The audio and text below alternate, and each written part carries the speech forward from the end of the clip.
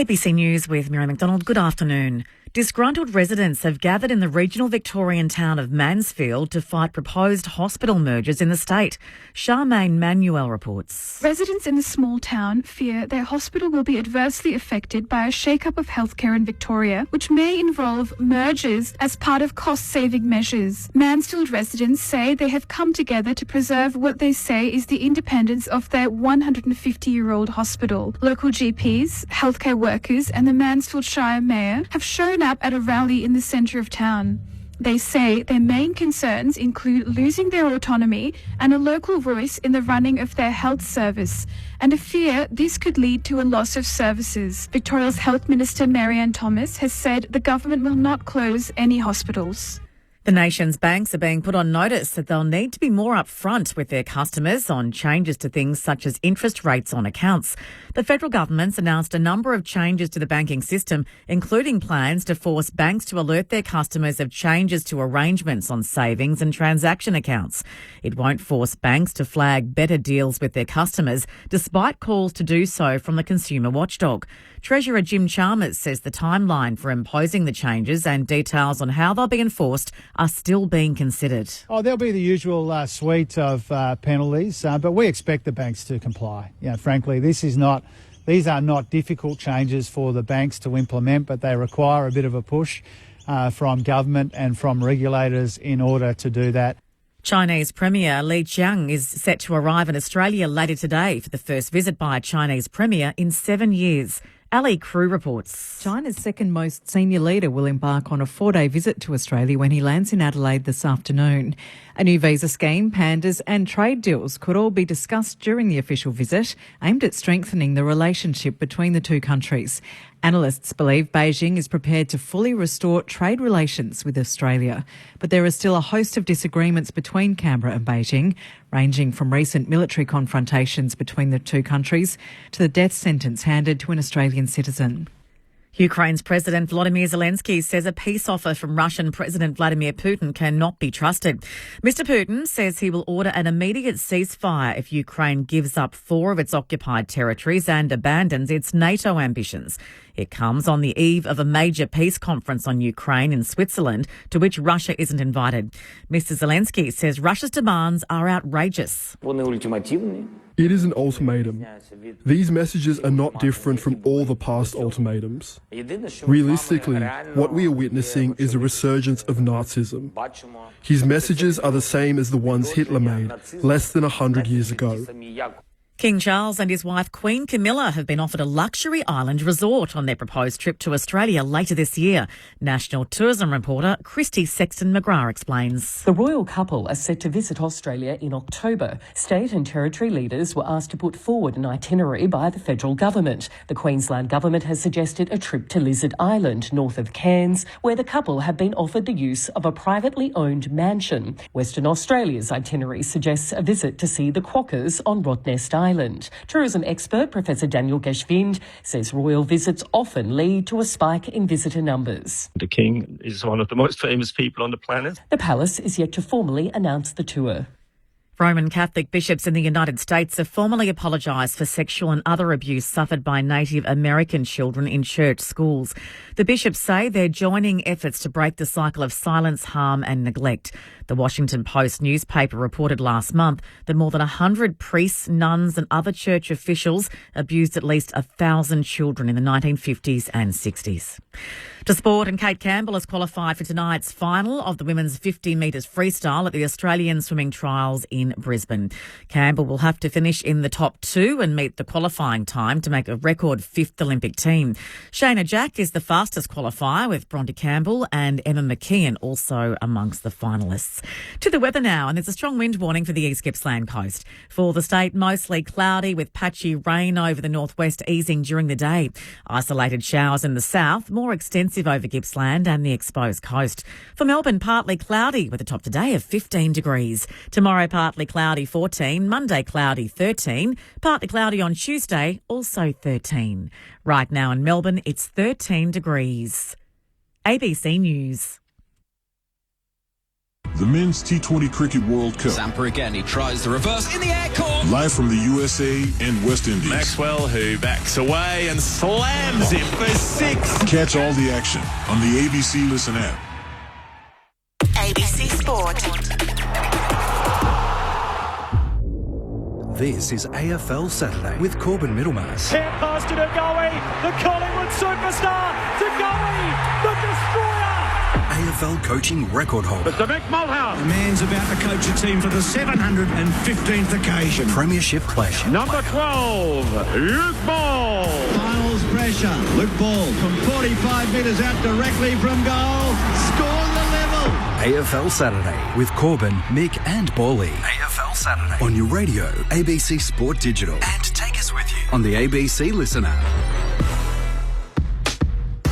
The whole crew's here, Saturday afternoon footy in round 14. It is a special day on the fixture. Dustin Martin's 300th game. Where does he rank among the modern day greats?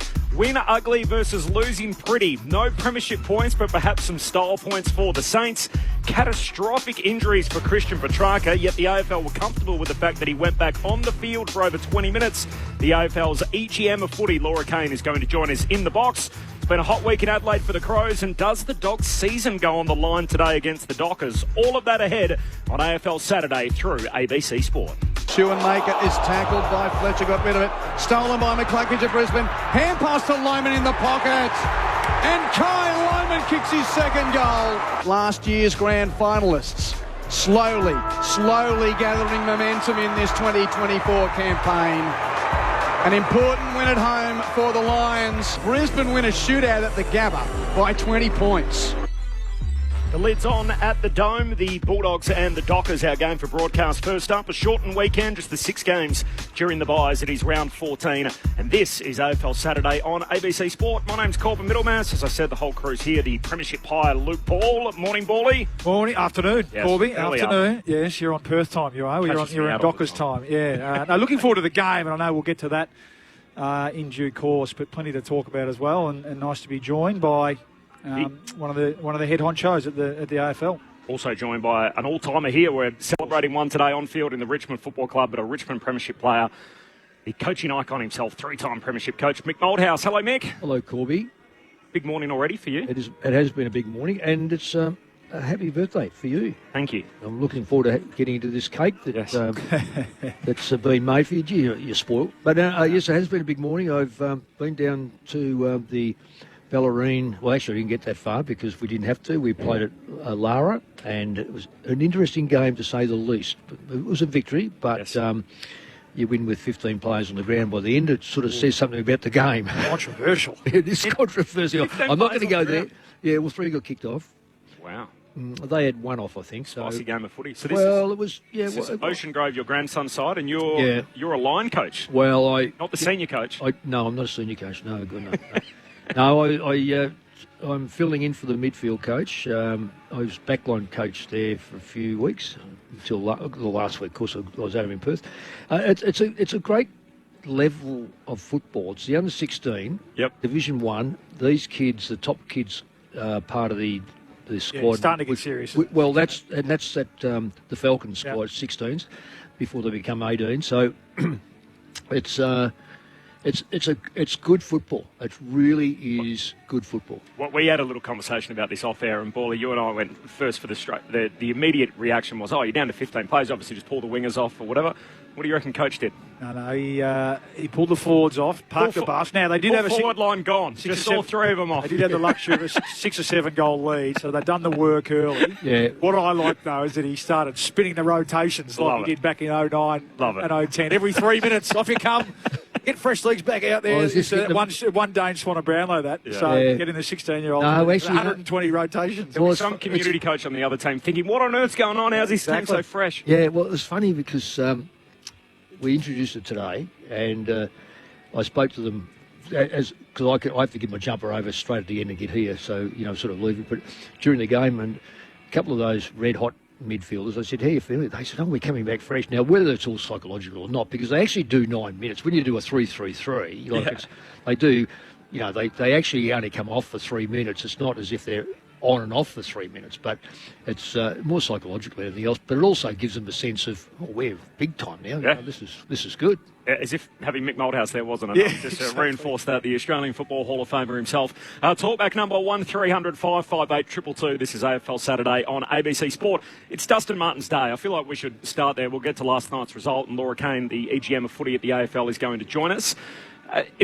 The peaks are as high as any peak, it feels like, of any player in the game. To have been the best afield on grand final day on 3 separate occasions. It's such a special place in history he's going to hold. But where does he sit in terms of the modern day greats? How do we stack him alongside his peers, and I guess even guys that have gone before him? Well, that's the key to it, Corby, is who have gone before him. Sometimes we misjudge, overjudge, or we try to compare. And I think sometimes it's wrong to do any of those three. Dusty, I can't. Well, it won't happen in my lifetime, and probably another 30 years on from you, Bally. I just can't see anyone playing in 3 grand finals and winning the best and fairest or the Norm Smith medal in 3 of those occasions. So that means you've stepped up on the big stage and you've been best on the ground in those big games. Now, it's a bit like the Anzac medal. There's only, as far as the MCG goes, there's only one winner from Collingwood or Essendon. So that again is a little bit misleading as well, as far as of the awards you win. So you've got to get in the grand final to win a Norm Smith medal, but he's a big part of why they got in the finals. And he's a big part on what a lot of kids do. Like we did a Dusty Martin. We'll wear the sleeve on our arm. We'll do all sorts of things. And Harley Reid, absolute certainty. In fact, they're going, is he better than what Dusty was? Well, it's a bit like comparing Michael Jordan when they start saying, he did this, he did that, because yes, they've got bigger and stronger and taller. And probably Harley Reid is a bit taller again than Dusty. There's a couple of things, and I haven't read it, but a journalist, editor, chief football editor, texted me during the week and said, what can you say about him? And there's going to be a lot of good things said about him. And I said, look, I've never seen him complain about a decision. I don't see him ever argue about a decision. He just gets on with it. He may not be the most offensive player through the middle, but if you've got a good system in the middle, then you just feed your strengths. And that's a very telling thing to say, because if we're going to get them to wear the sleeve and they're going to do the Dusty, you want them to emulate what they do on the ground as well. They just get on with it. And I think that is quite remarkable given the attention he would have had over his career. It's a really good point. And we know that he's great mates and in a way... saw Dane Swan, one of the great players that I played with and you coached me, as very much a role model for him. And Swanee was like that. Never complained to the umpire. Never. Absolutely never complained. Was entitled to at times, given the attention that he received. Was reasonably quiet and shunned sort of the media attention that his performance is warranted. So I think I've never heard him explicitly say it, Dustin, but I know that Dane has, and he continues to be a great mate and mentor for him. In a funny way, had a significant impact on him. But yeah, I mean, it's fueled a lot of debate this week, hasn't it? And it's all good, and no one's right, and no one's wrong. I think when Lee Matthews says something, people stand up and take notice. And so I think he left him out of the top 3. And I did a quick sort of, and we're talking probably post 2000. Yep. So players that got drafted from 2000 onwards and or started playing. Dusty got drafted 2009.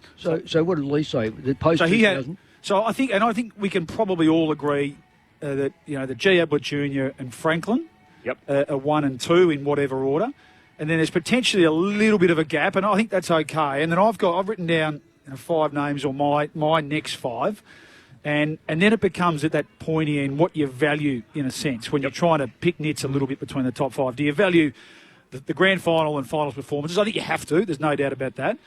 Do you value excellence over a longer period of time? I do, because I know how bloody hard it is to stay out the sun. Totally. So the commentary, you mentioned the Jordan one. They're saying, if Jordan played for as long, he would have. Well, but he didn't, and that's the point. There's a reason he didn't, because he either didn't look after himself or et cetera, et cetera. So I've got, if it's Ablett and Franklin, I've got Martin in the next 5. Yep. With Judd, Pendlebury, and accuse me a bit of bias, but I think he gets overlooked too much. So he's about to. We're lauding Martin's 300th game. Scott's about to play his 400th. 14 top 3 finishes in club best and fairest, including 5, 2 premierships, Norm Smith medal, was top 3 in the game last year as well. At a very successful club. At a very successful club. And then I've got Selwood and Dangerfield as well. And again, in a similar vein, because I value excellence over time. And leadership. consistency. I'm glad you had Selwood there. See, I see Selwood as a warrior, and he has dragged his team over the line time and time again because of just sheer will. And that's high. And that's reflected in all Australians and all Australian captaincies. I think if we're talking pure individual brilliance, Ablett, Franklin, Martin, and then the others, it's just excellence over time. Yeah. We're more than happy to celebrate Dusty today. It's going to be a huge day at the MCG. Perhaps your memories or where you've got him amongst the all-time greats. The talkback number 1300 558 222. We have lines available. That's 1300 558 222. AFL Saturday with Corbin Middlemass, Mick Moldhouse and Luke Ball. It's going to be a whole lot of fun today at the MCG. So they're expecting 85,000.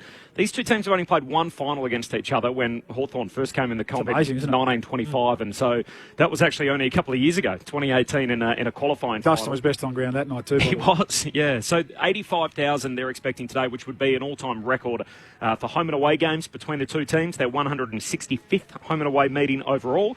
There's been so many cool things this week. So Dustin Martin, we're learning more and more about him, not from him himself, which actually almost feels like it's I shouldn't say this as a media person, but it feels like it's almost added to the mystique around him and everything else, and everyone commenting on him rather than hearing from Dustin himself, who hates doing the media and is a very shy character. But he loves getting a haircut. We're told from Brett Delidio spoke to us about it, said, look, he has a haircut once, sometimes twice a week. He's got his favourite barber that he goes to all the time. So the barber shop is actually setting up 3 or 4 chairs outside Gate 3, and they're giving people the Dusty haircut that want to have one at the footy today. So that is rigid. That's brilliant. If you get to the MCG Gate 3 today, you can get yourself a Dusty haircut before the game. And the Richmond Footy Club yesterday invited down, there's probably about a dozen of them, kids named Dustin on their membership list. So you can imagine, given they won their first premiership in 2017, some of these kids now are 7, 8 years of age, and their parents were diehard Richmond people that have all named their son Dustin. And all had a baby in May the next year, I reckon, roughly. Is that how it works? So a lot of these little Dustins are at the footy club yesterday meeting Dustin Martin, who you can guarantee almost all 12 of them were probably named after Dustin Martin himself. I wonder how many little dogs have been named Dustin, because you always have your favourite dog is named after your favourite player and that sort of stuff.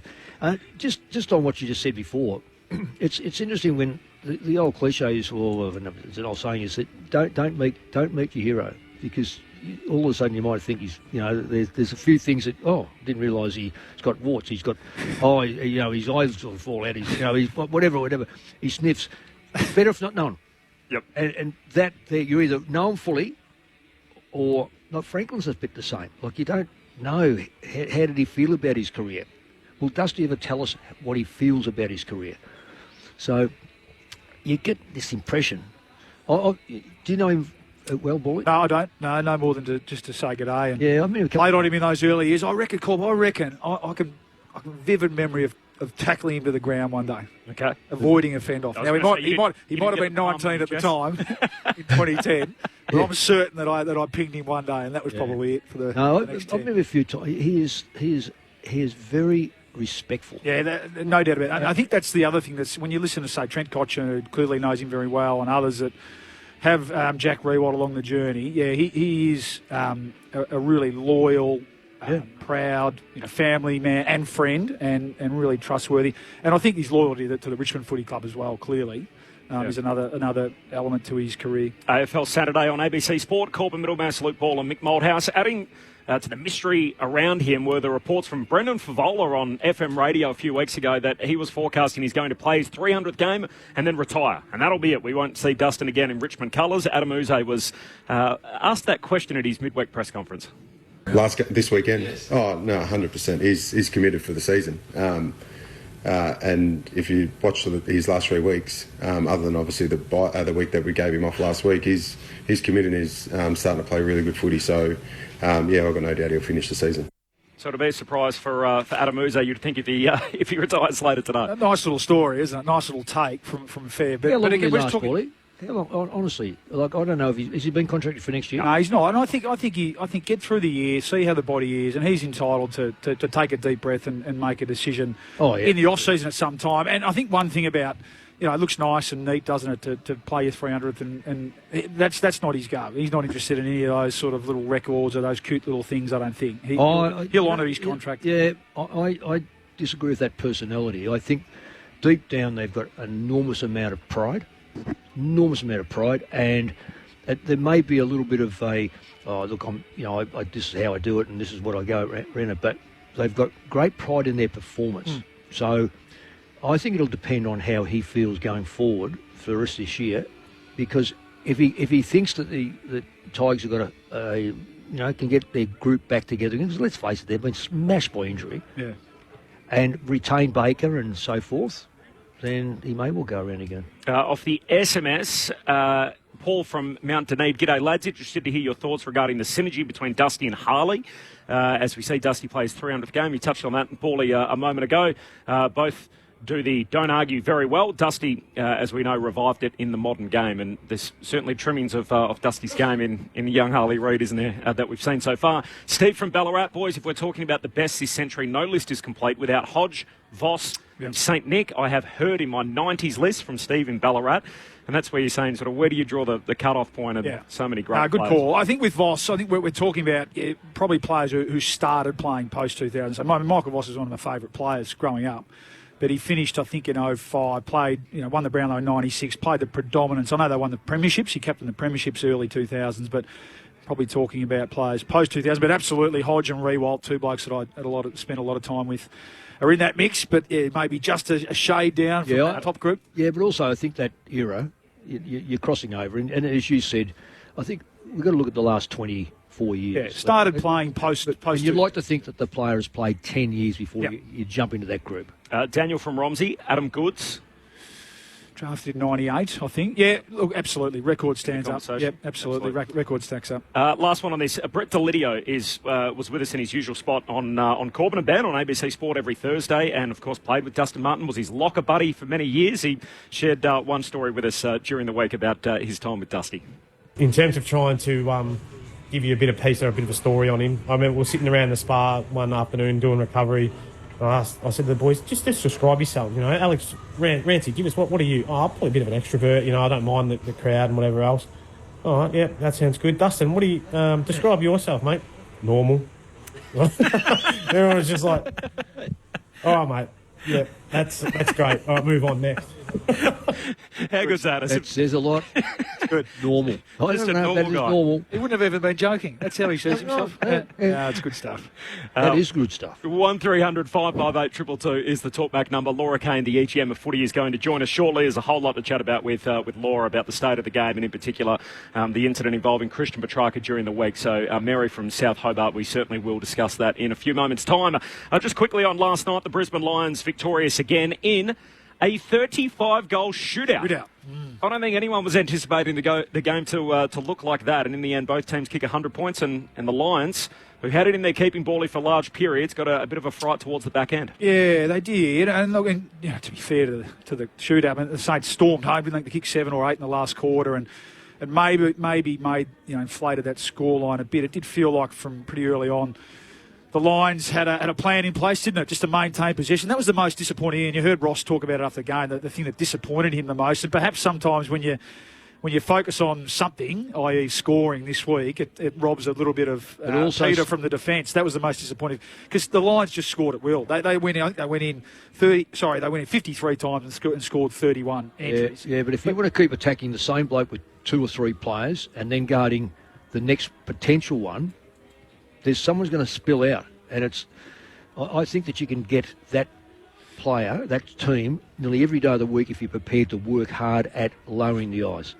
So, the St Kilda pressure, we experienced that type of coaching against us, Paulie, in 2, 9, 10 and 11, and it comes at us, and they come at you. So long as you're able to stand up in the tackle or get the ball away to a teammate nearby and then quickly get that first one out, they are then in between. They don't know whether to attack that player or fall back on a player. And I reckon that's what Brisbane did. But I'll say this now. I know that probably Brisbane deserved the win.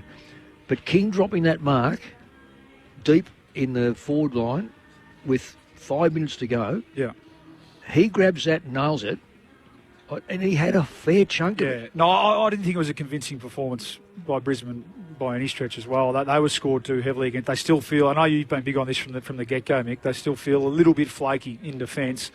I thought the Saints were pretty good around the contest, but your point around absorbing pressure, well, they did that by maintaining the ball. 140 uncontested marks, the line. So that's really, that will infuriate Ross in the review, because we just not used to seeing that from a Saints team. But they're going to suffer that if you're going to double up numbers at the player with the footy. Yeah. There's no alternative. Well, the alternative is go one at him and then fall back on the players who are going to potential receivers. But then allows these players to cut through you. So you've got to go one way or the other, and there's got to be a pinch to say, I'm going to push players right up in their face, which we do at Collingwood, push right up, so therefore the player under pressure with two players on him then can't pick that player off. Now, St Kilda somewhere along the line broke down past the player with the footy, if that makes sense. I'm hoping making sense to the people that are listening, because they deserve this, because there are different systems in place to take the ball off a player or limit the player. And I reckon St Kilda really fell down in that. The part I watched last night. I think they're going to be hard to beat though on the run home, the Saints. I mean, Wangan Miller was out last night. We know that. I think clearly last night they lied on through the middle of the ground. So they took Steele out of the game with Berry. Windhager's found a little niche, hasn't he? With he's done some really good roles. But then from then on, it took them to putting Liam Henry around the ball later on the game, and he lit it up a bit, didn't he? I think they're going to have to persist with that a bit just to get some more spark around the ball. I'm not sure Zach Jones is the answer in there. And we bubbled the ball too much. Yeah, when Steele's held pretty well. We know Sinclair is their go-to man a lot of the time, but I still think they're going to be pretty hard to beat towards the end of the year, the Saints. They're not going to make the 8 though, Bawley. I know they're not going to make the 8, but I think they're going to be hard to beat, Mick. They're going to shape it a bit. Ross Lyon was obviously pretty hot during the week about the criticism about the way that the game looked against the Gold Coast, and Damien Hardwick accepted part of the responsibility for that in what was just an ugly affair here last Saturday night. So the philosophical conversation about winning ugly compared to losing pretty, and so even though they didn't get the premiership points, do style points matter at all when you walk away with no points from your trip to the game? I remember a CEO of the AFL, Andrew Demetrio, having an absolute crack at Paul Roos in 2005 about the ugliness of the football. I remember talking to Roos about this and saying, mate, if it works and clearly you've got your team playing the way you want it to play, it'll pay dividends. Well, more than pay dividends, they won their premiership. No one can dispute that type of game structure because it suited the game. Now, we are so used to kick, mark, kick, mark, kick, mark. We have the ball. The premiership, as you know, I went to a reunion last weekend. Premiership 94. I think we had 299 possessions, kicked 20, had 40 odd shots for goal. Didn't muck around with it between 50 and 50. Yeah, look at today. It'll be kick, mark, kick, mark, kick, mark, kick, mark, kick, mark, and everyone will be standing off. Then they start to tighten up as you're closer to 50 for some God knows reason why you'd want to be trying to protect the ball from the back half and bring it forward. Want to take it off them in the middle. So I don't care how you win games of football. And this thing about you've got to kick a lot of goals to make the game great. No, those games in 2-5 and 2-6 with West Coast and Sydney were low-scoring affairs, were magnificent to watch, and people applaud it today on those games, and we're seeing that. I know that's 15 years ago, 20 years ago, but we're still seeing close games, low scoring. So since Ross's return, Bawley, when they've scored 80 points or more, they've lost only once, and that was last night. So other than that, they were a perfect 13 and zip, and yet when they score under 80 points, they're 5 wins and 19 losses. They win 1 in every 4. Yeah, I think if you ask the Saints supporters which game they preferred last week or last night's result, they're going to take the win, aren't they? It takes a W. That's right. Yeah, so I think from a supporter's point of view, we know what the answer is there. I think when you're looking at fine-tuning your game for not just next week but beyond, clearly it's a start from a defence. It's a contest defence start, and then the offence comes from that. They've just got to be able to string that together. But I do think they're going to challenge some good teams in the run home. We'll come back to the Saints. The talkback number 1300 558 222. So a win for the Lions last night by 20 points. Our very special guest, Laura Kane, the EGM of footy at the AFL, is going to join us next here on AFL Saturday through ABC Sport. Empowering entertainment on ABC iView. There is no more shame. You have to hold your nerve. Pick yourself back up again. Be assertive and stand your ground. I'm gonna do what I want. I want a career. Everything will be alright. I'm trying to prove that I'm a real musician. Let your true colours shine bright. I'm black and I'm the best. Freeman, the newsreader, Ladies in Black, A Life in 10 Pictures, and so much more. Always free, always empowering on ABC iView. You're listening to AFL Saturday with Corbin Middlemass, Mick Malthouse and Luke Ball on your radio, ABC Sport Digital. And take us with you on the ABC Listen app. Just look for the AFL button. Southern side of the ground, sends it inside, attacking 50, knocking it down Cameron. Christian Petrarca down and a little sore as well. Got a massive knee in the ribs from Darcy Moore late in that quarter. He's lying prone on the turf at the moment. Doesn't look in a good way, so that could easily be broken ribs for Christian Petrarca. Yes. Arms up. And it's a direct hit, too, with the knee. He does not look in a good way.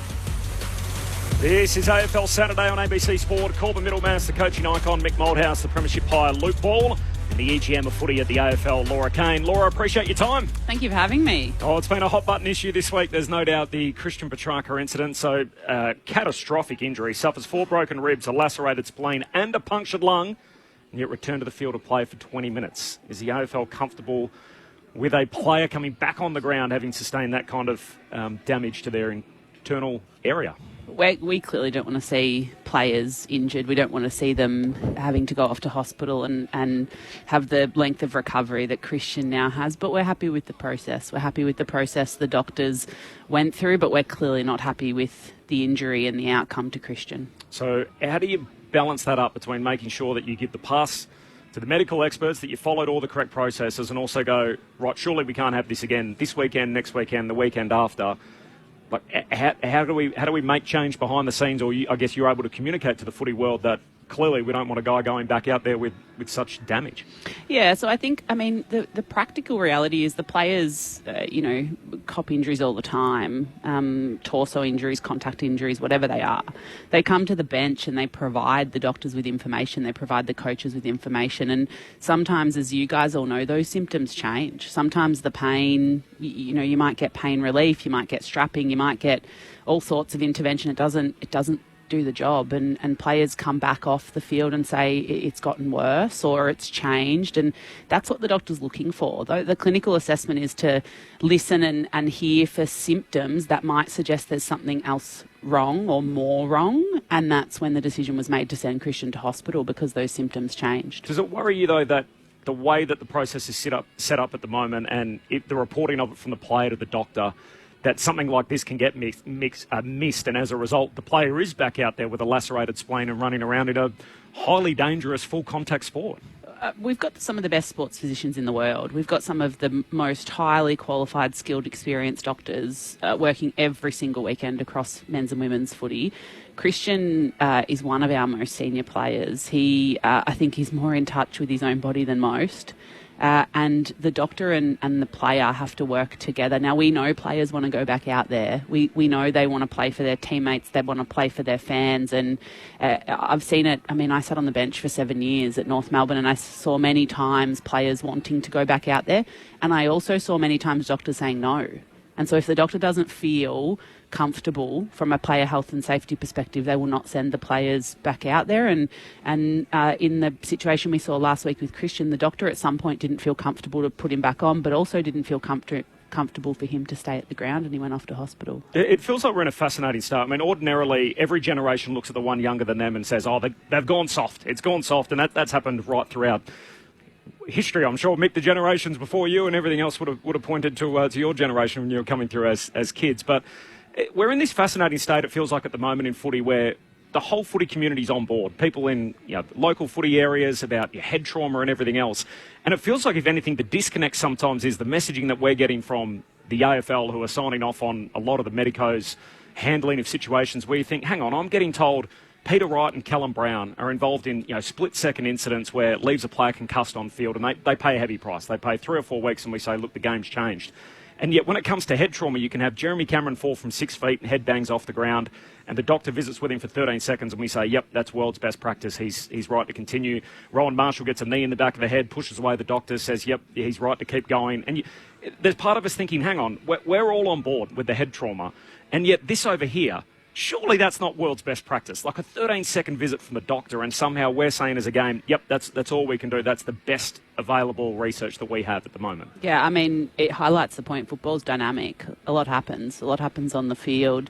I think, people should take comfort that if we're not happy with the process, we'll do something about it. And over the past 18 months, or 2 years in my time, we've sanctioned clubs if policies and procedures and guidelines aren't followed.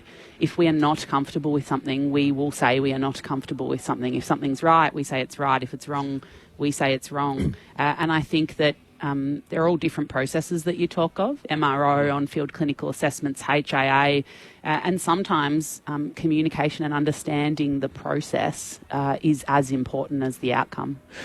Just on the Petrarca one, I can totally understand that one because people get a good, what we call a good, shirt front mix. Your ribs get rattled and that sort of stuff, and they come off and you get kneed in the back like that. So I can almost understand that. But I've also been a player when a player has had a ruptured spleen, and ex-Fitzroy player played for Richmond and ended up losing it. But as far as the head knocks go and this sort of stuff, is there any? And I know, and I'm one that I hate mid-season change, which I think we've had with the rules and so forth. But is there any thought given about those ones that Corbyn has said, particularly when we say Cameron landing on his head, that the league then take over? It's up whether it be the emergency umpire or emergency doctor just goes out or the in this case probably the umpire says, boom, stop play. We stop it for a blood rule. We stop it for heavy incidents where players go down. The umpire will stop play. That we just got to get that player off, and then we eliminate this player because most players, as you know, want to stay on, and they will absolutely guard that time that it's taken out of their hands and the whistle's blown. That player just it comes off the ground, is assessed, and that way you've got full control of it. We don't have this thing where I've just come from the juniors today and watched them. They are emulating everything that the seniors do, except for getting kicked off the ground. Another story. We'll get to that. No. The game I was in today, we lost 3 players off. But anyway, is there any thought for that at all? Yeah, I mean, I'm with you. I don't like rules on the run or rule changes, but we have had them though. Interpretation changes, well, just to clarify. And on that point, because we had a player health and safety situation in a good way, the players were tackling each other differently and holding each other up, and our whistle wasn't quick enough. And so to avoid that second action, again, player health and safety, we make the change. I think, you've all been around football for a long time. The club doctors have the players first, and you've seen it up close for many, many years, and that part I'm really comfortable with. And so if we can have processes, technology, systems, the ARC is an example of that.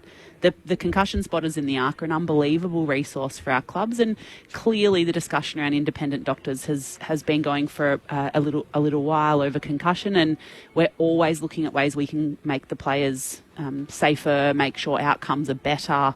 But at the moment, we're really comfortable with the doctors. I understand that you need to support the doctors, and then there's a whole lot of legalities that go along with it, but also it's in the game's best interest to support their medical professionals who are superb at what they do, don't get me wrong. But how do you balance that up as you're also the AFL, which the AFL is the game, in inverted commas, so you're custodians for the game. What we're seeing on the field, is what Mick says, is what they're doing at lower levels right throughout the board. How do you balance that up to say, gee, we understand that doesn't look great. We've got to support the medical professionals, but we're also sending this tacit message to every single grade of football that if you fall in the fashion Jeremy Cameron does and the doctor or someone runs out to you and checks you're okay, that's fine. And we can keep going and keep playing. That's the responsibility, I guess, of the AFL. How do you balance those two things? I think you've touched on the most important point. It is an extraordinarily important responsibility that we have, because everything we do, people are watching, and we have the unique advantage that we're responsible for football top to bottom. And so it is in our interest to make sure that the processes are right and appropriate, and they're catered for the cohort. So the elite players have a different resource set around them. I mean, there's 5 doctors here today for 2 teams and the umpires.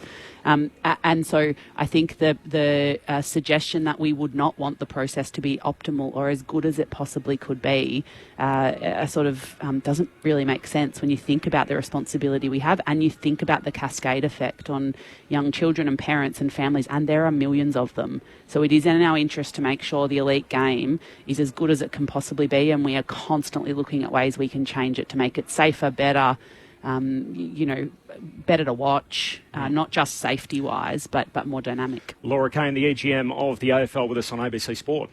Competitive balance, Laura. We're just shifting tact a little bit. I think we've covered that off, haven't we?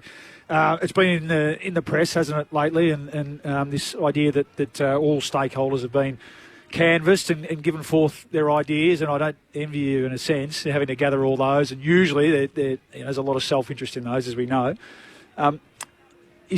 Where's that at now? Is it a point where now you're trying to filter that towards the top 3 or 4 priorities? Yep. Going forward? We've spoken about not changing things during the year. Is that where it's at now, that sort of stuff? Yeah, it's been terrific. It's been 3 months of consultation. I've been right around the country. Our whole football department, led by Jeff Walsh, have been around the country. I've had lots of coffees, lots of meetings, lots of chats with club people, state leagues, our associations, and everything in between. I've met with 20 or 30 individual club staff members on their own to get their thoughts.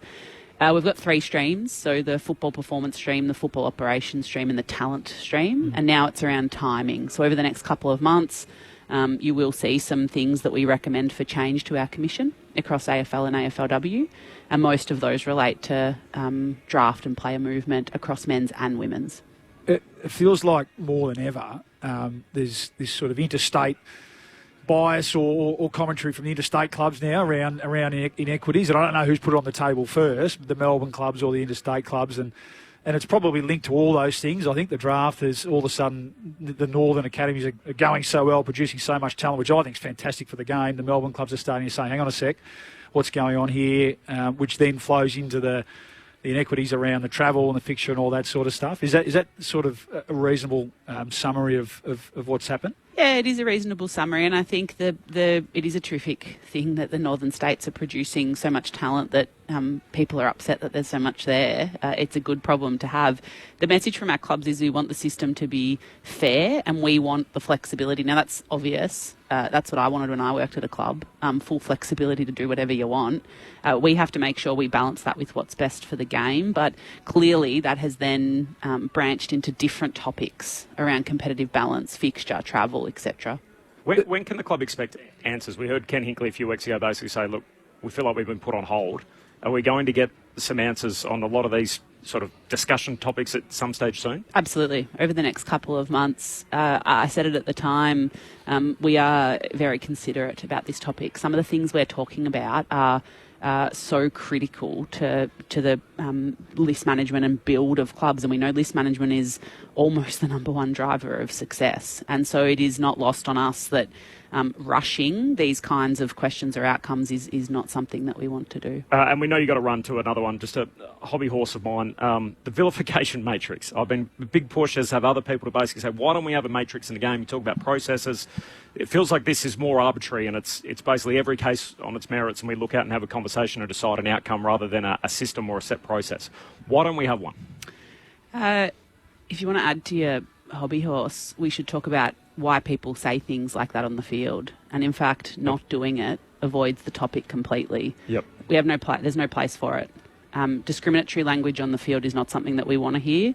We have come out incredibly strongly about different incidents that have happened over the course of the year, and I think whilst we take the feedback on board around having some clarity, I think the simplest way to have clarity is not say it at all. Yeah. Well, people shouldn't strike on the field either, but they do, and we have a process in place for what that happens. I mean, it feels like the Alistair Clarkson one was so out of step, and then the other two have been make more sense, I think, to the average person out there.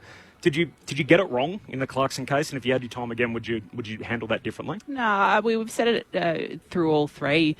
These cases need to be managed on their merits, and that sounds a little bit funny to say, but individually, case by case, what happened, what's the context, what was said, and where that fits on a continuum, if you like. So I understand the retrospective look at different decisions we've made, but we're comfortable with all three. Laura, really appreciate your time. I know you're sort of off to another commitment, but thanks heaps for dropping by, and would love to have you again soon. No worries. I thought we were going to sing Happy Birthday. 33 is a good age. Happy birthday, Corbin.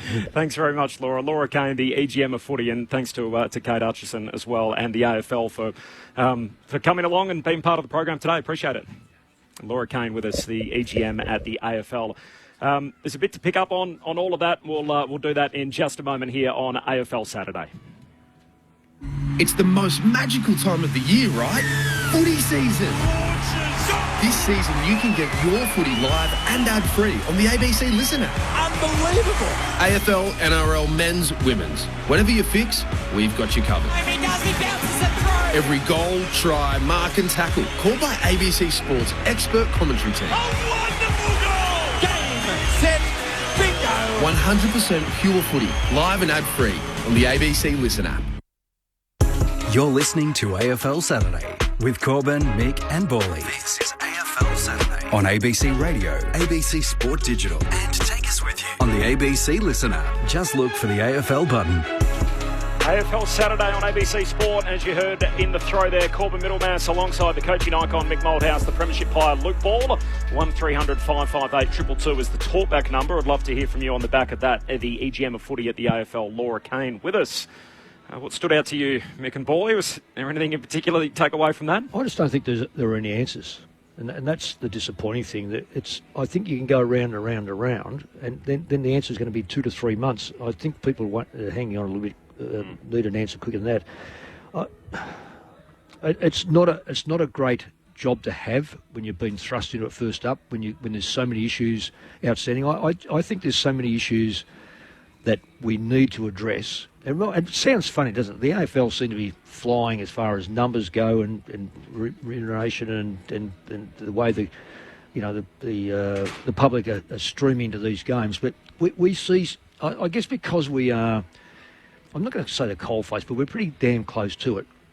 I would like to have thought we got to get a few answers today. There was absolutely no answers whatsoever. Which is the sentiment Ken Hinckley expressed, wasn't he, a couple of weeks ago? And I half suspect that they don't have the answers, and that's a disappointing thing. And I think they're miles off the answers. I was just, we queued up with questions, and if another half hour, and we still would have had more questions. But Mick's message, I've just sort of. I'm going to invite the public to tell me what they think about it. My message is going to be quite simple, but I'd just like to see what is out there with our listeners.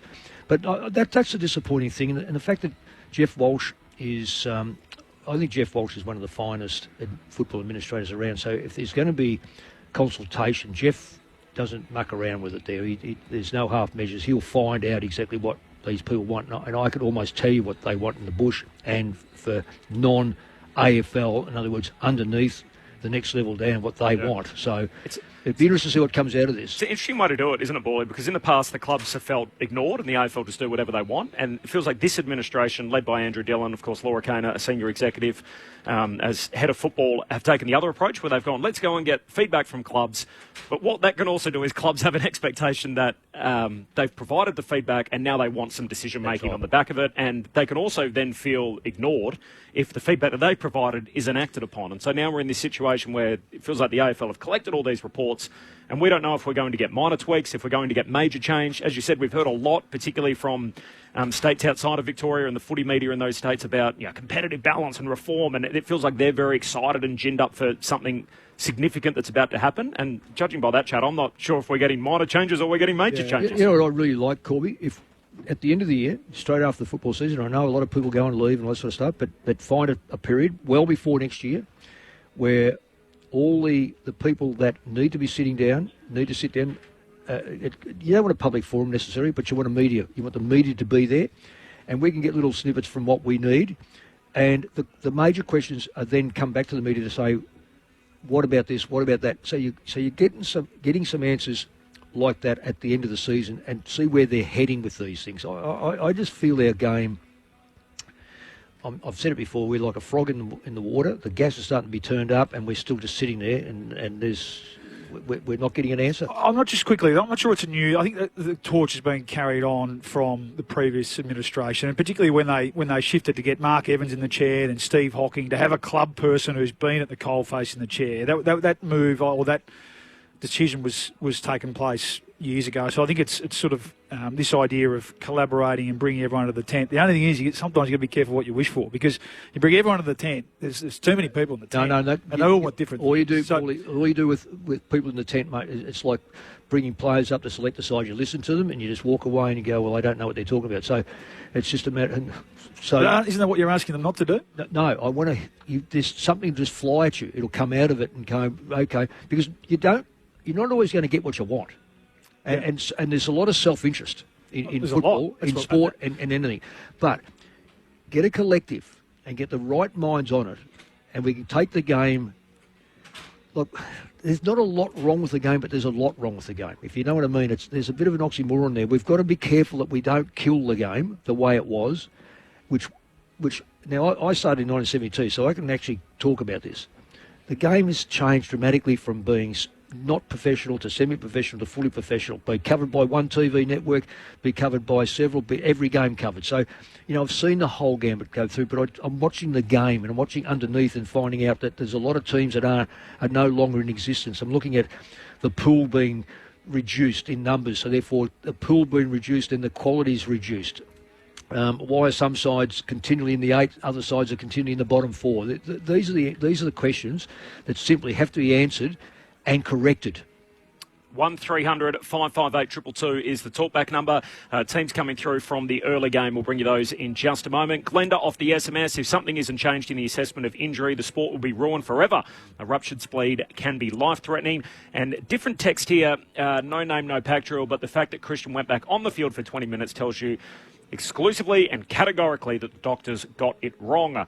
Our favourite segments every week, mixed messages coming up a little bit later on, but first, to get the ball rolling, pardon the pun, it is now time for Cool Hand Luke. On AFL Saturday. What we've got here is the champion bloke. Failure to communicate. This is Cool Hand Luke. Well, Cool Hand Luke this way, and has lost a little bit in the wash there with that interview with Laura Kane and those text messages coming in. It has been the talking point this week, hasn't it, the Christian Petrarca thing on Queen's birthday. And first and foremost, I mean, what a devastating blow for Melbourne and for the rest of the competition. I mean, we want to see our best players playing. I think I might have said about a month ago, Corb, that he lays claim to being the best player in the competition, Christian Petrarca. So a real shame, first and foremost, that he's out for the rest of the season, and we absolutely wish him well. But just stuff that was covered off there, and you think back to your own experience, Mick. I mean, round 3, 2012, I went down with an ACL injury in the first 10 minutes of a game. Now, first 10 minutes of the game, you're hyped up, the adrenaline's flowing. I came off from the ground. I'd never hurt my knee before. It was painful. The pain subsides, and you don't know what you're looking for. And I think one thing that we got to be careful, a little bit careful about being flippant about is the relationship, which Laura mentioned there, the relationship between club doctors who are magnificent. These aren't people who just roll in on game day and assess players as they come off. These are people that are in at the club. They build strong relationships, sometimes over a period of time, 10 years for Christian Petrarca. So we can't be flippant about that relationship. I went back on with an ACL injury and lasted another 10 or 15 minutes, got a couple of possessions, and then it gave way again. And I remember at the time getting questioned about whether I was dirty at the club or the doctor and the negligence, and even we've seen it this week, even to the point where should Christian consider leaving or suing the club or things like that. And I think first and foremost, and he took responsibility. Yep. You heard Laura say it there. At the end of the day, and regardless of whether a player's at 19, and maybe at 19 the doctor could have more of a say and doesn't know their body as much, but 200 game players, you do know your body. So, and Christian put his hand up from his hospital bed and said, no, I made the call to go back on. Now we know at times we want the doctor to be able to overrule, and we heard from Laura and Mick, you've seen situations where the doctor said, no, I know you want to go back on, but no. And players are buying into that more, as you said. But I just think we need to be careful. And I know it's been a big talking point this week, but just pouring a little bit of cold water on this fact that Christian should be so disappointed in the club to the point where he should consider leaving, etc., etc. I just think, and again, it was discussed there. Again, we don't want to see it, but short of, one thing I didn't ask her, short of having the facilities at the ground where we can scan quickly and get a result about these it's just going to unfortunately happen every now and then. And we just got to keep doing our best. So you guys have both been involved in footy clubs and obviously been on the field. As someone that hasn't been in that position at the elite level, I guess the part that the general public would feel that doesn't make a whole lot of sense with this is, why is Christian Petrarca, and in your case, Bawley, why are you guys the loudest and most telling voice in that scenario? So how come it's not the doctor has to clear the player to go back on the ground? Why is it? That's the way it should be. Yeah, couldn't agree more. Petrarca says, hey, I want to go back on, and he says, I made the decision. I don't understand why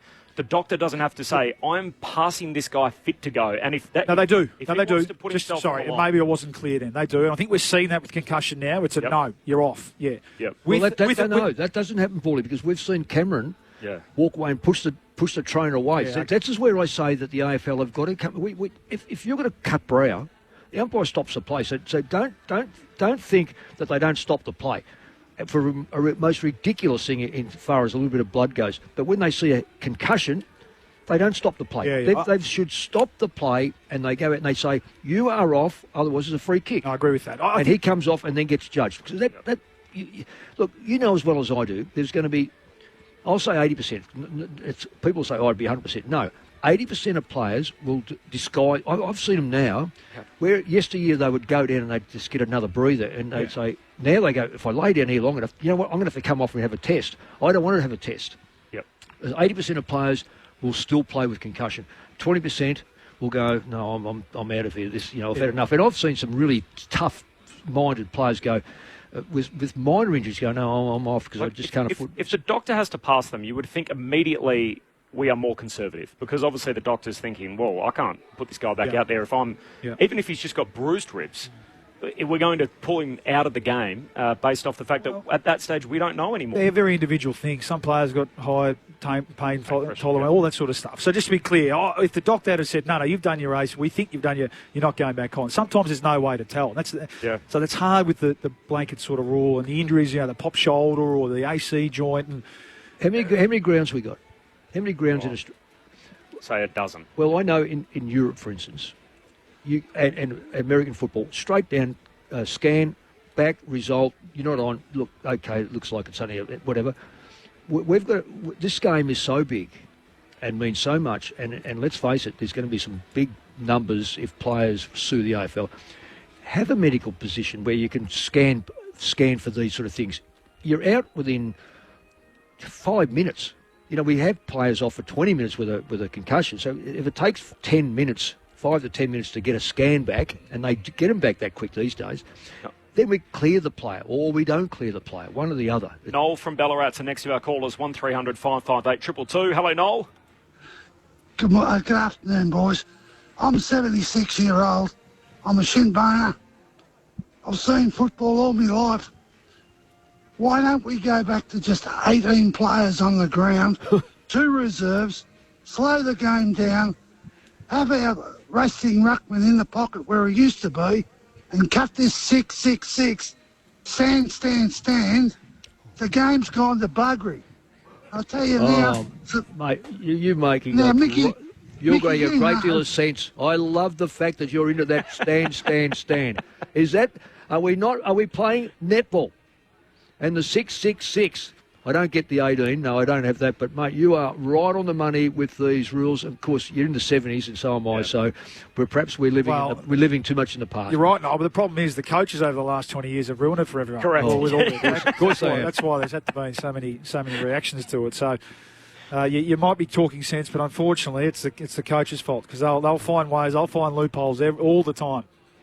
And people like me, we want high scores and ball pinging from one end of the ground to the other. But I can understand why Mick's on Noel's side of that. 1300 558 222. More time for your calls after the latest from the ABC Newsroom.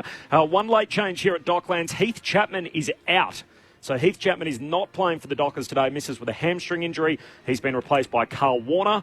The subs for the two teams, Matthew Johnson is going to start as the sub for the Dockers, and Caleb Daniel, for the 5th time this year, is going to start as the sub for the Bulldogs. Those in South Australia are off to the footy in 1 minute. It's been a hot week in South Australia. Mick, there are 8 members of the Adelaide Crows leadership group, and the second member finds himself dropped from the team. So it was Riley O'Brien last week, it's Brodie Smith this week. Can we go and get a response from the Crows against the best team in footy tonight? Well, you probably will, but eight-man leadership group's too big for a start off, and none of them should be immune to being... I agree. Because leadership has got nothing to do with ability. If you've got a great player who's a great leader, you've got someone special. If you've got, you can have a great player and he's got no leadership qualities, and vice versa. People are calling for Matthew Nicks to be a bit tougher. I like it. Yeah, we're not privy to the internal workings and the specific role that he potentially hasn't been playing. So good to see. More on the Saints coming up and the day's footy ahead. Dustin Martin, of course, celebrating his 300th game at the Melbourne Cricket Ground. You'll hear all the footy all day right here on ABC Sport and, of course, through the ABC Listen app. In SA, you're off to the first game between Freo and the Dogs. For everyone else, we're back after the news.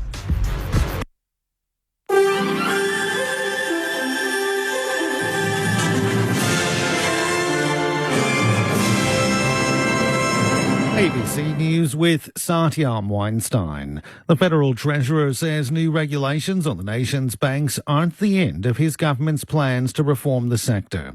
The government wants to force banks to be more upfront with their customers about changes to things such as interest rates on transaction and savings accounts, as well as making it easier to start the process to switch lenders.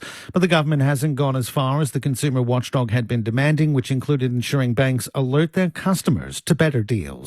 Jim Chalmers says he's not ruling out further changes. I think we've struck the right balance here. Obviously, we took into consideration all of the ACCC recommendations and we prioritised the ones that we thought were the most important, and you're seeing that in this package today. This is not necessarily the end of the changes that we want to make life a bit easier for people in the banking system. Federal Energy Minister Chris Bowen has announced the approval of the nation's fourth offshore wind zone, this one off the New South Wales Illawarra coast. Kelly Fuller reports from Port Kembla. Expected to be a major beneficiary of the offshore wind zone, Minister Bowen has spent part of the morning inspecting the steelmaking plant at BlueScope's Port Kembla terminal. Mr Bowen has approved a reduced version of the project, with the footprint now 1,022 kilometres compared to the originally proposed 1,461. The turbines will also be 20 kilometres offshore. The scaled-down project also decreases the potential power generation, which was originally forecast to be 4.2 gigawatts and is now expected to be 2.9. China's Premier Li Qiang will arrive in Adelaide today, the first visit to Australia by a Chinese Premier since 2017. He spent the last couple of days in New Zealand talking up ties between Beijing and Wellington, while in Australia Mr Li will visit Adelaide, Canberra and Perth. The Treasurer says considerable progress has been made in stabilising the relationship between Australia and China since Labor took office in 2022. He says they disagree with the administration when they need to and engage when they can. And he says they think that the fruits of that will be bearing terms in the economy in the later couple of years. Opposition figures in South Africa have condemned the country's new coalition government. Cyril Ramaphosa has been re-elected to another term as president after his African National Congress party reached a power-sharing agreement in Parliament. Julius Malema from the Economic Freedom Fighters Party says South Africa needs a government that will work for its people. We disagree with the... We do not agree to this marriage of convenience to consolidate the white monopoly power over the economy and the means of production in South Africa. Roman Catholic bishops in the United States have issued an apology for sexual and other abuse suffered by Native American children in church schools. The BBC's Will Vernon has more. From the 19th century onwards, hundreds of thousands of Indigenous children were taken away from their families and sent to boarding schools run by the church, where some faced horrific abuse. Others were put to work carrying out hard labour. The church has now said that these tragedies led to addiction, domestic abuse and neglect that harmed families. Some Native American groups have said the apology doesn't go far enough and are calling for the church to take concrete action to atone for the suffering caused by the abuse. Flooding is starting to ease in parts of the U.S. state of Florida following a torrential downpour. Some areas saw up to 500 millimetres of rain over recent days. Neighbourhoods in Miami and Fort Lauderdale remain underwater, though officials say the situation's improving. Forecasters say while some showers are expected, the worst of the rain is over and the flooding threat is receding. Scores of pro-Palestinian protesters are rallying outside several MP offices in Melbourne's inner north today. Mietta Adams reports. Hundreds of protesters have gathered outside State Member for Preston Nathan Lambert's office on Bell Street in Preston. The group has now moved to the office of Federal Member for Cooper, Jed Carney, and finally will move to the office of State Member for Northcote, Kat Theophanous. It comes after Prime Minister Anthony Albanese denounced protesters targeting MP offices. The rally is expected to take several hours, with traffic already disrupted along High Street in Northcote. And authorities are treating a fire at a mechanics in Sydney's southwest as suspicious. The blaze broke out in the early hours of this morning in the suburb of Cabramatta, with 35 firefighters deployed to bring it under control. You're now up to date with the latest from ABC News. G'day, Patrick Stack here from ABC Sport Daily. If you love sport... The 400's been Australia's baby for a long time. Perkins, Hackett, Thorpe, you name it. And great conversation. He considers himself a weapon. He says he considers himself the high jump king. Then you would love ABC Sport Daily. I think the USA would have been just fine taking the 11 best players and then throwing on Caitlin Clark as a nod to marketers. ABC Sport Daily. Get it on the ABC Listen app. You're listening to AFL Saturday with Corbin Middlemass, Mick Malthouse and Luke Ball on your radio, ABC Sport Digital. And take us with you on the ABC Listen app. Just look for the AFL button.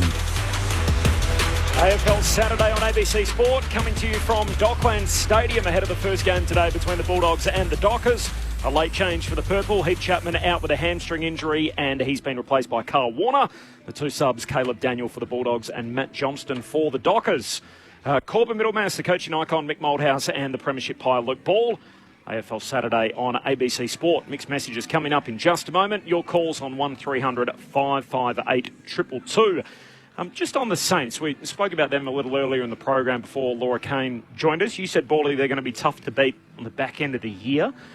They're going to be a fascinating conversation no matter what happens over the off-season. So we hear that they have a war chest, which it feels like every team has a war chest. Salary cap's going up. They've got room to go shopping. But the problem that the Saints have had in recent times has been sort of attracting big-name free agents. So they've got 20 off contract as it sits at the moment. They've already begun talks, reportedly, with Max King, who doesn't even come out of contract until 2026, about possibly signing an extension beyond that. Josh Battle's a free agent. Tim Membry's a free agent who got omitted from this week's side. What do they need and what do you think what would their pitch be? Like if you're Ross Lyon and you're rolling in to meet with a player who's gettable in the market, why would they want to come to St Kilda? Just on that, I mean, who's attracting big free agents these days? I haven't got an answer to my own question, but they generally end up re-signing. I'm with you, I'm talking top-end talent. So they get, I think they could argue that they've attracted players. Now, it hasn't potentially worked out every time, but they've attracted, Hanbury, Hill, Liam Henry. They have attracted players over the last few years. Well, they attracted players that no one else wanted. I mean, Freo were pretty keen to keep Liam Henry. Henry, I understand. And Brad Hill, yeah. I take Hanbury out of it. But so, what do they need? Clearly they know they've been vocal as saying they need top end. And it was, to me, it was a bit of a, almost a difference last night in a sense, really. Just that top end talent to get them over the line. I think they're pretty honest. They've got some really good hard workers in the team. They're a hard running team, but they're waiting for Max King to really pop and hopefully become fulfil his talent, aren't they? And they've got a bit of an issue at the other end. Yeah, but just to answer the question, so it is still top-end talent, but that is a challenge across the board. Well, what do they need? I don't see anyone. Well, I've heard Tyson. Do they need Tyson Stengel? I mean, I watched Jack Higgins and one or two others last night. I'm not sure they need. Yeah, Butler. I'm not sure they need to overpay. And Young, the kid that kicked the goals. Henry. I mean, really, do they need another small forward pocket? I understand Stengel's a very, very good footballer. The game is won and lost in the middle. Yeah. If you dominate the middle, you've got more chances of winning than losing the game of football. Doesn't mean, if your forwards can't kick goals, clearly you're going to lose. But their back line is reasonably sound. Their forward line could do with someone else that can aid King, because at the moment that's not happening. And I reckon he suffers that. He suffers that because he becomes the focal point, and they just all over him. Although he dropped the mark last night, he should have taken. But the midfield, Rowan is a ripping. Marshall, yeah. Marshall is a ripping ruckman. Sinclair, I still think, plays his best football off the half-back line. So if you can add to the midfield, but going back to what you just said, who is now... Look, at the start of the year, Baldy, everyone's available. Slowly but surely, the clubs do their work, bang, bang, bang, bang, bang. And then there's a drop-away power. You've got a game here today with Tim English, who... I know the Eagles were thinking about last year. They asked me a couple of times what I think of him. And when you look at his ruck work, he's probably 8th, 9th, and maybe even 10th ruckman. When you look at him around the ground, he's up there in the top 4 because he just gets around the ground, takes the mark, kicks a goal and this sort of stuff. But if he's going to go back to West Australia, does he go in front of Darcy and Jackson? No. Does he go in front of Williams? Well, I'll probably say yes, but I like Williams because he's aggressive, he's strong, he's a young fella, he's going to get better. But does he leave there to go to West Coast? I mean, so you'd almost say that the Dogs will probably keep him. So who's available for the Saints to get better at outside of going to the draft and drafting him through? We spoke about Adelaide last week, didn't we? And they're just their most recent, take the last couple of years out because, those players we're not quite sure yet. We haven't given them enough time. But that little sort of 4-year period where players now who are coming into 21 to 25 who... if they're top 10 picks, should be the ones driving the club, which Max King fits into that category, driving the club forward. Saints, you look at last night, it feels like now they're desperate to really see whether Hunter Clark can be the one, can be a permanent midfielder. We know he's got class and he's done it in dribs and he's been unlucky with injury. But that year they had two top 10 picks. It was Clark and Caulfield. Neither of them have worked out to this point. I'm not sure what was around them. Yeah, but you're right with him. He's look, even the thought process last year when they said, it looked like he might go, and there didn't seem to be anyone really putting a hand up to get him. I think he's a terrific young player. He's just had some really bad injuries to his face, jaw and shoulder by being brave. Yeah. He's going to be a very good footballer. So they'll go hard for Davies Uniacke. We know that. And he's out of contract next year, but they'll go hard for him. And then if there's anyone else in that mould who's just a little bit different than the B+A mould midfielder, that's what they need, but they don't grow on trees. Ross Lyon was actually asked about this attractive selling point of the club. This might have been last week or 2 weeks ago, and this is what he had to say about that. Our environment's really important. We'd like to think we give them a lot of time off. I think they get 3.5 days a week off, so 16 hours in and game day. So I think that's as healthy as almost in the comp. So when they're in here, try and make it sharp, keep it balanced. Our players would say win or loss. My demeanour really hasn't changed, so that's really important to us. We sell Bayside, no better part of Melbourne, is there? That's all in the thread, but I feel like I just put a brochure together for you. No, and that's the other. I didn't get around to that, but amazing facility now. Moorabbin, South Road there, just the other side of the Pans, Brighton, Mick. There's no issue there, I don't think. They've got themselves back into an area where you want to be. So different when you were playing there, Wally? They're still broke. Sorry? A bit different when you were playing there? The facility, yes. Yeah. Well, we thought it's the old man's home is his castle, but ours was the same. We had the revolving. Can I ask you revolving gym? As long as the grass was in good order, we were fine. What else do you need? Well, did you have the cricket pitch in the middle? No, they sorted that. Well, we did, and remarkably, it was always wet the ground. So that probably had something to do with the fact that the hoses were on most of the time. Shelley from Glen Iris on 1300 558 222. Hello, Shelley. Oh, good morning, fellas. Thanks for the program, or good afternoon, actually. Look, I know you moved on a bit from the Laura Payne interview, but just a couple of reflections. I think that the level of risk associated with Petrarca's injury would have merited a different consideration to something like an ACL. The risk that there is a long-term or life-threatening injury is quite different to, say, something like an ACL where your life is not under threat, needs due consideration. And I think, anyway, and then with regard the response to your question around the vilification framework, Corbyn, I I found it quite interesting that on one hand, Laura said, oh, well, we don't need a framework because we've got no tolerance. But then when she responded to the 3 cases that you highlighted, she actually set out a framework. You know, it depends on the context. It depends on the type of vilification. So I felt that wasn't really an adequate response to your question, and I think it does actually need a better framework than they have in place at the moment. Shelley, great call. It is well thought. Time. Clearly, we see eye to eye on that latter point. I think clearly they just got the Clarkson one wrong at the start of the year, that if they handled that differently and they spent all their time then after the subsequent incidents trying to brief journalists behind the scenes, say, look, it was a different word used. You don't want to be the organisation that's splitting hairs over how bad the vilification was or what kind of term that was used. And I just think they got it wrong. And the fact that they put a suspended sanction over Clarkson, it sort of made a rod for their own back too. So a couple of weeks ago, he's overheard on the bench yelling out, you know, F and C, as loud as very loud in response to an umpiring error. And in the clause in his first ban for vilification, it said, look, if there's any conduct unbecoming going forward, he'll have to serve his 2 weeks. Well, what is... And then they make an excuse about who he's directing it. Swearing, is that conduct unbecoming? At the very, it seems so minor in an isolated incident, but it's actually attached to a previous penalty. So, it just, one thing rolls into the next where you feel like, do you have to call out every little thing? But that's where the frustration, I think, grows from us, where we only get the chance to chat to the AFL once every sort of 10 weeks or so, and a whole lot of this stuff doesn't really make sense. But I appreciate Shelley's call on that front. Ben is in Melbourne, is the next of our callers. Hello, Ben.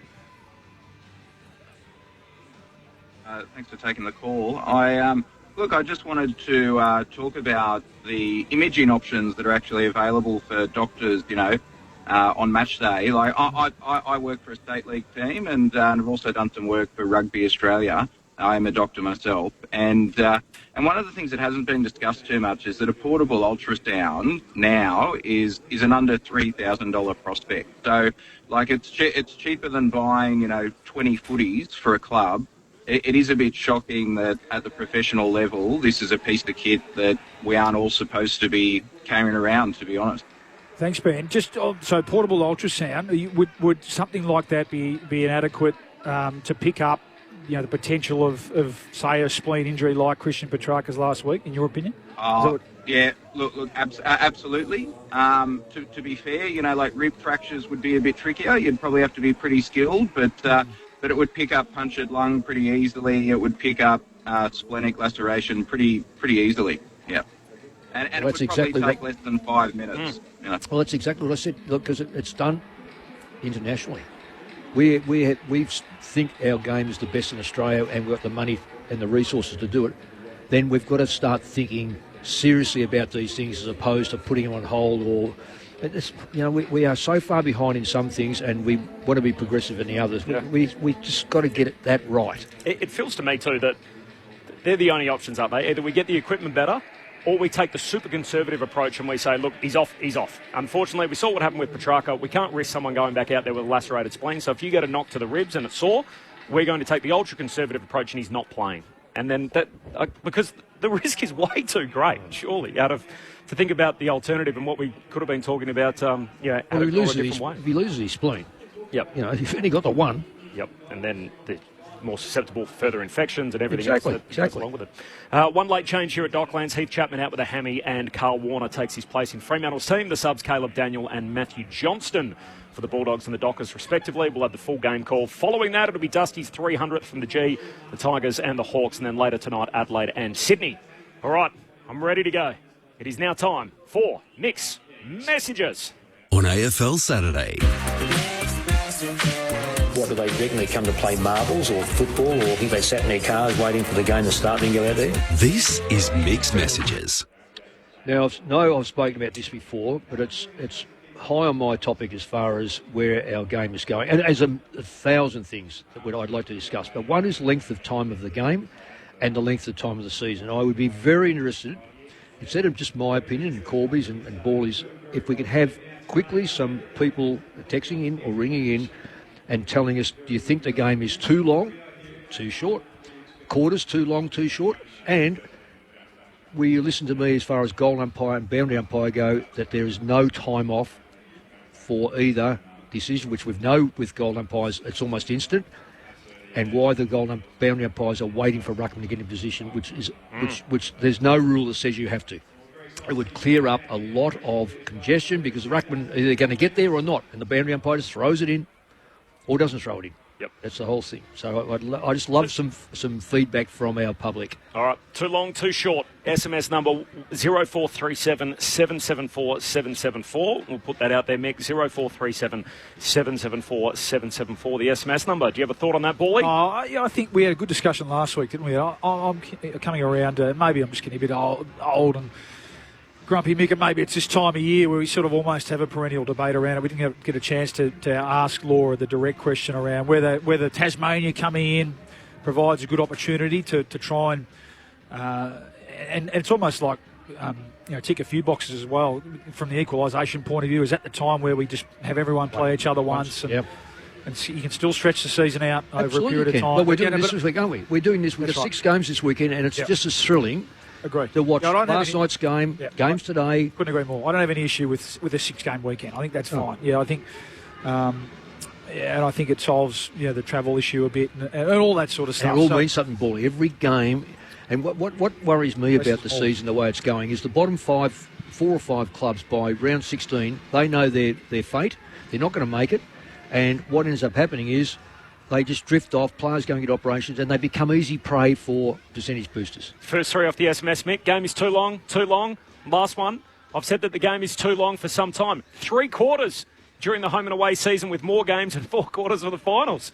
So I think 3 quarters, we couldn't structure it that way. We'd have to probably call 3/3. it. That's ice hockey. That's three periods, don't they? Yeah. Well, I just think we did it in COVID, didn't we? Just shave off 5 minutes a quarter from 20 to what was it called? Remind me. 20 to 18 plus 16 plus 16. Yeah. And I don't think anyone noticed as we were watching the game. I think We've got to eliminate clubs taking a bounce at the end of the season to protect their players for next year, but singularly behind the scenes go, we don't want to finish any further up the ladder because guess what? I can see a Harley Reid there, or I can see this there. So we've got to eliminate that. You keep the season as short as you possibly can, but interesting enough for the producers and the people who pay the money to produce these games and show them on TV and radios and so forth. But it keeps the public interest. As I said, we only got 6 games this weekend and everyone's all over it. We're going to get 80-odd thousand tonight, et cetera, et cetera. Game definitely too long, no time off. Not sure how we'd go with that. Season? Peter from Hampton says it's Goldilocks. It's just right how it is at the moment. Where am I going here? Brett in Canberra. Happy birthday, Corbin. Game is too long and season's too long. Thanks, Brett, on both fronts. Appreciate that. Match not too long. Seems Mick Moldhouse just wants it shorter. He's been pushing for this for a while from Annie. Pete in Lont says... It's 1980. Season too long. Play each other once. 2 teams buys each round. Easy from Pete. I think we spoke a bit about that last week. The NFL model, sort of less is more. And again, that's another one regarding the fixture as to whether the reform is going to be significant or whether it's just going to be marginal. But we'll wait on those answers. Well, I'll take that as a tick then, Corby. I think the early responses are headed your way. We'll filter some more through before we're out of here in 8 minutes.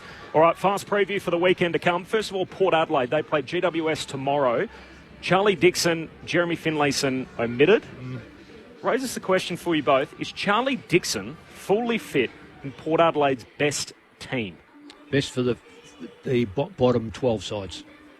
Okay. When he plays the top sides, he's gets done over too quickly. But I love the way he goes about it. He's very team orientated. He gives them a presence. But I reckon in the last 2 years he's been playing injured. So if you had him fresh pre-finals by rolling into the first week of a final, and you're Ken Hinkley, are you playing him? Now I know the young bloke they got there going in, Ollie Lord, who is can be a very serious footballer. But if he doesn't fire up, I'd have Dixon there every day of the week. Admittedly, they're going to be playing the top sides, but if he's fresh, he tracks so many other players away from him. Well, it's curious this week because they are coming off the bye, isn't it? Yep. So you would have thought this was an opportunity, and they subbed him out the game before the bye, that maybe they would freshen him up and bring him in. I liked what I saw from Georgiades, his couple of games into the bye. He's that him and Lord, but he's probably more that leading sort of target, but maybe they get the best of both worlds. I think you have the eye to the future, play these young kids a bit, know that maybe at the pointy end when the game closes in a bit. I think he's got a pretty reasonable record, Charlie Dixon, in the finals. Not against the big sides, but Finlayson's been off the boil for 12 months, and we all understand what's behind the scenes there. So I think that has affected him. And I also think, though, that his work ethic has dropped dramatically, and that's a player that size. Work ethic has to be virtually Rewaltish. No question about Dixon's work ethic. He just can't get across the ground, but he puts in unbelievably. But get back to what your question was. He's got to be fit. Tomorrow, Collingwood play North Melbourne, so Nick Dacos is fit, past his problem with his shin, to play the shin bonus tomorrow, so that'll be Collingwood and North Melbourne. Braden Maynard, the headline attraction here, plays his 200th game. His brother Corey, previously played for Melbourne, also the Cairns Taipans, is the head of development and player welfare at North Melbourne. So nice little bit of symmetry. His brother's involved with the opposition, and Braden plays his 200th game. Give me your best 30 seconds on Braden Maynard. If you were writing the back of his baseball card, what would you be putting on there? I'll go quickly. I missed him by a year, so I finished. He came in the year after, and just looks like the sort of player you just love to play with week in, week out. Know what you're going to get. Heart and soul type player. Polarising a bit. Supporters love to hate him. I think Collingwood supporters love him. And that's right. And I think underrated from a skill point of view too. I think we see the hard stuff and the leadership side of it, which he's spoken about very highly in those corridors. But well done, great effort, 200 games. Well, I jump in the trench with him every day of the week because you know what you're going to get, and he's going to come out with you regardless how he is. He epitomises the Collingwood spirit. Reports of $800,000 offers for Tyson Stengel and Harry Perryman to go elsewhere. So Harry Perryman, the two South Australian teams and a couple of teams in Melbourne, reported by Scott Gullen from the Herald Sun during the week, and Tyson Stengel particularly to come to Melbourne. So we see very few players leave Geelong. Raises the age-old question about, do players owe the club any kind of loyalty, with Stengel obviously turning his career around coming to Geelong? Well, I'll be interested in how that goes because his manager is Eddie Betts' wife. Yep. And she wasn't registered, so they've made a rule again, a broken rule there. So if once you start breaking rules and allowing rules to be broken, then anyone can do it. So I think the AFL have made a huge error there for a start off. They'll chase the dollar. Yep. Geelong don't overpay guys, so they'll hold firm as they should for a player. Too right, they should. And it's up to him. Ultimately, you never really begrudge it because your career is short in this game. If you can set yourself up with security and money, and then it comes down to what the player values in a sense. But God, they're big numbers, aren't they, for those two players? Ron from Adelaide, the interview with Laura told us nothing, like listening to a politician, so not overly strong there. Game not too long, quarters not too long. Mick definitely too long from Shane in Melbourne. Okay. Long in the tooth, Mick. Mick in South Australia, different Mick. Game length okay, just need less hold-ups regarding boundary throw-in, score reviews, all the rest of it. Guy says when the goal umpire has to call the field umpire over to draw a box in the air for a score review, he's also time wasting. Just get on with it. So a lot of sort of mixed results, but I think the majority of them your way here, Mick. Paul also of the SMS, throwing it straight in will stop Ruckman dropping back into the defensive hole. It's a good idea, but third man up will come back in. Well, no, you penalise that straight away. Yep, it's a free kick because that isn't the rules. That is a rule that's been created. So as soon as the third man is up, don't worry about putting your hand up. If he sees a third player go up, you free kick it. Let's forget about all the kindergarten rules by putting your hand up to want to go to the loo, stand still, which is netball. Get rid of all the rules that are basically outside of AFL and police it the way you should. You see three go up, the third bloke gets penalised. Yep, simple. And it's basically on the teams to control themselves. Well, you watch what you say about what coaches do. Let me tell you. You'd be pretty hostile, Bally. Looking forward to today's game. One of your old teams, Mick, the Western Bulldogs, old Footscray, as their season go on the line this afternoon. A huge snakes and ladders type game here. So if they win, they could potentially find themselves 9th, half a game outside of the 8 at the end of the weekend. If they lose, they could be as low as 13th and 3 games out of the 8. I know I've always said you win by the midfield, but you also got to score Norton and Darcy out of the side. And I watched Darcy here a couple of weeks ago when he got reported kicked 3. Most impressive. I can't see them kicking a bigger score against Fremantle. Is it a Rory lob game, Nick? Is it a Rory lob game? I like Waitman back into the team. Well, Rory can sit in the second stand and have as much effect as he's going to have on the ground. Against his old team, he might be out to prove a point today. I hope he comes down to. I do like Waitman. I think brown coloured hair. I think Waitman's a real barometer for this team, and Ed Richards as well. Ed Richards fantastic. to balance Absolutely out that midfield. fantastic. So this is going to be a beauty. He has actually shaved his head during the week. So he's got no more peroxide. Well, he might be Samson. There you go. Might be the opposite. Who's this? Andy from Wodonga. Corby, Mick, Bally, you can't stop the game for every injury. The game would take 2 days to finish. Petrarca did what most players would do on a rib injury. How was he or the medical staff to know that he had a spleen injury? So that's from Andy off the SMS. Yeah, that's a fair thing, because players don't. It's such a rare injury. I can't believe how many people are against the stand rule. You're getting support there as well, Mick, off the SMS. I feel like the stand rule's been one of the best things for the game. Well, you've got 4 umpires. Surely, once you... I've seen games won and lost. I'll tell you right now what will happen, Corby. There'll be a grand final loss because the umpire, the bloke, blinks. It's a horrible rule for a natural, instinctive person to want to defend the ball. Last night, wasn't there? Again, that's it. 50-metre penalty. All you need to do is with 4 umpires, as soon as the ball is taken, the umpire stands adjacent to it, and if the player can run up and down the line, cross.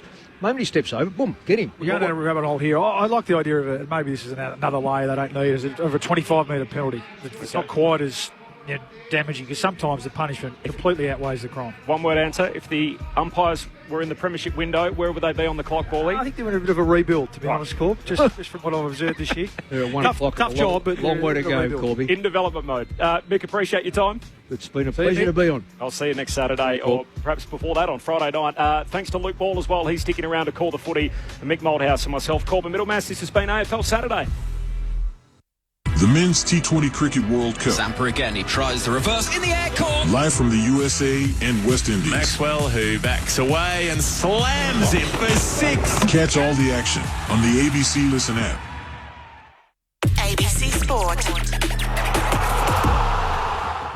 We begin this broadcast by acknowledging the traditional custodians of the land on which this match will be played today, and pay our respects to their elders past, present and emerging. We extend that respect to Aboriginal and Torres Strait Islander peoples listening. And the moment of truth has arrived. If you think you have anything other than a split second in this game right now, you're kidding yourself. It's all to play for. Every single bloke has stood up. They are leaving nothing out there. I wouldn't want to be anywhere else on earth. Welcome to ABC Sports coverage of the 2024 AFL Premiership season. From 55, Simon launches, goal! The Craze Magpies are on top of the AFL world. They win a spellbinding game of footy. God, what a practice! This is ABC Sport. The umpire holds the footy up. You want your very best players having the ball in the moments that matter. Take your moment. This is that moment. Listen to the roar. The pressure's certainly gone up. Punches the air with the right hand. That's why we love football. Brilliant to watch. Stand by. The arms are outstretched as he pumps his chest out. Fill your lungs, are you ready for it? Wherever you are, do not move. We're going the full journey. 'Cause here it comes. This is the 2024 AFL Premiership season. From outside 50, goes bang with everything he's got. Former bad boy looking to redeem himself with kicks like that. Something big is coming. One step nonchalant banana finish. Wow. Charlie Cameron snaps, goal. Hey Siri, play John Denver. AFL. From deep in the pocket. Oh, that is amazing. Fill your lungs, are you ready for it? This guy looks at home on the biggest stage. And Gordon can finish from 35. Oh, Errol. It's there. Superb finish. What a hanger. He joins the party. Whacks through the goal. Oh, what a moment. Brilliant, wasn't it? There's nothing this man can't do. Rioli with some magic. The check side finish. He seizes the moment. Stolen, snapped it over his shoulder. He's kicked an absolute ripper. Spins around and buries it. Lightning speed, Bobby Hill. He's Bobby Thrill. This is just football at its best. Weaves around an opponent and gets a brilliant goal. Gathers, snaps, she'll bring the house down. Time to steady and pull the trigger. Right foot drop punt is pure. We're not done yet. The 2024 AFL Premiership season on radio, Sport Digital, and take us with you on the ABC Listen app. Just look for the AFL button. Something big is coming, I know. Round 14, Saturday afternoon footy on ABC Sport. Does the Dogs season go on the line this afternoon? It's got that feel about it, while we're expected to learn a bit more about the men in purple from out west. Their form line is an interesting one. Who have they really beaten?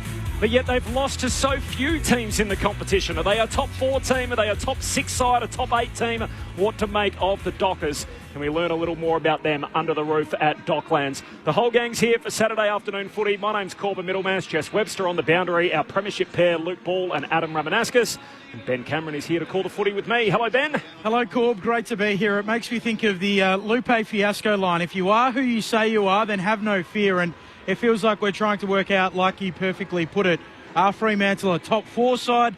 Are they a top 8 side? And for the Western Bulldogs, are they a final side? They sit 11th at the moment. Can they work their way into the 8? Oh, I find the Dockers form line fascinating. So, unlucky to lose to Carlton.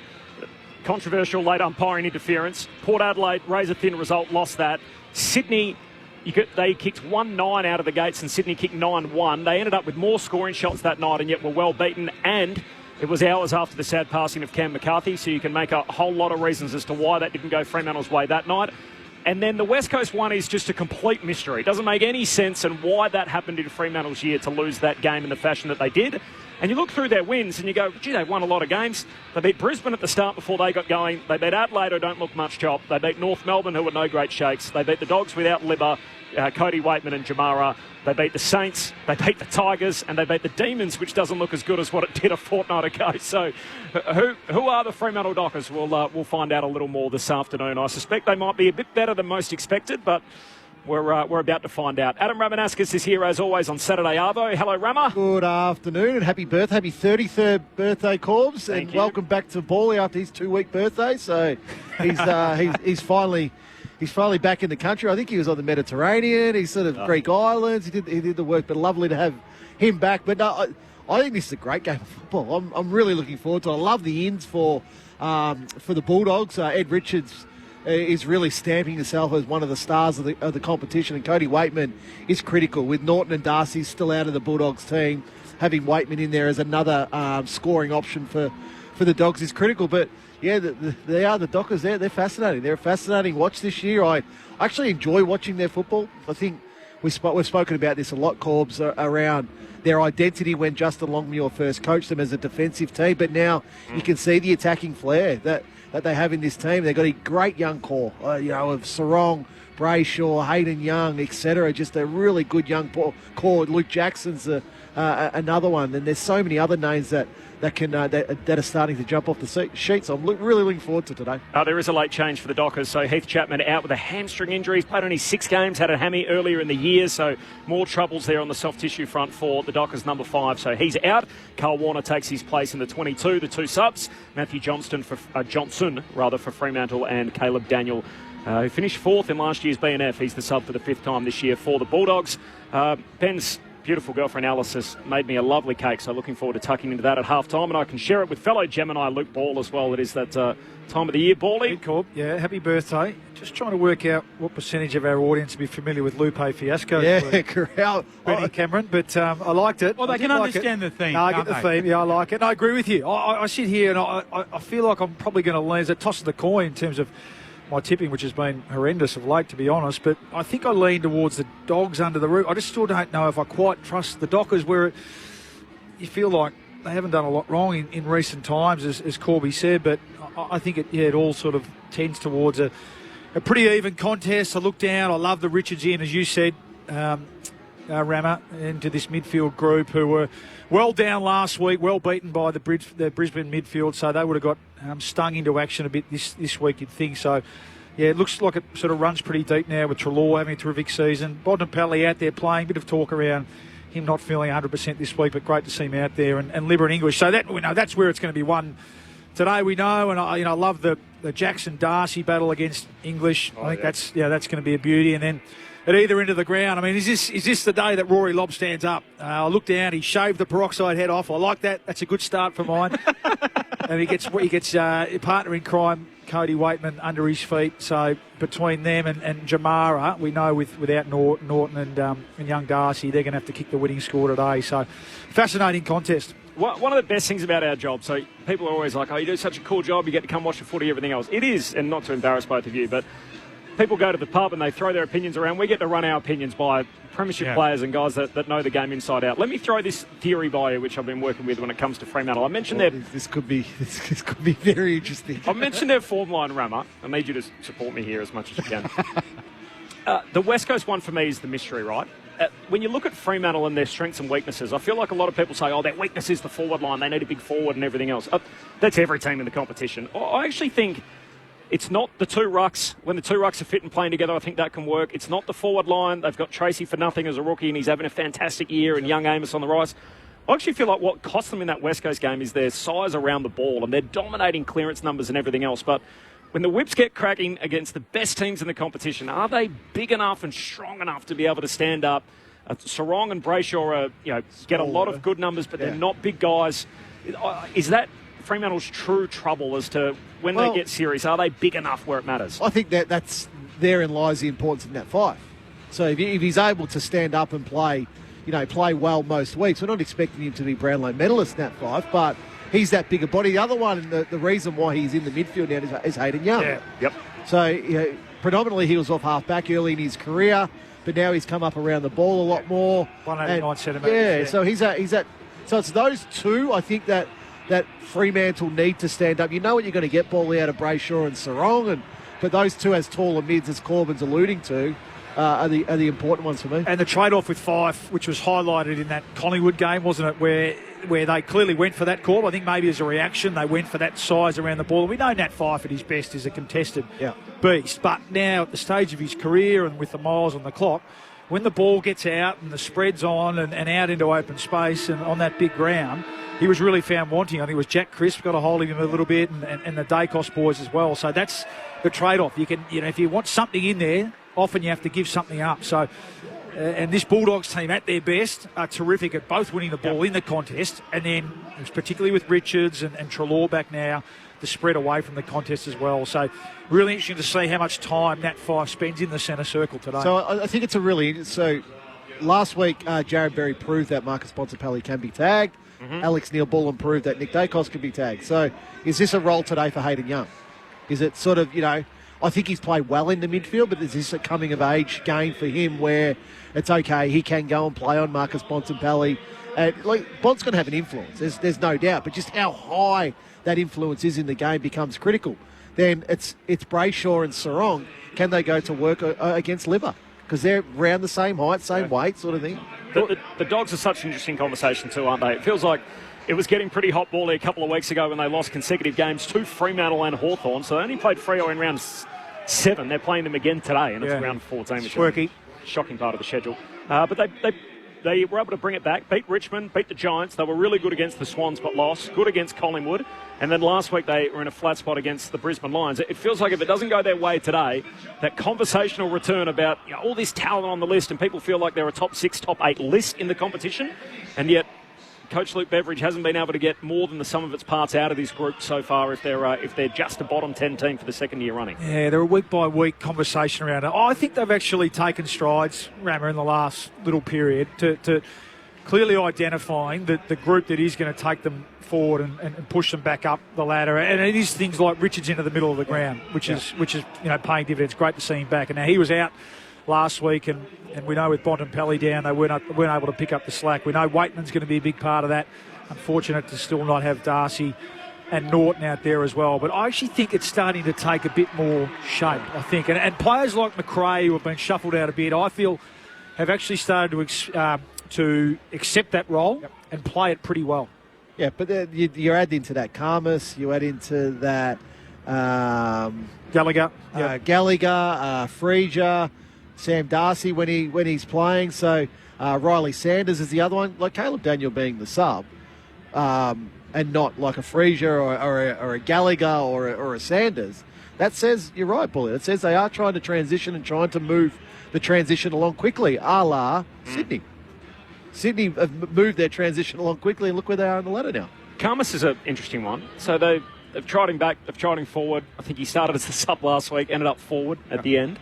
Where is he? I feel like he's a defender. I feel like that early days, but I feel like he's looked most comfortable across halfback as that third defender, intercepting defender who can provide some rebound off halfback as well. I mean, Johannessen's the other one that's not out there, which they've missed. Yeah. His sort of bounce off halfback a little bit as well. It's literally the hardest thing for a young player if you're thrown around in different positions early in your career. It just plays with your mind. I don't know where I don't know what my role is. I don't know what I'm training this week. You don't want too many I don't knows from a young player. You want more I know. Well, that seems to be Bevo's calling card, doesn't it? He likes to flip the magnets around, so does it work? Well, it won a premiership. So it's hard to sort of argue against, but I think with now that he's got a number of younger players in this team, I think you define their role and they become that type of player at AFL level, then you work out from there. James O'Donnell's the other one, hasn't he? They're trying to work out. I mean, he's got a beautiful athlete. Looks like he's got lots of talent. And they clearly rate him and have him in their plans going forward. Was forward as a defensive forward on Harris Andrews last week. We know he's played back as well, so interested to see where he lines up today. Corbin Middlemass, Ben Cameron, Adam Ramanauskas, Luke Ball and Jess Webster is on the boundary for us this afternoon with the roof on at Docklands. Hello, Jess. Good afternoon, Corbin. Everyone upstairs. Great to be here. There's a modest crowd building at the moment. They're scattered all around Docklands, so they haven't pushed them to one side of the venue. And the Bulldogs, they do have a good winning record against Fremantle. They've won 3 of the last 4 games at this venue by an average of 47 points per game. And Riley West brings up his 50th milestone today as he ran out the banner red. West by name, West by nature, which was a nice touch for the son of legend Scott. Looking forward to this one, guys. Thanks, Jess. Who wins? I'm going to go with the Dogs, Rama. Yeah, I like the Dogs. Richards and Waitman are important ins. You're both Dogs? I'm Dogs, yep. Ben? I'm Dogs as well. Wow. Jess, who have you got? I'm going for the upset now. Let's go Freo. Yeah, I'm with you. Hevo, I'll follow him behind the Dockers. So Western Bulldogs and Fremantle, Saturday afternoon footy under the roof at Docklands. A fascinating game to get the Saturday slate underway in round 14. Dogs and Dockers on ABC Sport. You're with Ben Cameron. Umpire Nathan Williamson steps into it, lays it down. Darcy hooks it down to ground level. After it, Liberatore. He's tackled to ground strongly by Switkowski. And a ball up coming, a secondary ball up in the middle. Darcy and English always linked as Darcy takes it out of the ruck, has nowhere to go, knocks it out in the end towards Brayshaw. Getting involved quickly, Ryan for the Dockers. He can't get rid of it. Umpire says held up. So Tim English from South Fremantle in the WAFL, and a lot of Dockers fans wanted them to take him. They took Darcy later instead. Liberatore out of the middle, bursting away for the Dogs, kicks into the pocket. Here's Waitman in pursuit. Right there with him, Walker. Might have impeded. Umpire lets them play no. Coming back, free kick to Waitman. He's played it well, hasn't he? Yeah. He's sucked the umpire right in there. Cody Waitman. I'd like to see that one let go. I'm not sure there was enough contact. Certainly there wasn't enough to elicit the reaction that it got. But anyway, he could get off to a perfect start here in his return, Cody Waitman. Yeah, so back from elbow surgery. One of 3 inclusions for the Dogs. Shooter's sleeve on, snaps on goal and kicks it. Correct Waitman to start. 1 straight 6 plays, no score through the opening 77 seconds. Saturday footy here on ABC Sport. Round 14 from Docklands. Adam Ramanauskas and Luke Ball. Well, it's just that there's the confidence. Yeah, if you Cody Waitman missed a lot of football in recent weeks, but to come back and then your first involvement in the game is a maybe free kick, but then to go back and snap around the corner, it just builds your confidence as a player. So you feel like you belong again, and off you go. But real Allen Iverson sort of sleeve that he's running with the. Benny, you're the pop culture man in here. So I like the shooter's sleeve, and he's a player who can get hot. Oh, he very kicks hot. bags when he gets going. So dangerous that he's kicked the first goal of the game. Only 3 disposals in. Of course, the last of those, that set shot from Cody Waitman starts the score in 1 straight. Freo yet to hit the board. Early going. ABC Sports Saturday Arvo footy as English whacks it down in the middle. Comes to Sarong. He's tackled by Liberatore. Calls for it and a ball up. Scorby would be seething right now. He thinks he's the pop culture guy. I'm happy to play my role. Steer the ship as Darcy soccers it out towards Clark's, having an excellent month. Hurried kick forward. And Duray takes the intercept mark for the Bulldogs. Hand pass away to Dale. Shoots a hand pass wide to the lefty. O'Donnell, not a good kick, turns it over. And Jager O'Meara takes the intercept mark in front of the benches. Bulldogs with the opening goal. Kicks the Dockers up towards half forward, looking for Amos, right there with him O'Donnell, overshoots both of them, Duray at the back, picked up by Switkowski for Freo, after Frederick in the pocket, kicks on goal, getting back Karmas, punches it through, minor score to start for the Dockers. One straight, plays one behind. The Bulldogs lead through the opening 3 minutes, Saturday footy on ABC Sport.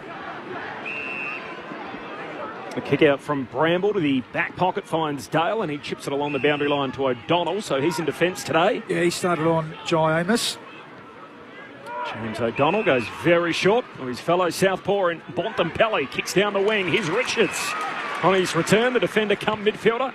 Has it for the Bulldogs. All alone at half forwards is Williams. Takes the mark uncontested. 60 metres out. Closes to 55. Kicks to the top of the goal square. Big leap at it. Vandermeer spills the mark and it goes through for a minor score. The Bulldogs 1-1. The Dockers 1 behind. 3.5 minutes in. There was a late change. Just repeating. Heath Chapman out with a hammy. Carl Warner has taken his place in the 22. The two subs, Caleb Daniel for the Bulldogs and Matt Johnston for Freo. Well, Luke Ryan with the peroxide hair. Long kick up towards the wing. English in front, hands to it. Arriving Richards, fumbles it. Bontempelli gathers. Forward of the wing for the Dogs. High kick inside, attacking 50. Ryan's there again. Punches it away from Ugle-Hagan. Clark punches it on. Vandermeer pinches it for the Western Bulldogs. Off to Bont. Kicks to full forward, looking for a marker. No one down there. Arriving Walters in the back pocket for the Dockers. He'll clear on his left. It looks for Jackson. It's going to reach him on the hop. In front of Liam Jones at halfback for the Dockers. Collects, hand pass to Draper. Runs down the city wing. Handball to Switkowski. Coming off that superb game against the D's. Kicks over halfway, turns it over. And O'Donnell marks in front of Amos. Just needed him to hit back at him, didn't he? It's good transition footy from the Dockers. Just needed Amos to come back at the footy. Here's Treloar just trotting down the city wing. Through the logo he goes. A low ball towards half forward. Vandermeer controls it nicely. One-handed. Chuggles the mark. Half forward for the Dogs. Low ball towards full forward. Waitman goes upstairs. Ryan drops it. Coming through Richards. Gets it on the left and goes. Quick start from the Dogs.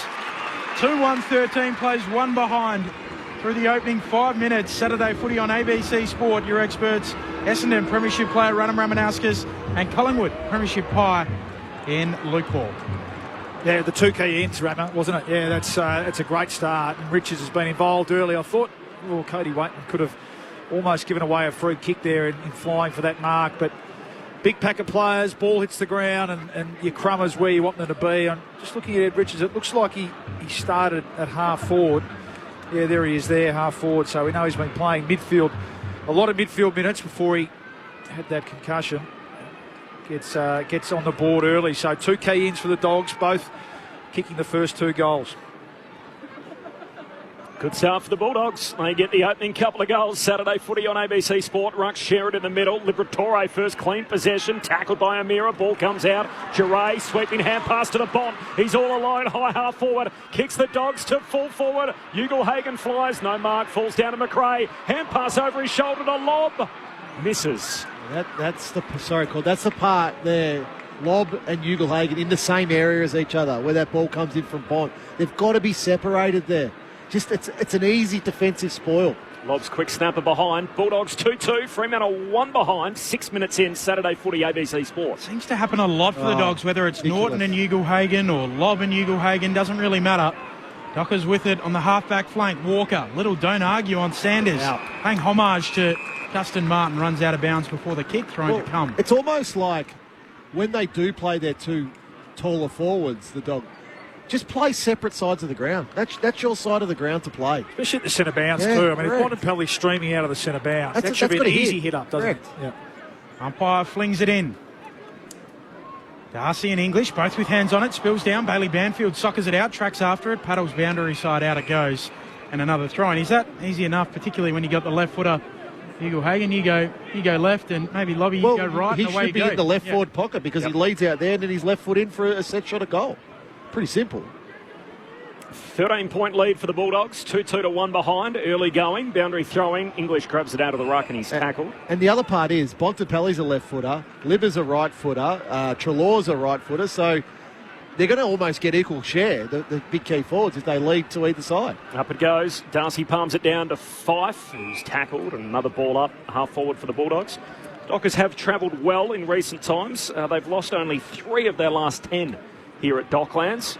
and won each of their last 5 in Victoria. From the stoppage, Richards, high bomb into the forward pocket, hands on it from Lobb, no mark, spills down to Vandermeer, still alive for the Dogs, handball to Sanders, hand pass away to Richards, shook Ryan, kicks back to the top of the goal square and getting back O'Meara, takes the intercept mark, fullback for Freo.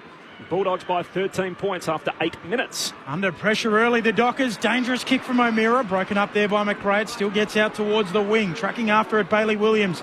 Bailey Banfield outpoints his namesake, but he can't run it in before the boundary line, and a throw in on the wing, dock side of the ground. That was really well done there by Banfield. The O'Meara kick wasn't a good decision. It was a 3-on-1, but Banfield there to get a restart. It's a good result.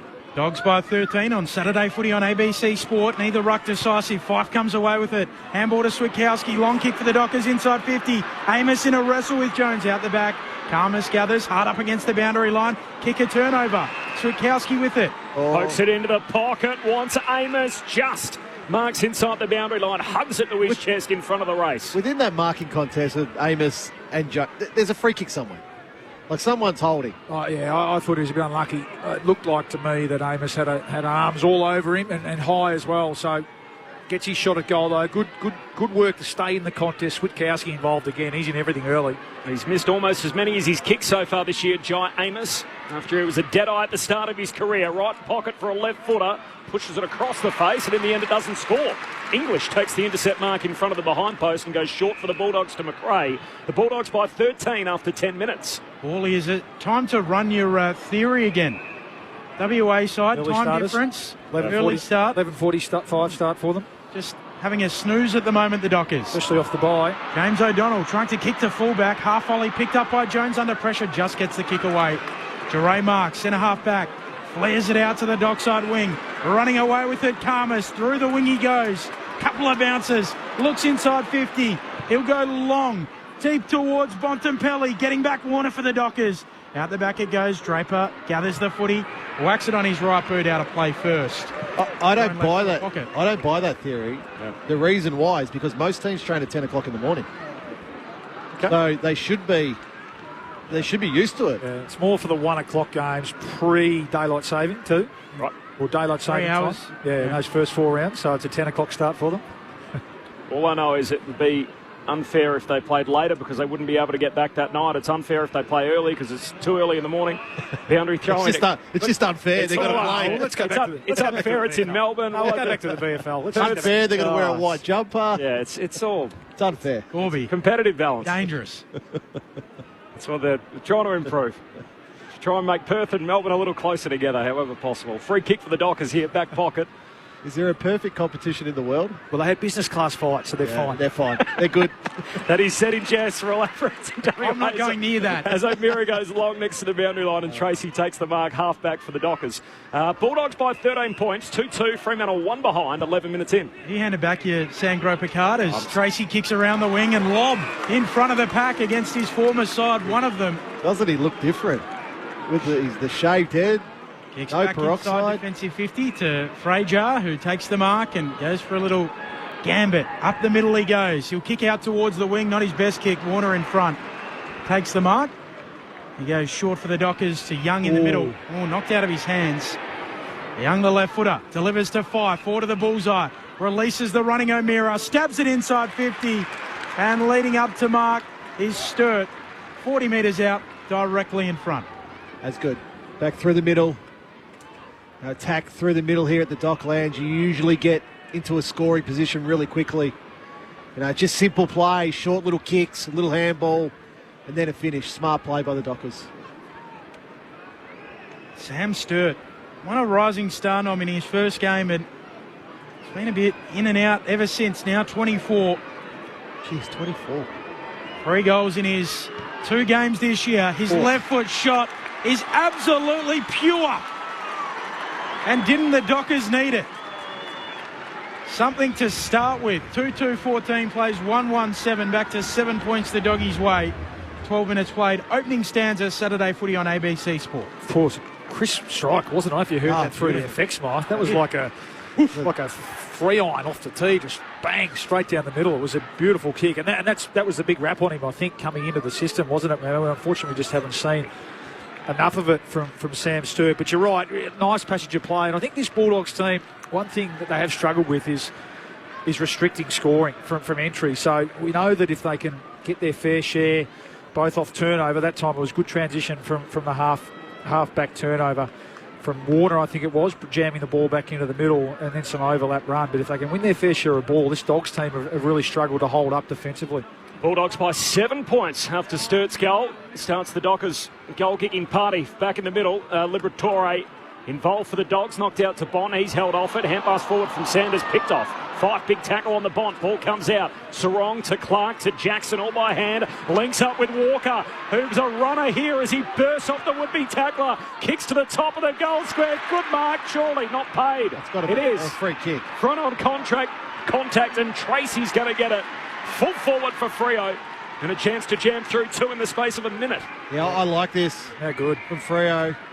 No Walker there, coming back through the middle of the ground. Electric.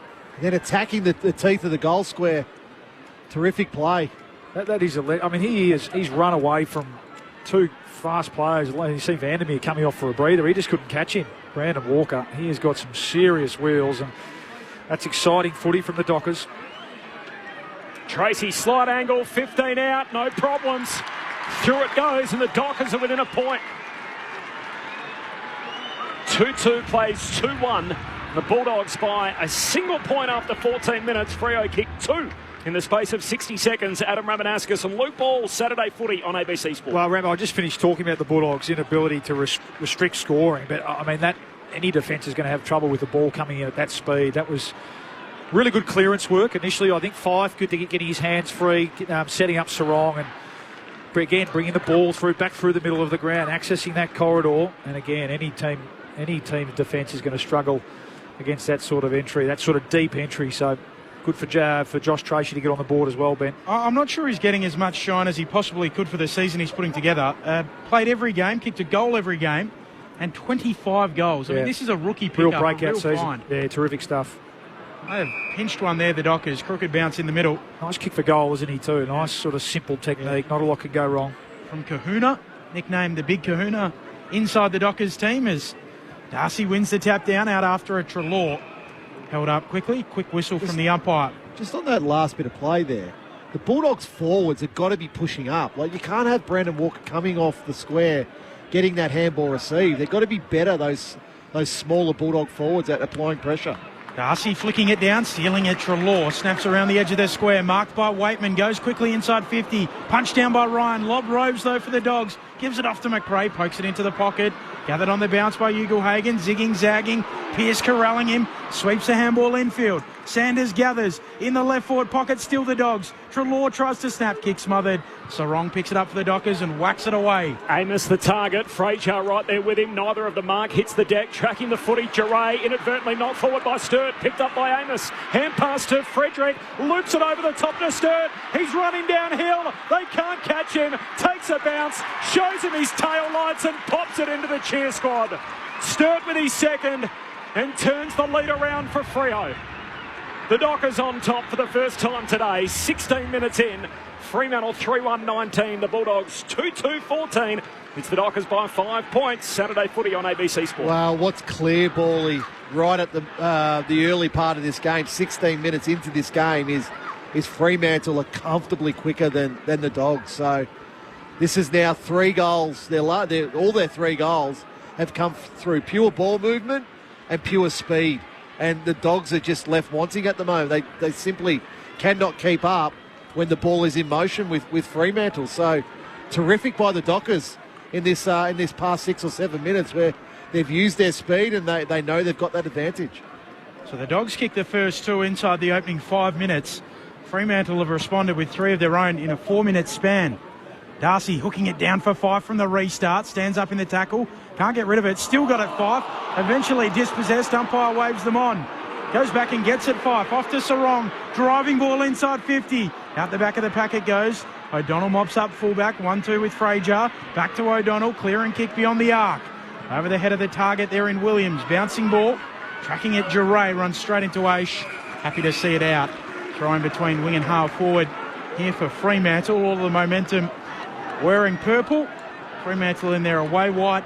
with the purple chevrons, a little bit of purple trimming down the side. The Dogs in their home royal blue with the red and white hoops. Freo by 5 points. 18-goal opening term. Darcy wins the hit out, grabs the footy, tackled by West. Ball comes out. Ball through the legs goes Bailey Williams, almost like a basketball manoeuvre. And in the end, he's tackled, taken to ground. A ball up half forward for Freo. Standalone footy Saturday afternoon. Later today, Dusty's 300th. We'll take you to the G for the Tigers and the Hawks. And then later tonight, it is Adelaide and Sydney. The City of Churches. We're going nowhere fast here as O'Meara's locked up by English. Third time lucky. And by Martin Roger. Chucks it up. Darcy palms it down. Liberatore tackled, fights through it. Got a hand pass out to Williams, close to the boundary line. Loose footy, Treloar trying to usher it away to his teammates' advantage. They eventually get it back. Williams to Treloar by hand. Hand pass to Lipper, and he's got Sarong with him for company as he's tackled out of play. A throw in between wing and half forward for Freo. Hot footy in those scrimmages, and I like it. There's some brilliant, some of the AFL's best stoppage clearance plays in this game from both teams, Robert. Really duking it out at the moment. Darcy, beautiful tap down towards Young on the burst. He'll send the Dockers long inside 50. Down there, Tracy. Amos crushing the pack. Spills for Karmas. Hooks it back to the corridor. Dangerous inside D50. Spills down for the Dockers. Frederick shoveling a handball away to Clark. He can't gather it. Able to do so. Waitman for the Dogs. Off to the runner. Bramble. A kick to the wing. A Bramble into a one-on-one scenario. Trying to hit up Gallagher out there. Collected though by Warner. Goes back by hand to Sharp. Hand pass out to Walker. With great speed, steps around West, runs up to the logo and then kicks to half forward, turns it over cold. And Fraser takes the intercept mark for the Bulldogs. Just repeating that late change coming in, so Warner is playing. He's out there for Heath Chapman, who misses with another hamstring injury. Johnson and Daniel, the two subs. He goes short to Bramble here, Fraser. And Bramble, the former Hawk, can go long down the City wing. Looking for McRae, it just gets there, touched on the way through. Play on, gives it off to Gallagher. Wrenched down in the tackle, holding the ball, Geordie Clark. Tackle. He's having himself a season. Some sort of year, all Australian contention. Comes infield with his kick. Well, not according to that midweek show of the All-Australian selectors. Was he not in that? Carl Warner, dirty turnover, straight to Bontempelli. Centre half forward for the Dogs. Usually uses the ball well, looks into the pocket. This is an exception. Yeah. Misses West on the lateral lead, tumbles out, throwing left back pocket. Carl Warner, exhale. I actually found that show quite interesting. Yep. Listening to the selectors talk about why players are there or why they're not there at the moment. Freo by 5 points. Yeah, so it wasn't mentioned as part of that. No. Jordan Clark. There was also no mention for Jacob Wiedering or Adam Treloar. Treloar's had more footy than any other player in the AFL so far this year. From the boundary throw in, forward 50 stoppage for the Dogs. Libba, hand pass away to Williams, handball to McRae, but they're retreating. Now 55 out, half forward, kicks to the hot spot, slips through Sharp's hands. Still alive footy. Young tackled immediately by the Bont. And a ball up 20 metres out from the Bulldogs' goal at the Lockett end. Freo by 5 points, 21 gone opening quarter. Just on, Treloar, 3 times a nominee for All-Australian, never made it from the ball up. Darcy down towards Brayshaw. And another ball up. And the other one that surprised me was Dylan Moore not mentioned either. Dylan Moore's having a standout year for the Hawks. Up it goes, full forward for the Dogs. Darcy wins the tap once more. Brayshaw emerges with it. Clear and kick for the Dockers, up towards the wing. Bouncing ball for Sturt. Doesn't pitch favourably, tumbles out. Thrown to come between wing and half forward for the Doggies. We love chatting to figures from the AFL, and I have also just realised in that moment I was meant to ask Laura Kane about where the signs were for the Lockett and Coventry end. Yes. That's still not here. I missed my opportunity. Come on, I'll send a text message. Freo by 5 points. I think the number's blocked, Rammer. Wouldn't get through. Corbs and Laura close. Darcy wins another tap. Bailey Williams gets it for the Dogs, though, on the wing. Handball to Liberatore. Tracy goes and wins it for the Dockers in the middle. Aisha's handball, a shocker, nearly missed it. Tracy corrects with the tackle. Dispossesses Fraser. Now the Dockers are away. Aish to Brayshaw to Sturt. Hand pass to Switkowski. Kicks for Jackson. At full stretch, takes the mark. Backpedaling in front of Karmas. That was good by Tracy. Went and found the ball. Had a poor handball, but then went and laid the tackle. Showed some real speed again, didn't he? Yeah. Just that transition speed. The Dogs are just left watching, aren't they? Hands on knees and hips and just all over the place. Again, their ability to defend turnover is a real concern.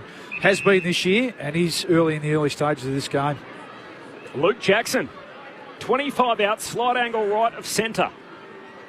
He's kicked 11 goals so far this year. As he skips in on the set shot, he's now got a dozen. Through it goes, and Freo have grabbed control of this game. They've kicked 4 on the bounce. 23 gone opening term. Freo 4-1-25. The Bulldogs 2-2-14. 23 gone opening term. Freo by 11. Saturday footy on ABC Sport. I just think Fremantle supporters have got so much to look forward to with both Tracy and Jai Amos. Then you throw in Luke Jackson down there as well. Young key forwards, they're really, really difficult to find. You've got to draft them. It's very hard to go and try rip one out of an opposition club. And Fremantle, I think, have got so much because they're totally different players, Tracy and Amiss. So it's becoming a bit of a three-headed monster down there, and the Western Bulldogs know all about Luke Jackson, don't they? Turned that grand final against them, playing for Melbourne. Well, I mean, Sam Sturt, he's 190 as well. Yeah. And he's shown a bit already tonight. So, yeah, really dangerous forward line to match up on. Darcy out from the restart. Clark going back with courage from the clearing kick from Treloar. Spills to Edward. Runs onto it, Richards. And kicks on goal and misses left. That was outstanding by Geordie Clark. Going back with the flight of the ball. Eyes never left the football. Knew there was contact coming. Terrific courage. Fremantle by 10 points. Saturday footy here on ABC Sport. Warner on the kick out to Walker back pocket. Goes short to Clark. I mentioned Freo all in white, so there's a few sort of long white sleeve jumpers out there. Brandon Walker and Sonny Walters. Aish, yep, all in the long sleeves. Goes back to a man with white hair and Luke Ryan. Brockside blonde look, goes short to Clark. Short to Draper, the switch is on. They're going to try at the dock side. Kicks wide to Walker, just marks. Right half back inside the boundary line. Freo by 10 points, conceded the first 2 goals, have kicked the next 4. Saturday footy on ABC Sport. Corbin Middlemass, Ben Cameron, Jess Webster on the boundary. Adam Ramanaskas, Luke Paul. Walker to Sarong. Sarong kicks looking for Amos. Spills a mark he should have taken. Has to get rid of Frazier. Does well. Short kick inboard. Finds Banfield. Just in front of the wing. Logo dockside. Work themselves into trouble here, the Dockers. Gets it to Sarong, who goes to Young. Off towards Clark. Darting kick up the middle. Doesn't find its target. Frederick O'Donnell bobs up to mark defensively. He had Liam Jones cold then, Frederick. Jones dropped off. Just kick wasn't good enough. Doggies work it towards the dockside wing onto Scott to Treloar, who will chip it back to Scott, who's run on in front of the interchange gates. Back from concussion. Quite a long history with all of that. Big golfer too, Tony Scott, has his golf YouTube channel as he kicks around the wing. Up towards the lob. Good contested mark. Comes down with the footy. High half forward for the Dogs. Oh, the Freo representation in the house. Just long memories. Trying to give him a little jeer on the way through. He's played a few times against the Dockers already. Including one just 6 weeks ago. Goes back to Frazier. And he links up with Karma, so marks 60 out right half forward. They were particularly upset. He said that he didn't feel like he was coached to his maximum potential at Fremantle, which the Freo fans didn't take well. There's a common denominator that's starting to appear there as Karma slays it up to the top of the goal square. Beats everyone, carries out the back of the pack, and Walker's got it, runs to the back pocket, kicks out to half-back. There's no one there. All Dogs.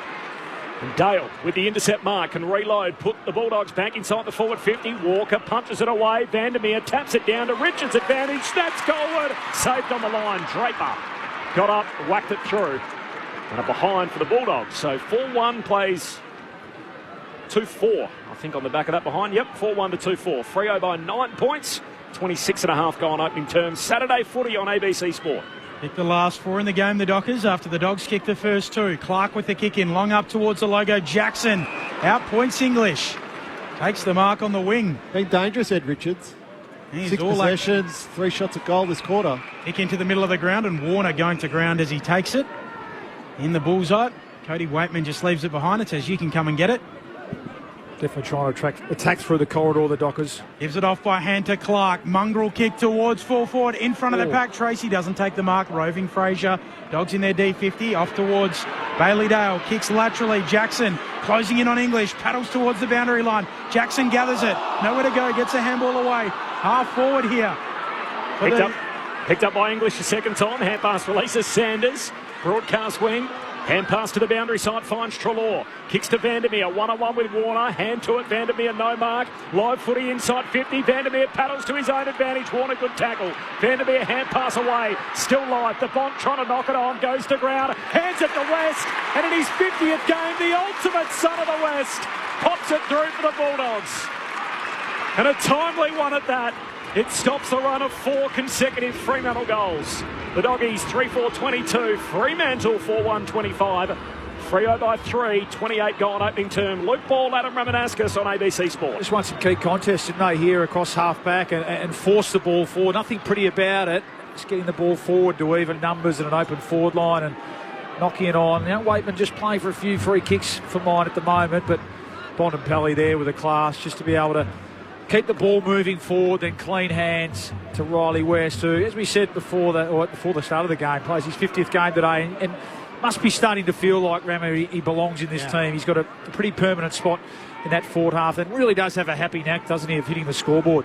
I think averaging a goal a game this year, so well done. Much needed, as you said. I mean, they've had a fair bit of the footy, the Dogs. They've had more of the ball inside 50, just haven't been anywhere near as efficient and haven't been able to stop transition, but getting some reward on the scoreboard. Bounce favours English in the restart. Bontempelli gets it, gives the handball to Bailey Williams, who's collected high. Free kick, gives it off to Bailey Dale. He's pushed off his tackle there by Brayshaw. Goes back and gets it. Handball to his namesake, Bailey Williams.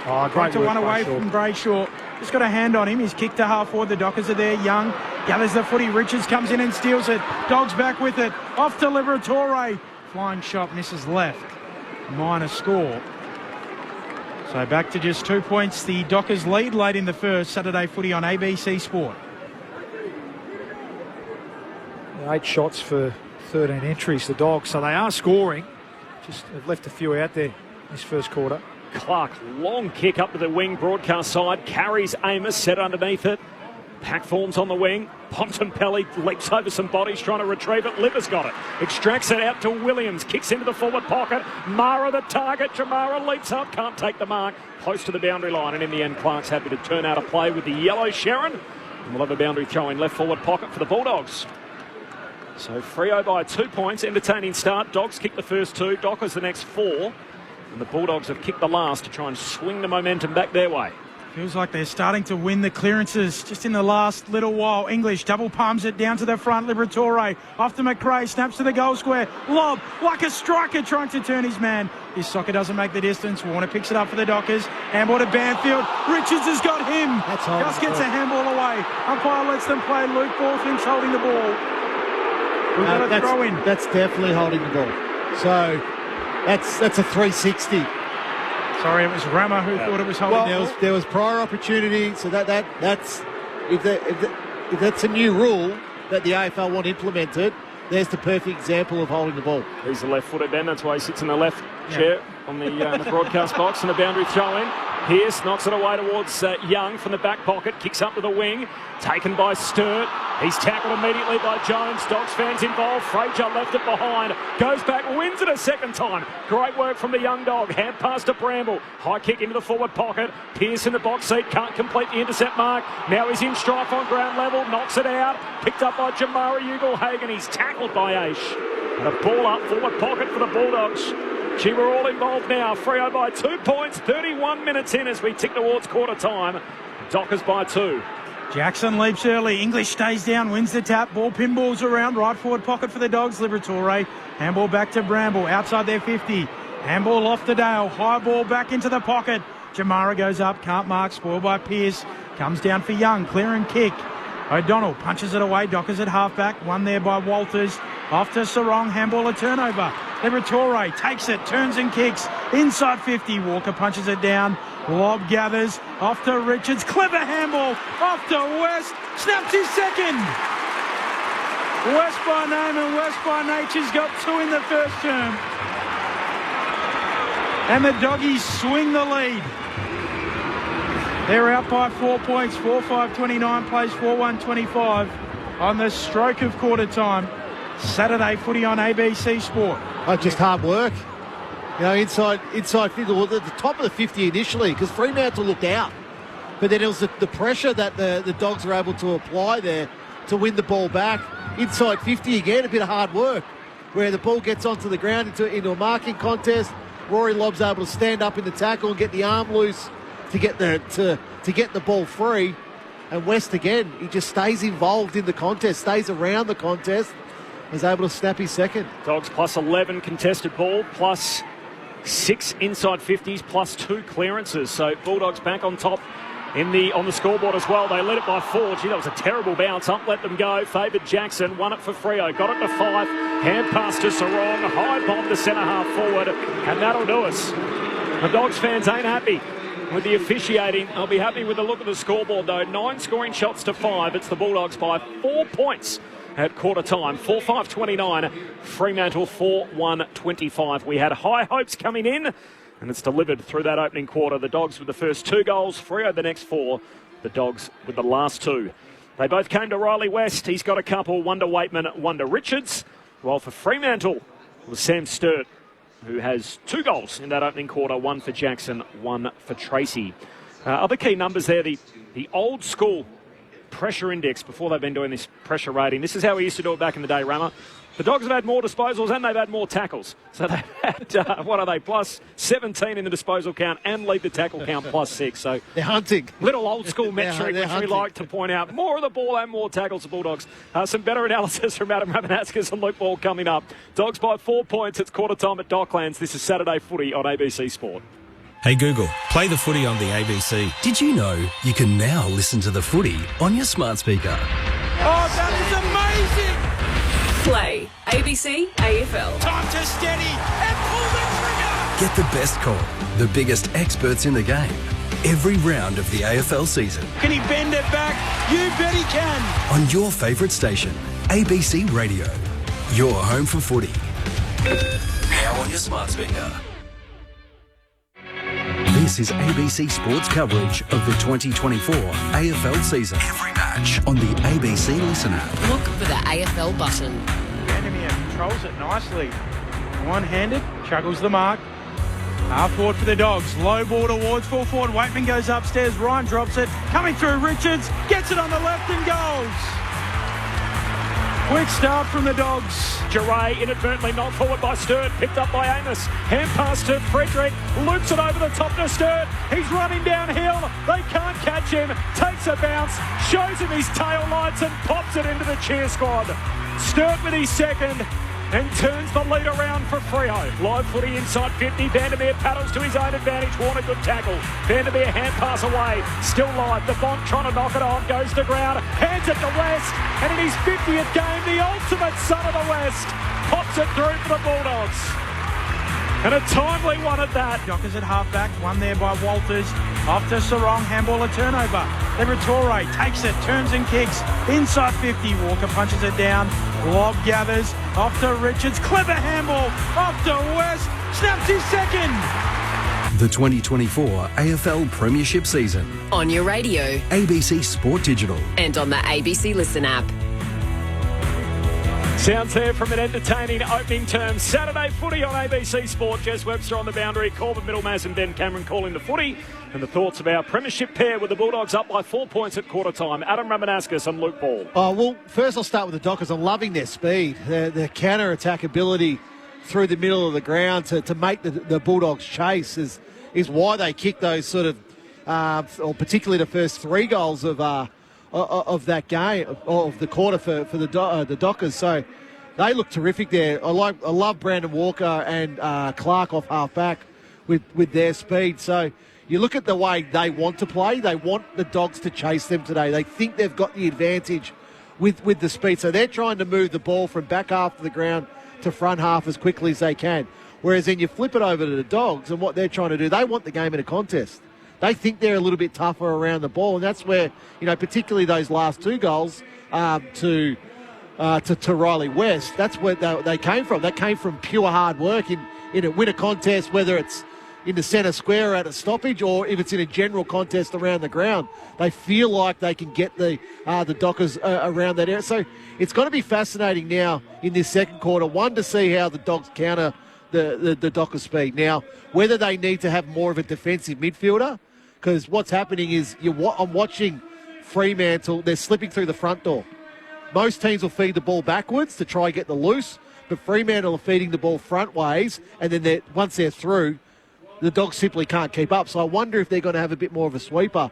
And then for the Dockers, well, do they need to have more of a Fife, a Hayden Young, and an O'Meara through the middle of the ground just to bulk up around the contest? You look at Fife that quarter. I actually thought he was pretty good in that quarter. Had the five handballs, but those 5 handballs were all with pressure around him, where he had to fight the tackle and just feed out a little handball to get that running game going. So that's not taking away anything from Sarong and Brayshaw. Sarong's had the 7, Brayshaw's only had the 4 in that quarter, but just it looks like the Dogs are just a little bit bigger and stronger around contest. Yeah, it's a fascinating clearance battle. Yeah, we spoke about it before the game and through that quarter as well. Some of the absolute top echelon midfielders, clearance players across both teams, including the ruckman, of course.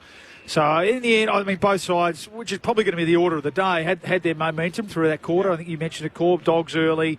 Freo had their run through the middle of the ground, and the Dogs got back on top. They're plus 10 in the contest, so that number will be up on the Dockers board as well. We know they pride themselves on that, as you said, Rema.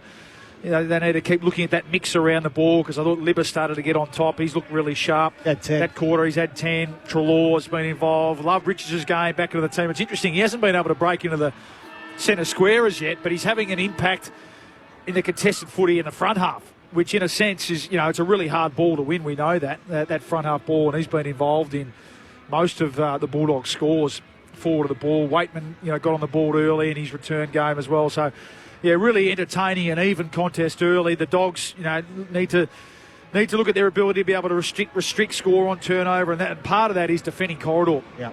That's where the Dockers look most dangerous. We're able to get some real speed on the ball through the corridor. So, yeah, really, really entertaining contest, this one. It's a good breakdown. Luke Ball and Adam Ramanauskas on ABC Sports. So Dogs want it inside, Dockers want it outside. Let's see what we get in this second term. Bulldogs by 4. We've got a secondary ball up in the middle. Which is not normal for the Bulldogs. Yeah. They usually like to flick the ball around, but they know Fremantle is quicker than them. Darcy palms it down, but straight to the bot. Hurried kick forward for the Bulldogs, straight to Pearce. Takes the intercept mark, centre half back. The Fremantle skipper comes out wide to Sharp. Had a Freo fan put it to me yesterday, saying, look, recruit of the year, Jeremy Sharp. Been good, yeah, been good. Listed by the Gold Coast, picked up as a SSP by the Dockers, goes long down to high half forward. Jackson marks, hand pass inside to 5, kicks inside to forward 50. The bot getting back, spoils, but straight down to Amos. Hand pass to Sarong, shoots goalward, it's offline, trying to get there. Tracy can't trap it. And in the end, it's run through on the last line of defence for the Bulldogs by O'Donnell. Minor score, Bulldogs by 3 points. Come on, umpire. Haley Dale ran a long way. You get points for an attempted bounce or a fake bounce. Good. He went around 30 metres there. Yep. And he ran from the goal square to about 15 away from the... It feels like they get more leniency from the kick out, don't they? Yep. Bulldogs by 3, 1 minute into the second. Bailey Williams kicks long up to the wing through the hands of Lobb. Jamari Ugle-Hagan gathers. Dogs with it on the wing. Sweeps a handball to the middle. Bontempelli. Long kick for Waitman out the back. Walker trying to close Lady Card.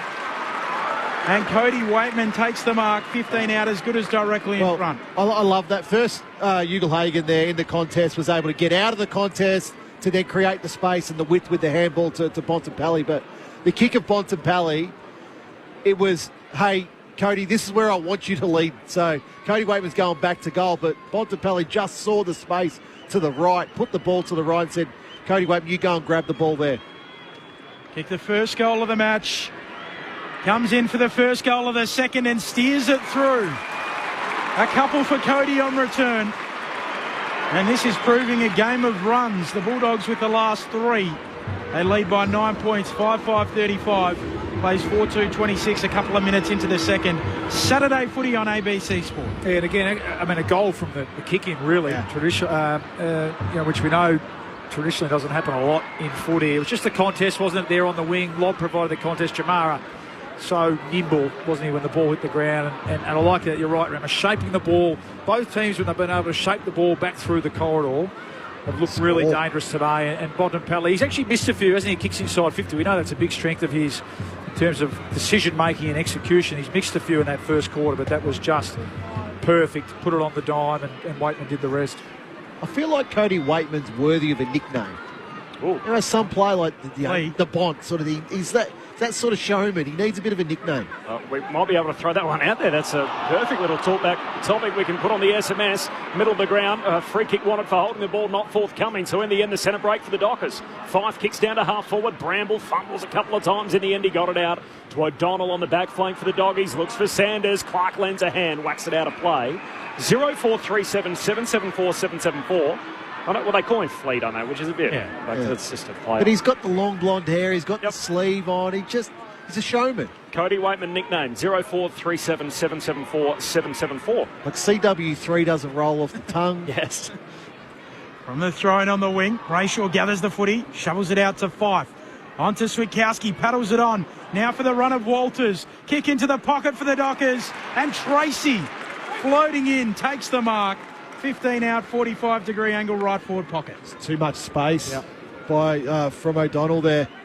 That's a young defender, an inexperienced defender. That's a leg rope and a half. Okay, so stoppage on the wing. Okay, you can stand in front, but then when the ball releases from the stoppage and it's clear that the Dockers are going to win it, you've got to close that space and get some body on your opponent, especially when it's a player like this who's been in really good form. Josh Tracy, option 1 inside 50 for the Dockers, has missed. Inexplicably. I think hit the post. Sonny Walters is making his way very, very slowly to the bench here.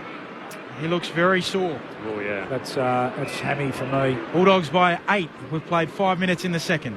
33-year-old legs aren't working too quick at the moment, unfortunately, for Sonny Walters. We'll get Jess to give us an update in a moment as Dale off the back flank puts it up into the front half for the Bulldogs. Flying for it, Lobb at his arms, chopped in the marking contest against Pearce. Free kick for Lobb, takes it by hand, away to Treloar, pokes a kick inside 50, and Scott hangs on to it. He marks up left half forward for the Bulldogs. Ordinarily a good finish. He'll kick here from about 45 out. And we see the sub spring into action here for the Dockers.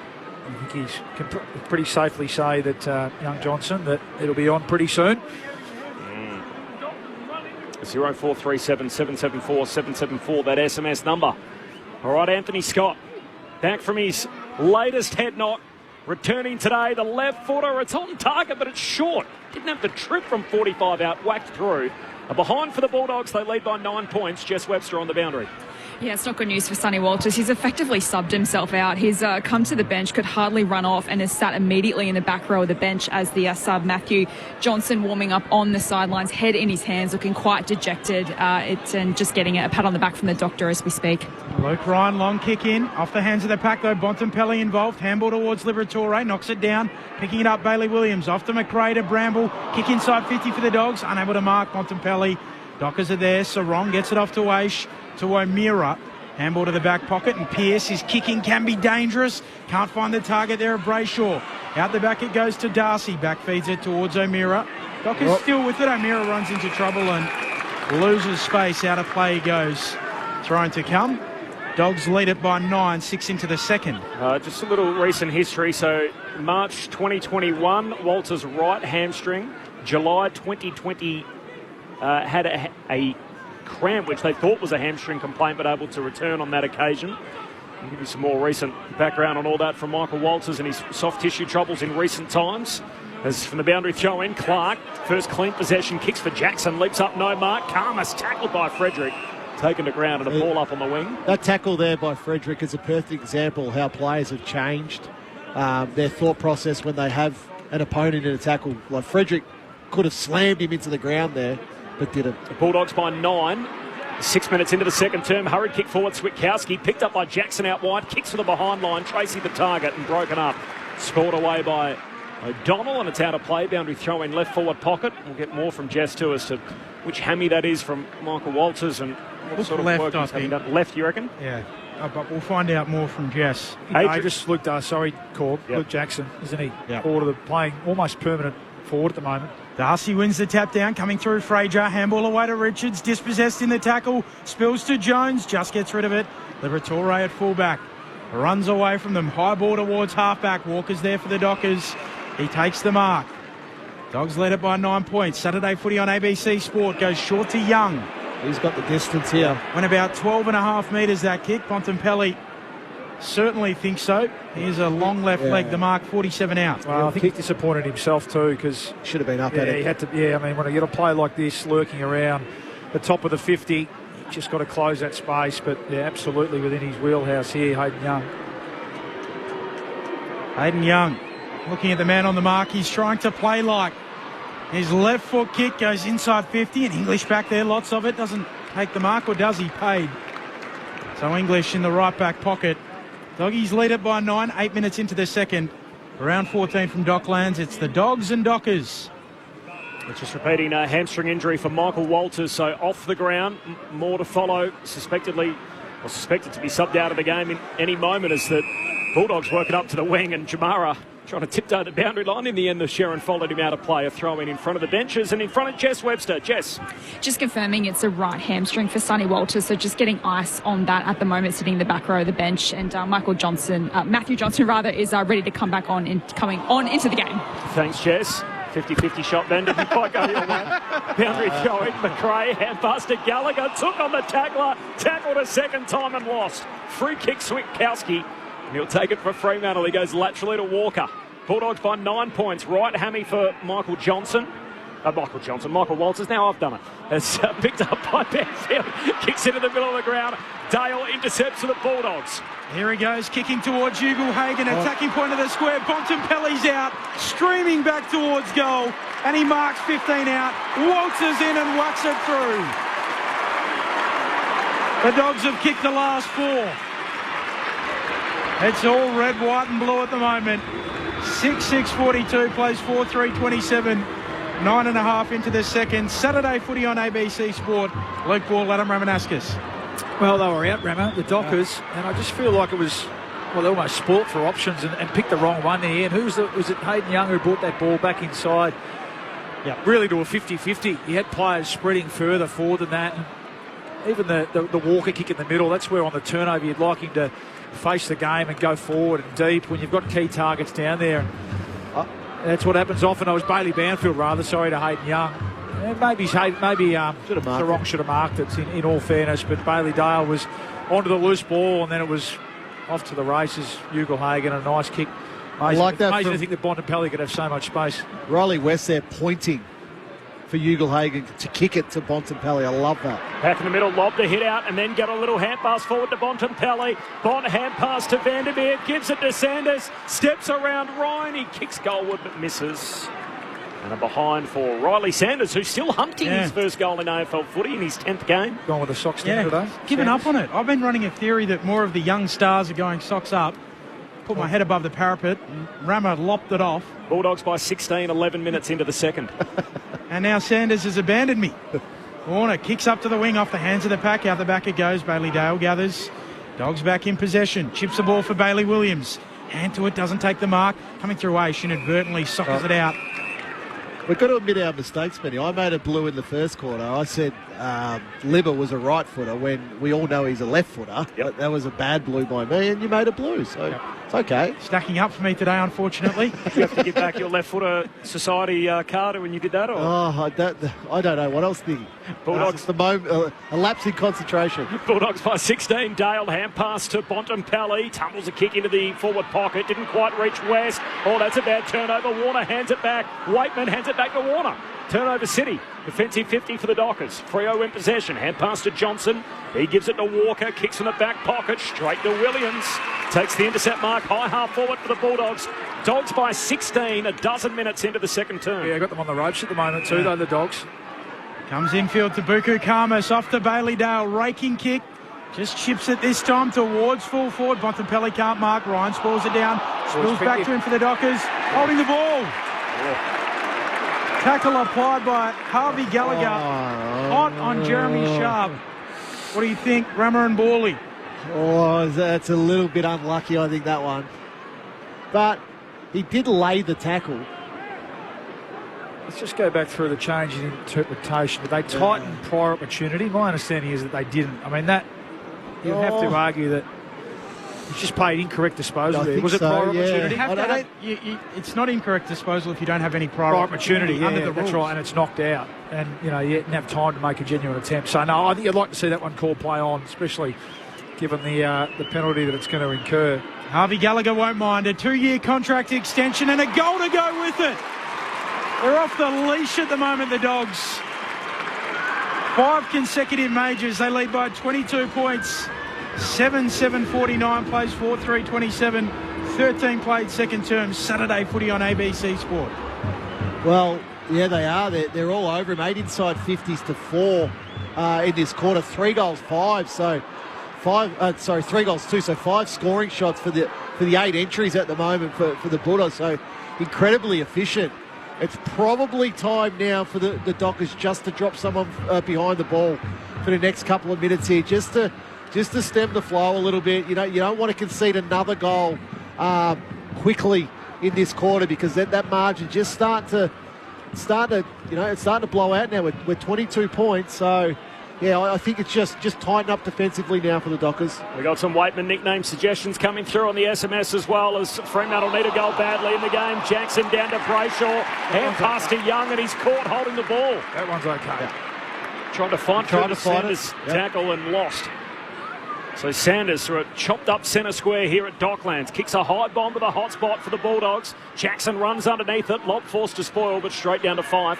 Hand pass to Aish, gives it to Brayshaw. Centre half back for the Dockers. Kicks wide for Tracy. No mark, but Bramble does really well. Keeps it in front of him. Handball to Frazier. Dogs back with it on the wing. Hand pass to Karmas, to Williams. Handball down to half forward. Sanders loops it over the top to Jamara. Now inside 50. Gets around 2. Centering kick. Vandermeer can't complete the bobbled mark. And in the end comes to Pearce. He's tackled by Vandermeer, but taken high.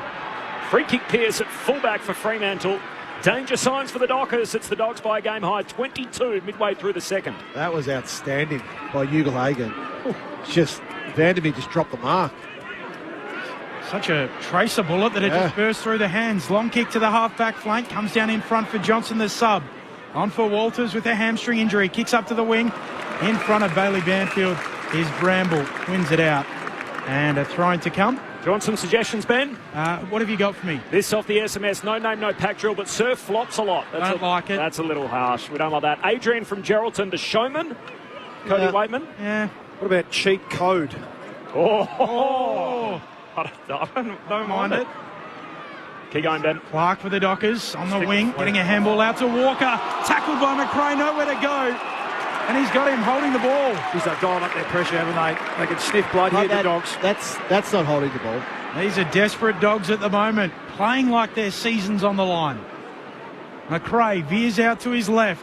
Low ball towards Jamara. Can't mark it. Spoiled by Pearce. Coming through Vandermeer, wrapped up. Ball up, 20 out from their attacking goal. What about the pup? That's Ben from Brisbane. Pup, don't mind.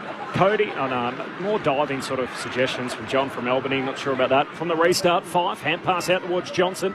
Gives it to Clark. Hurried kick to half-back. Leaping up Dale. Drops a mark he should have taken. Falls down to Brayshaw. There's nothing up ahead for Freo. Has it on the half-back line. Kicks long into the centre square. Banfield marks. Wants to move it. Hand pass to Sharp. Over halfway for Freo on the wing. Tumbles a kick inside 50. A few slip over. Frederick keeps his feet. Runs onto it. Right forward pocket. Goals. Outside of the right boot. And Frederick kicks one that Freo badly needed. Stops a run of 5 consecutive Bulldogs goals and hopes to trigger a run back the other way. Fremantle 5-3-33. Footscray 7-7-49. The Dogs by 16 points after as many minutes into quarter number 2. Saturday footy on ABC Sport. Footscray. Cool. I like it. Yeah, that's right. I like it. Yeah. Well, it was something out of nothing, wasn't it? Remember, it was a Brayshaw here made the play, didn't he? Yeah. Stood up in the tackle and then just waited enough to allow a half forward to give him something to kick to, breaking out to the wing. Banfield has become a pretty important player, and there was a hard running from the Dockers players in Sharp, and just a mongrel kick forward. Frederick's able to get on the end of it. And I like what Tracy did there. Rather than confuse him to try and get the handball over the top, he told him, you kick the goal. You've got the ball in your hands. Take the responsibility and kick the goal. Much needed one for the Dockers. They are housemates, those two as well. Got caught going to the fast food restaurant because the coach, Justin Longmuir, was in the car behind them. Clearance for the Dogs through Liberatore inside 50, and Ryan Marks. He's normally fast Freddie. He was fast food Freddie on that occasion as Ryan goes short to Fife. 40 out from his defensive goal. Doggies by 16. The dual Brownlow medalist. Back to Luke Ryan, back pocket. He'll chip it short to the half-back flank, and the mark taken by Draper. Shout out to Shelley too, who points out, of course, Cody Waitman does have a nickname, currently rolling with Flea. Yeah. Obvious lineage there. Yes. Not because he's annoying. That's Dale Waitman from Richmond, who was Flea Waitman. Short to Clark. Clark goes all the way back to Ryan, and Ryan comes out with a half-back flank for Warner. He was the late inclusion for Chapman, who's out with another hamstring complaint. And Walters has done his hammy in the second quarter here. Coming limping from the ground in the opening moment. So Johnson, the sub, is in the game already. As a Richmond supporter as a kid, Dale Waitman is one of my favourite players. Whose number did you have on your back growing up, Ram? I didn't really him. I had Michael Roach there for a little while, Big Disco Roach. So then there wasn't much to cheer about though in the sort of the mid-80s, early 90s as a Richmond supporter. What about you, Borley? The Hawks? The Hawks, plenty to cheer about through that period. Yeah, no, I was a Dermy disciple, 23. Johnson long down to half forward, off the pack, spills out to Switkowski, hand pass to Amos, centering kick, superb. Tracy bobs up, takes the mark, 15 out directly in front. And Jai Amos with a bullet to the ideal position. That's just a beautiful kick. That's, you know, as a player, you can either be selfish and go for goal, or you can do the team thing. And more often than not, when you do the team thing, you give your teammate a chance to score, and this is the result. We haven't had a single goal answered all day. Horrific kick from Tracy. He's kicked the ground. He's tripped. And he's missed horribly out to the left from 20 out straight in front. That is one of the misses of the season. He's lucky to score. I like it. He looks back for the pothole. It's not there. Josh Tracy misses a howler. Justin Mongeor doesn't see the funny side of it. Did his trailing leg trip or... I'm going to bail him out, I think. Bulldogs by 15 as we tick into time on second term Saturday footy on ABC Sport. He's been a reliable kick, and he's got the yips at the moment. That is a blooper that I'm sure you'll see on replayed across the weekend and early into the week. You mentioned the turf's not looking great. Can we give him that call? What have they been? It does look better than Perth Stadium at the moment. Gee whiz. We got here earlier today and the roof was open and the ground looked terrible. It looks better on the lights. Should still be. No, I'm not getting. Just stay on track. You want the roof open? I do. It's a beautiful winter's day in Melbourne. It is chopped up.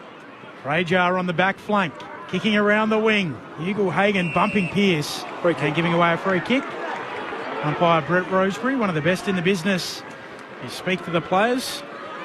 Rosebery, Williamson, Bales and Martin Roger. Member of my brethren, 2 first names.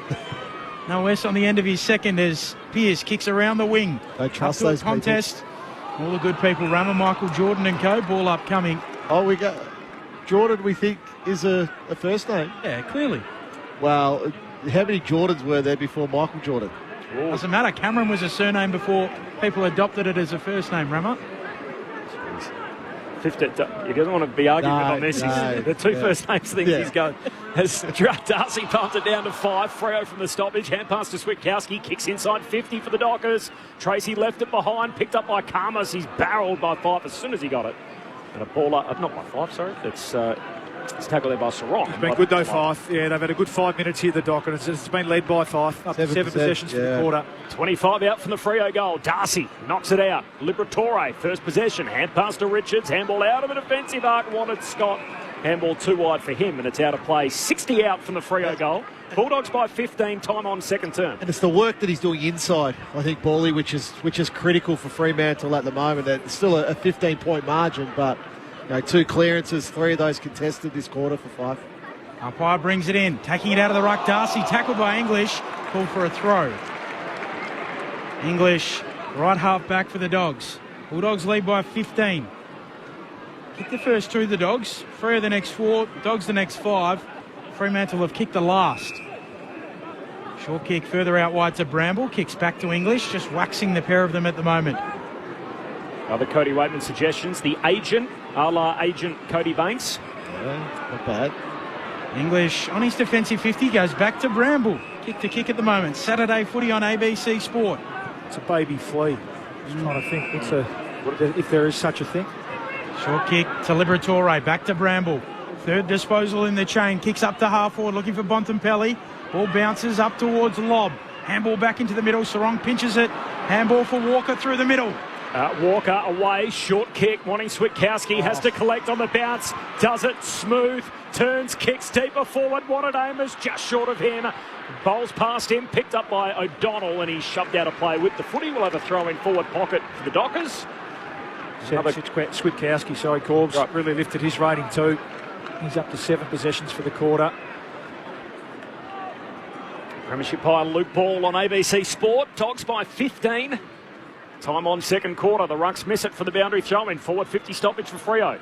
Comes down towards Frazier. Got it from Scott. Hand pass out wide for Treloar. Using the whole or the full perimeter. Kicks from the boundary line down the wing. There's a free for Lob. Advantage applied.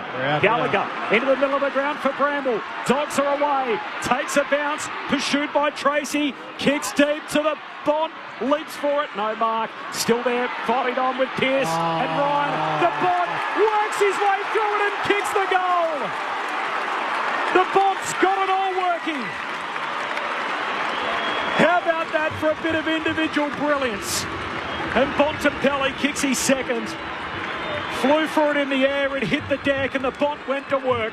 The Dogs out by 21, 8-7 to 5-4. 24 minutes gone, second term. Adam Ramanauskas and Luke Ball on ABC Sport. Well, there's just the perfect example of why he's the best player in the comp, in my opinion.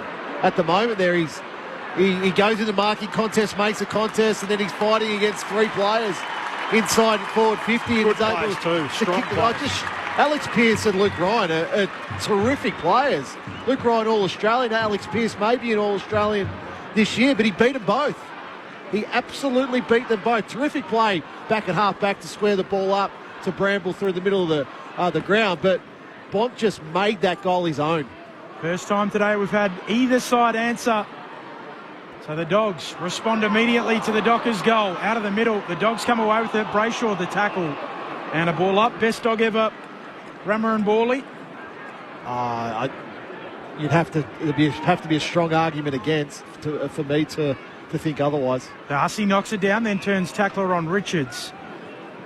Go again, Dogs by 21. He's 28, still a bit to play out. Not there yet, but still, maybe by the end of his career. Who have you got at 1? Well, I don't know enough about him, to be honest. That's the thing, but I'd have a chat at half-time about it. Scott kicks long towards Halford. West going upstairs, doesn't come down with the mark, goes again at ground level. Tackled by Young.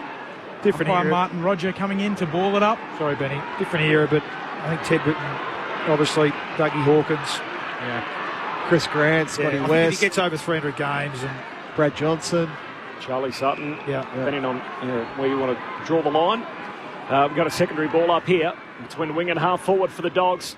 Another special moment for the Bont in his second term. Dogs by 21 from the stoppage. Dale, first clean touch, hand pass away to Treloar. Puts the Bulldogs inside 50. They all miss it. Ball out the back. Draper, first one there for the Dockers. Hand pass trying to link up with Sharp. Swatted down by Lob. Straight to Ryan. He's gang tackled and the ball up.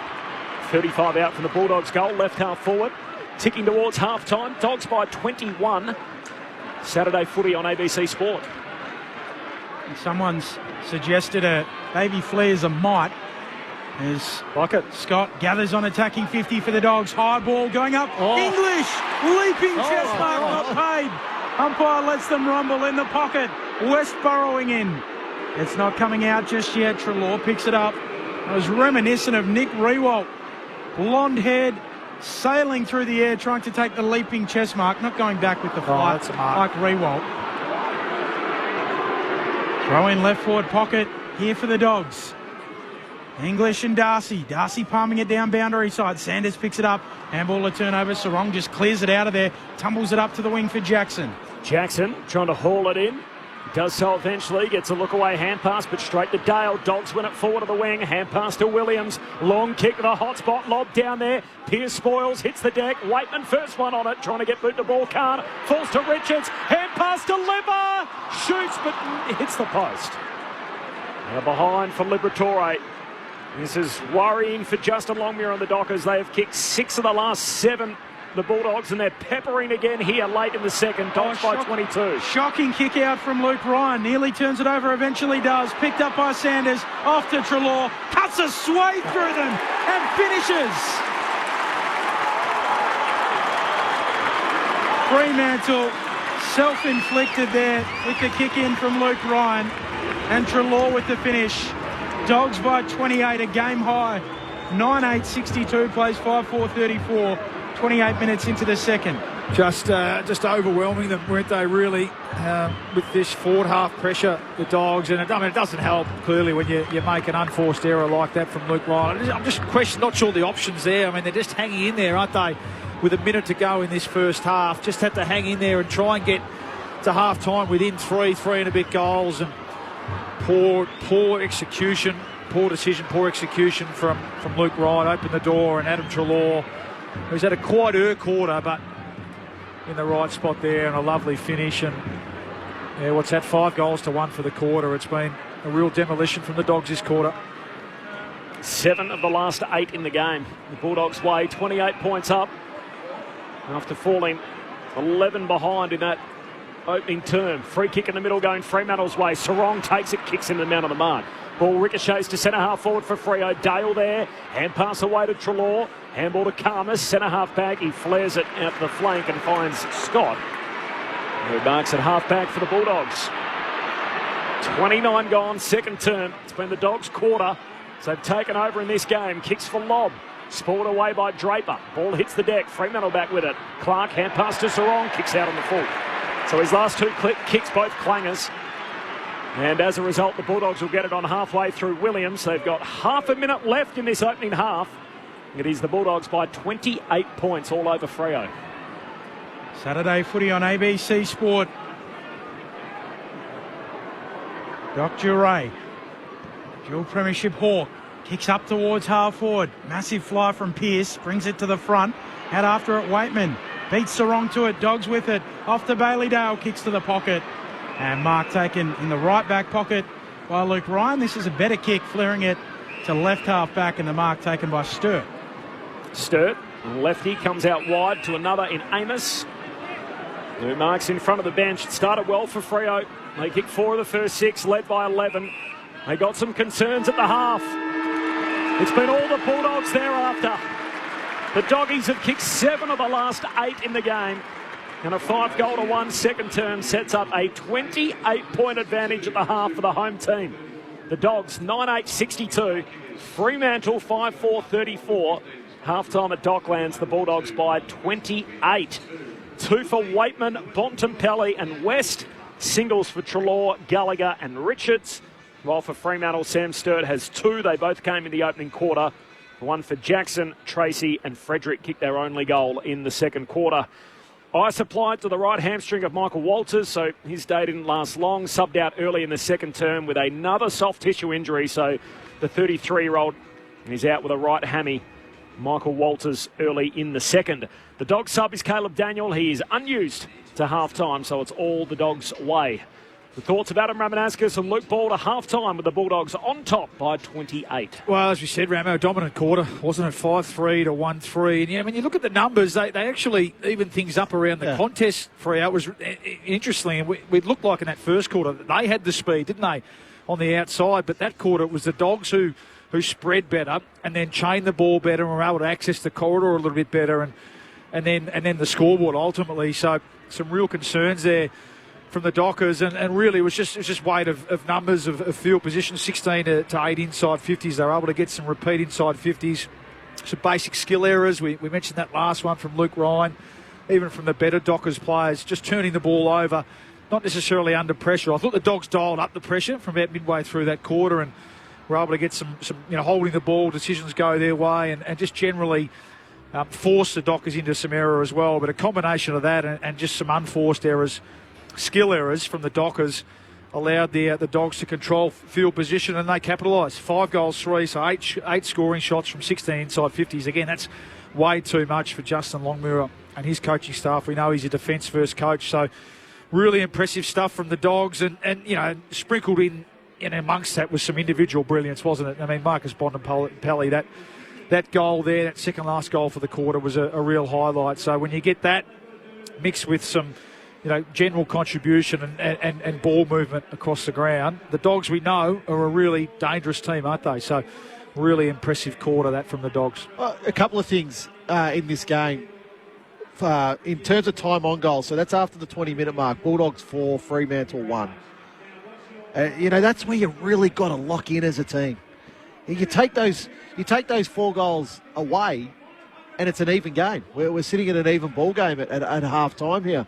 So, I think that's where Justin Longmuir will be a little bit disappointed that they're allowing these red time goals. And, yep, okay, one of them was a brilliant goal from Bond, but that goal shouldn't have been allowed. Your two best, most experienced defenders in Pearce and Ryan should have been able to kill that ball and, take it away or it goes out of bounds. And they just simply weren't able to do that. The other part is metres gained is not everything, but metres gained in the first quarter, Fremantle looked much, much better. Whereas that quarter, the Bulldogs gained 320 more metres on 13 possessions. So, they were getting out in the open. They were running. So, it was a real turnaround from the first quarter to the second quarter for the Bulldogs, where they were just getting outrun. They were simply getting outrun by the Dockers, and you thought, oh, geez, this is not looking good. But then there was passages of play in that quarter from the Dogs coming back through the middle of the ground and able to score. That they look really, really good. So it's not insurmountable by any stretch. It's 28 points, and 28 points in modern football can be eroded very, very, very quickly. But I think just the part for Fremantle is late in quarters. They've got to switch on more. Yeah, kicking efficiency. I mean, I just to the eye, it looked like both through a combination of the Dogs' pressure and just some basic errors, not taking care. I mean, you look at Caleb Sarong, who's had the 8 possessions for the quarter, but he's 0% kicking efficiency. And that was a little bit symptomatic across the board. Even some of the good chances they had going forward. Through that middle part of the quarter, I thought Fife and Ryan and Switkowski started to step up a little bit and win the ball inside and just try and wrest the momentum back Fremantle's way, but they didn't capitalise. And when you look at those numbers, and on the flip side, the Dogs kicked at 78%. And you look at who had it, Bailey Dale. I mean, when he gets it, and Bontempelli and Richards and Treloar, when they get it, especially forward of centre, they usually make you pay. So big difference that quarter. The Dogs dialed up the pressure and forced a lot of that error, but also the Dockers had some chances out into space in picture, and they just butchered both through decision and execution that led to Bulldogs goals down the other end. So not insurmountable. I mean, they're not out of it. We know that. 5 goals, and the way they were able to score, through the corridor in that first quarter, they're out. We know they can go on a run. They've come off a bye. They should be fresh. No excuses there. But they really need to turn that skill error, that kicking efficiency piece around if there were a chance in this second half. It's a big number. I mean, it tells a story, doesn't it? I think every 5 times you kick the footy, if twice you're either giving it back or not retaining possession. That says a fair bit about what happened to Fremantle in that second term. Ben's beautiful girlfriend Alice has made me a lovely cake, which I'm more than happy to share with you. It's ready to be eaten at half time, so we'll look forward to tucking into that. Delicious. Can't wait. It's half time here at Docklands. We'll take the latest from the ABC newsroom. Be back with the second half in a few moments. The Dogs by 28 at the break. Let's get the latest from the ABC newsroom.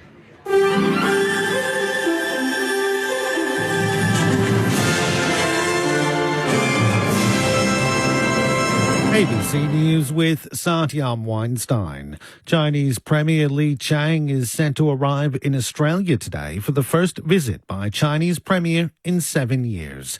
Ali Crew reports. China's second most senior leader will embark on a 4-day visit to Australia when he lands in Adelaide this afternoon. A new visa scheme, pandas and trade deals could all be discussed during the official visit, aimed at strengthening the relationship between the two countries. Analysts believe Beijing is prepared to fully restore trade relations with Australia.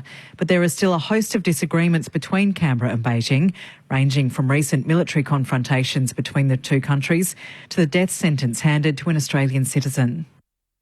The British Prime Minister Rishi Sunak has applauded the Princess of Wales after she revealed she'll be president at King Charles' birthday celebrations in London this weekend. The 42-year-old, who's been missing from public duty since Christmas due to cancer treatment, says she'll attend the Trooping the Colour, one of the largest events on the royal calendar. Speaking at the G7 summit in Italy, Mr Sunak says it's wonderful news that the Princess will be able to attend. I think the whole country will be behind the Princess of Wales ourselves for her recovery. I saw her statement earlier. I thought it was brave. I thought it was honest, and I'm sure it will bring an enormous amount of comfort to so many other people who are grappling with similar health challenges. So I think she deserves enormous praise for what she said, and it will be great to see her there tomorrow. A landmark coalition deal between South Africa's governing African National Congress and opposition parties has seen Cyril Ramaphosa re-elected as the country's president.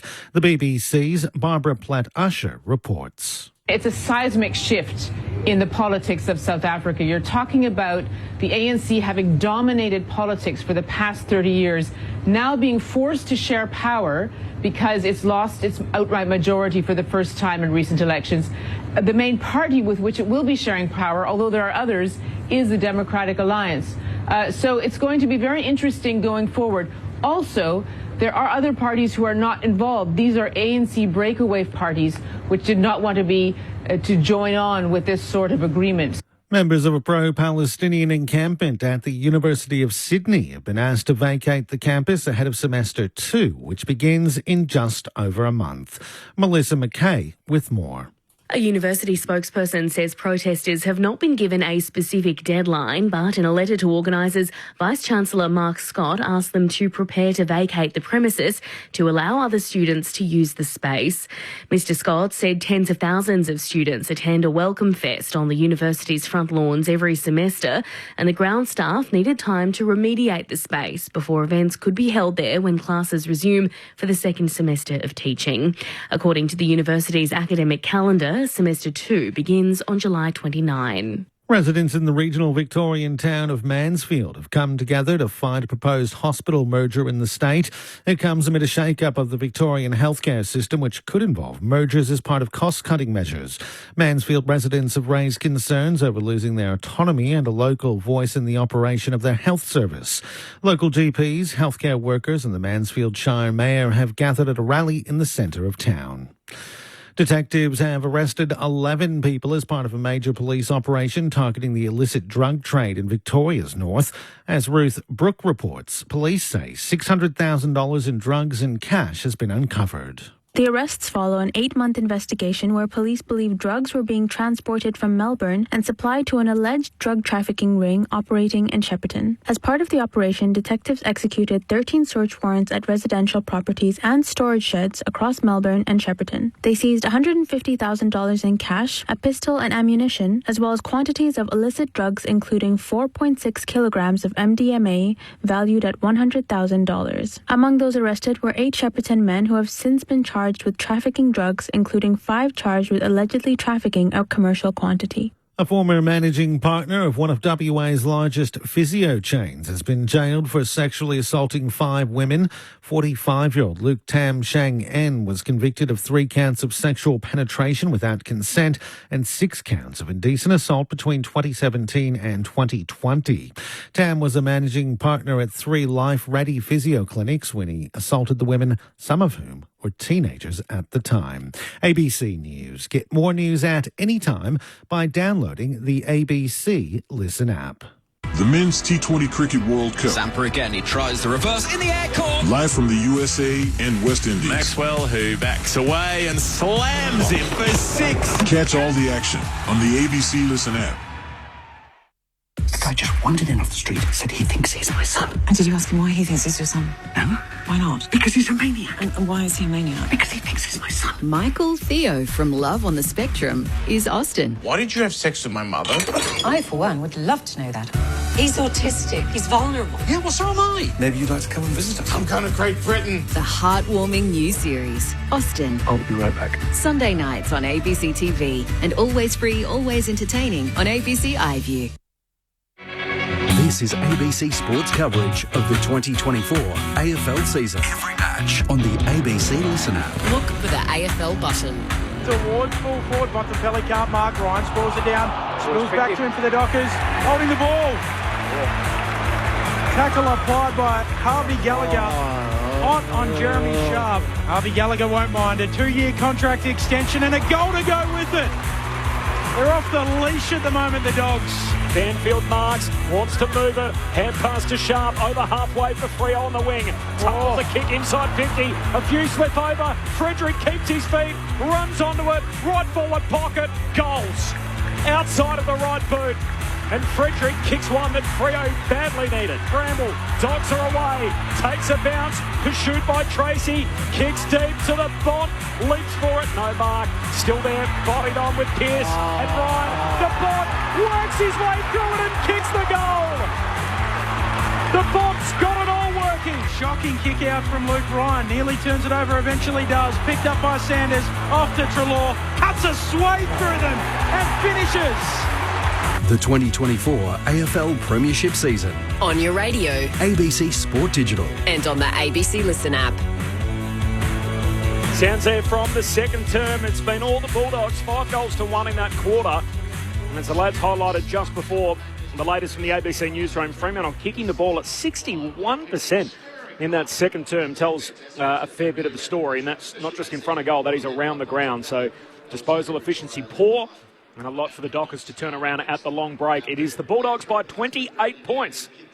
Saturday afternoon footy, round 14, the Saturday slate. First of 3 games to follow. It'll be Richmond and Hawthorn. Of course, a huge game at the MCG and a big one in the history of the Richmond Football Club.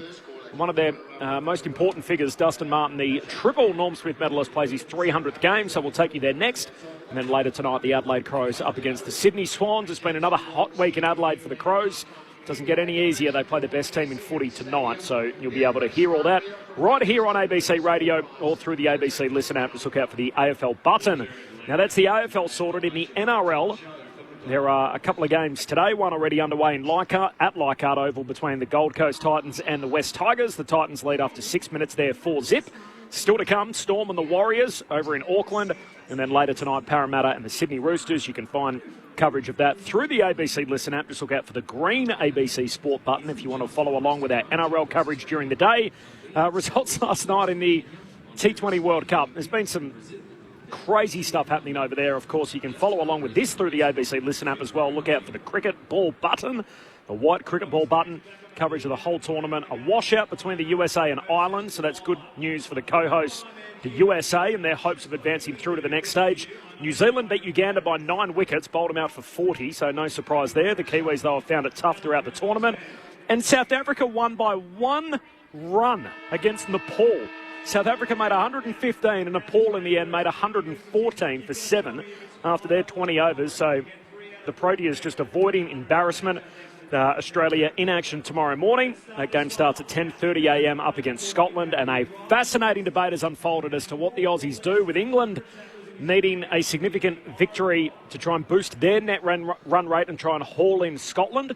So should the Aussies put the brakes on and go slow against the Scots to try and keep England out of the Super 8s? If they do, don't need to talk about it as publicly as Josh Hazlewood did. I was trying to work out whether the tongue was planted firmly in the cheek, or and I've heard that, and I've heard him talk like that before, but it seemed serious, and he got all the way through the answer, and then thought, oh, maybe I better just talk about the fact that we won't flirt with our form and all that. But yeah, well, if it's a genuine dead rubber, against a team, I don't know. Do you give? I mean, you're not going to toy with the winning lineup too much, aren't you? Do you give Fraser McGurk a go? Do you rest a bowler? Not sure. Then, but you deliberately try. No, I don't think you deliberately do. Put the brakes on? Yeah.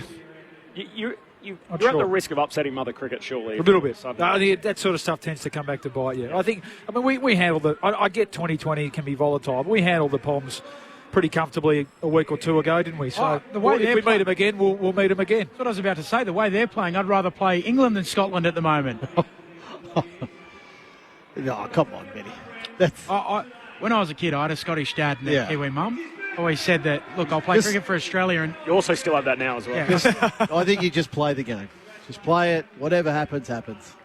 Like if you start, I agree, but if you start mucking around with lineups and just play the game. It's a World Cup. Yeah, I think if anyone's sore or could do with a game off, then maybe that's why you take the squad over there, isn't it? But during the game, play every ball on its merits, I reckon. Give us your story, Ben. No, what about at half-time? I just noticed out here in the middle. People are wondering what you were going to say.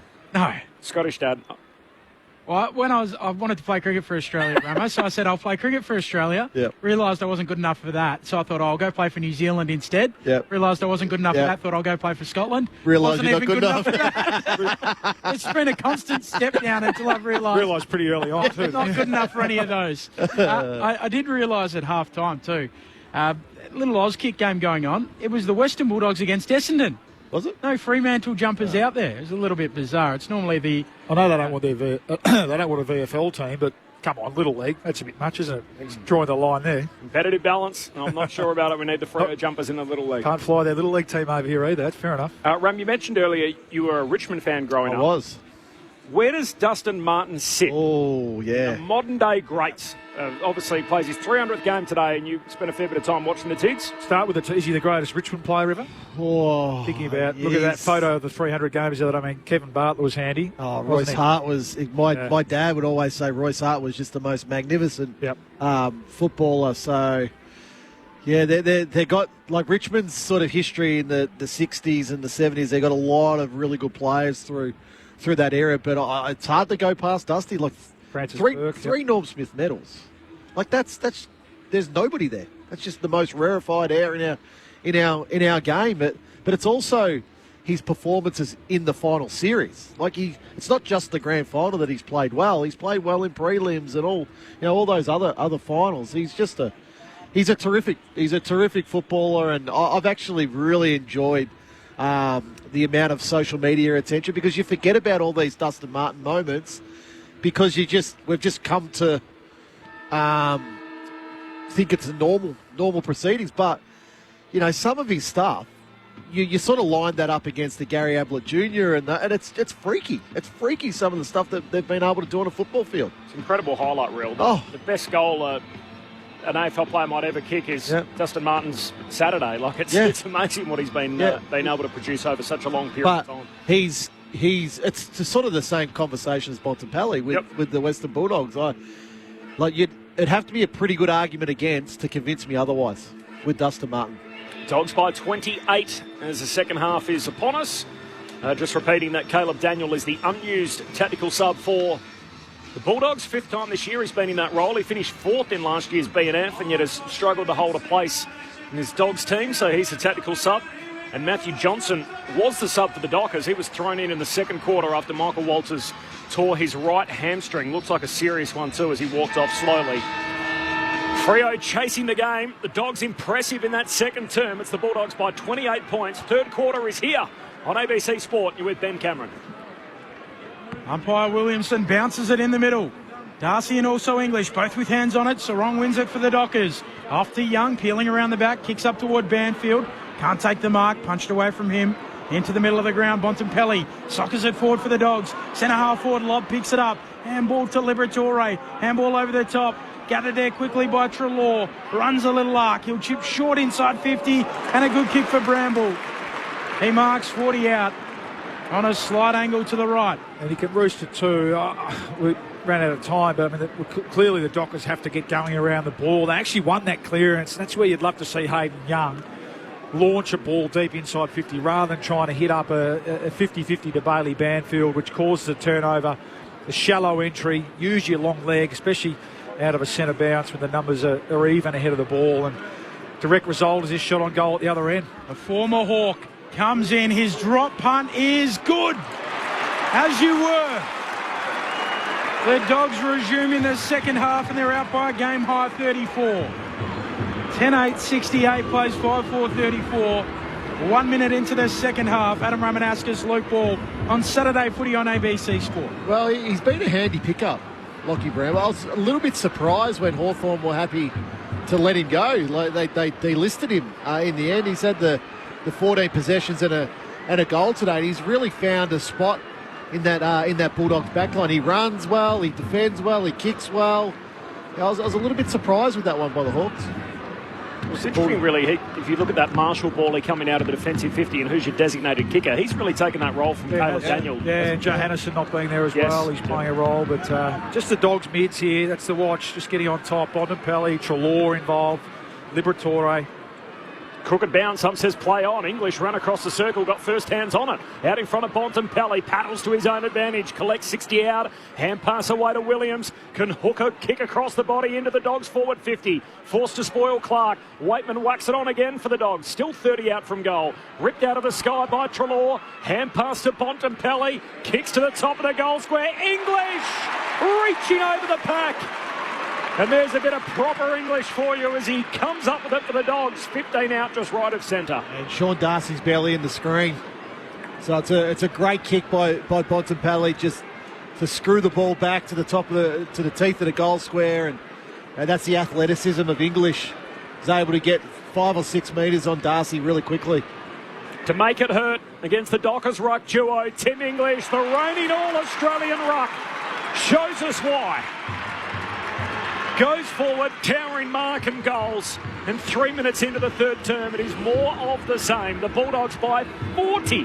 11-8-74. The Purple 5-4-34. The Dogs by 40 points. Saturday footy on ABC Sport. Oh, it's a demolition out of the middle, and English getting involved there, seeing the opportunity to bolt forward and get on the end of that. And it's interesting, Rama, at what stage, I mean, I like the fact that you back your midfield group, and we know that it's a young and exciting developing group, but at what stage do you have to start to look at sending some more defensive players through the middle of the ground? Is it a Bailey Banfield?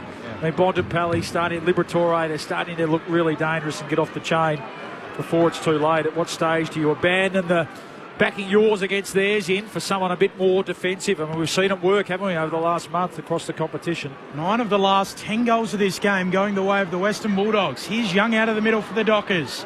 Low ball towards full forward. No one can mark. Spills down. Have the numbers. Tracy a fumble. Goes back in to try and pick it up. Spits it out. Quickly picked up by Bramble. Nowhere to go as he gives it to Duray, and another ball up. So the Western Bulldogs all over them at the moment. Lead by 40 points early in the third. Saturday footy on ABC Sport. 9 out of 10, as Ben said. Jeez. Dogs Way paints a grim picture for the Dockers from the restart. Liberatore, rather. Jams it on the boot. Kicks out of the defensive 50. Ace the target. West spoils. Close to the boundary line. West goes and gets it.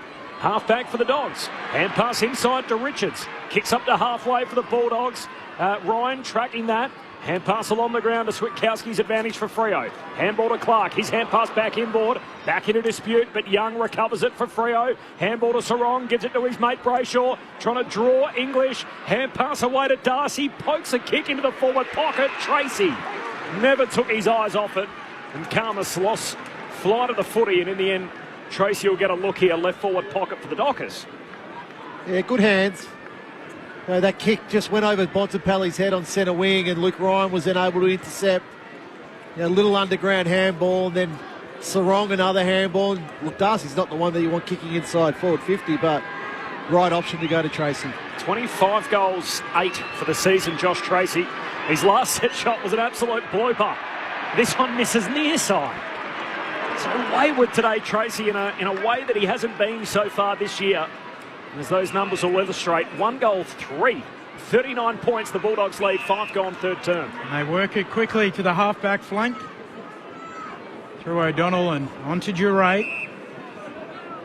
Hard up against the boundary line. Kicks around the dockside wing, up to the logo. Ryan at the back. Oh, spoils Pearce, comes down. Sanders there for the Dogs, straight into a Draper tackle, holding the ball. Draper gets it back. He draped himself all over Sanders. Got one for you, Ben. Yes. Nicole off the SMS. Yes. Is this a record today in AFL footy for most number of... Baileys. No. Oh. Cornrows in one team. Kick around the wing, down at the front of the pack. Young picks it up, snaps inside 50, in front. Jones marks. So often a pillar for the Dogs. He'll kick laterally, and Bramble inside his defensive 50. Saturday footy on ABC Sport. Draper, Walker and Frederick for the Dockers, all with the cornrows. Got a deal at the barber. Long kicker for the Dogs up to the wing. Lob the target, no mark. Spills through to McRae. Hand pass to Williams. He goes short to Bontempelli. Then good again, the Bont. Spending time forward, kicked a couple, looks in the middle of the ground, got it to Treloar. Hand pass to Lobb, slick hands to Dale. Long kick inside 50, Vandermeer leaping back, takes the mark. Right half forward, he'll kick from about 30 out. Well, just a bit too easy again. Again, I mentioned it. I feel like the gun mids of the Dogs are probably now just enjoying a bit too much space for mine, Remmer. and starting to get a real taste of it. Bontempelli, Treloar again involved in all their forays forward. And Leif Vandermeer just sneaking out the back of his direct opponent. Leif Vandermeer skips in, drop punt, misses. Near side, back to 40 points the Dogs' way. 7 gone in the third term. Just to answer Nicole's question, we don't have that official record books, but I dare say 3 cornrows in the one team is probably a record. Could have had 4 in the one game. Jason Johannesson had that hairstyle earlier on in the season. Ryan Shaw kick into Warner. He'll poke it up to the wing for Freo. Lob in from the side, intercept mark. Been good, competed hard, had some good moments, Lob. It's the approval from the Dogs fans. Out wide to English. Short to Bontempelli, 60 from goal. Kicked a wonderful goal earlier today. Pokes it to full forward, wants the marker back there. Draper takes it for the Dockers at fullback. Draper in Michael Johnson's old number 37. A long clearing kick. Tracy trying to crush the pack. English headers it. Inside attacking 50. Meeting at first stage, she's dispossessed of the footy. Comes free for Liberatore. Out to McRae. Bailey Williams hooks it back to full forward. And Ugle-Hagen outpoints Draper this time to mark. Tim English has had a few concussion concerns. And I'm not saying that facetiously, just having a chat with James O'Donnell, but Ugle-Hagen pokes it through. It is all the Western Bulldogs. They're running up a score on Freo. 12-9-81 plays 5-5-35. 9 minutes into the third. Saturday footy on ABC Sport. We'll keep an eye on him. Spot on, Benny. That's no laughing matter. Copping one flush from a firmly pumped up Sharon. Yeah. He looks okay. It was different circumstances to that, but a friend in Perth who slid in to take a mark, copped a Falcon, had a concussion so severe that they retired from amateur football as a result. So can be serious. It looks okay, but lovely kick from Bailey Williams, who laid the initial tackle as well on Aish to cause the spillage, and been pretty disciplined with these sort of kicks today, the Dogs. Just get out to a dangerous space, and Ugle-Hagen used his body nicely. And interesting here, the Dockers. I mean, this could get a bit ugly, the Dockers, the way they're playing, and the way the Dogs, midfield in particular, have got their tails up. It's a good call out. He stretched his path back now to even late in the first. 10 of the last 11 goals. Yeah. It's been all the Bulldogs, and in a way we haven't seen really Fremantle picked apart so far this year. Liberatore, hand pass out wide to Treloar, still inside the centre square. Handball to Karmas off the back of the square. Links up by hand with Richards. Dogs going forward again. Kicks deep, top of the goal square. Ugle-Hagen. What a vertical leap.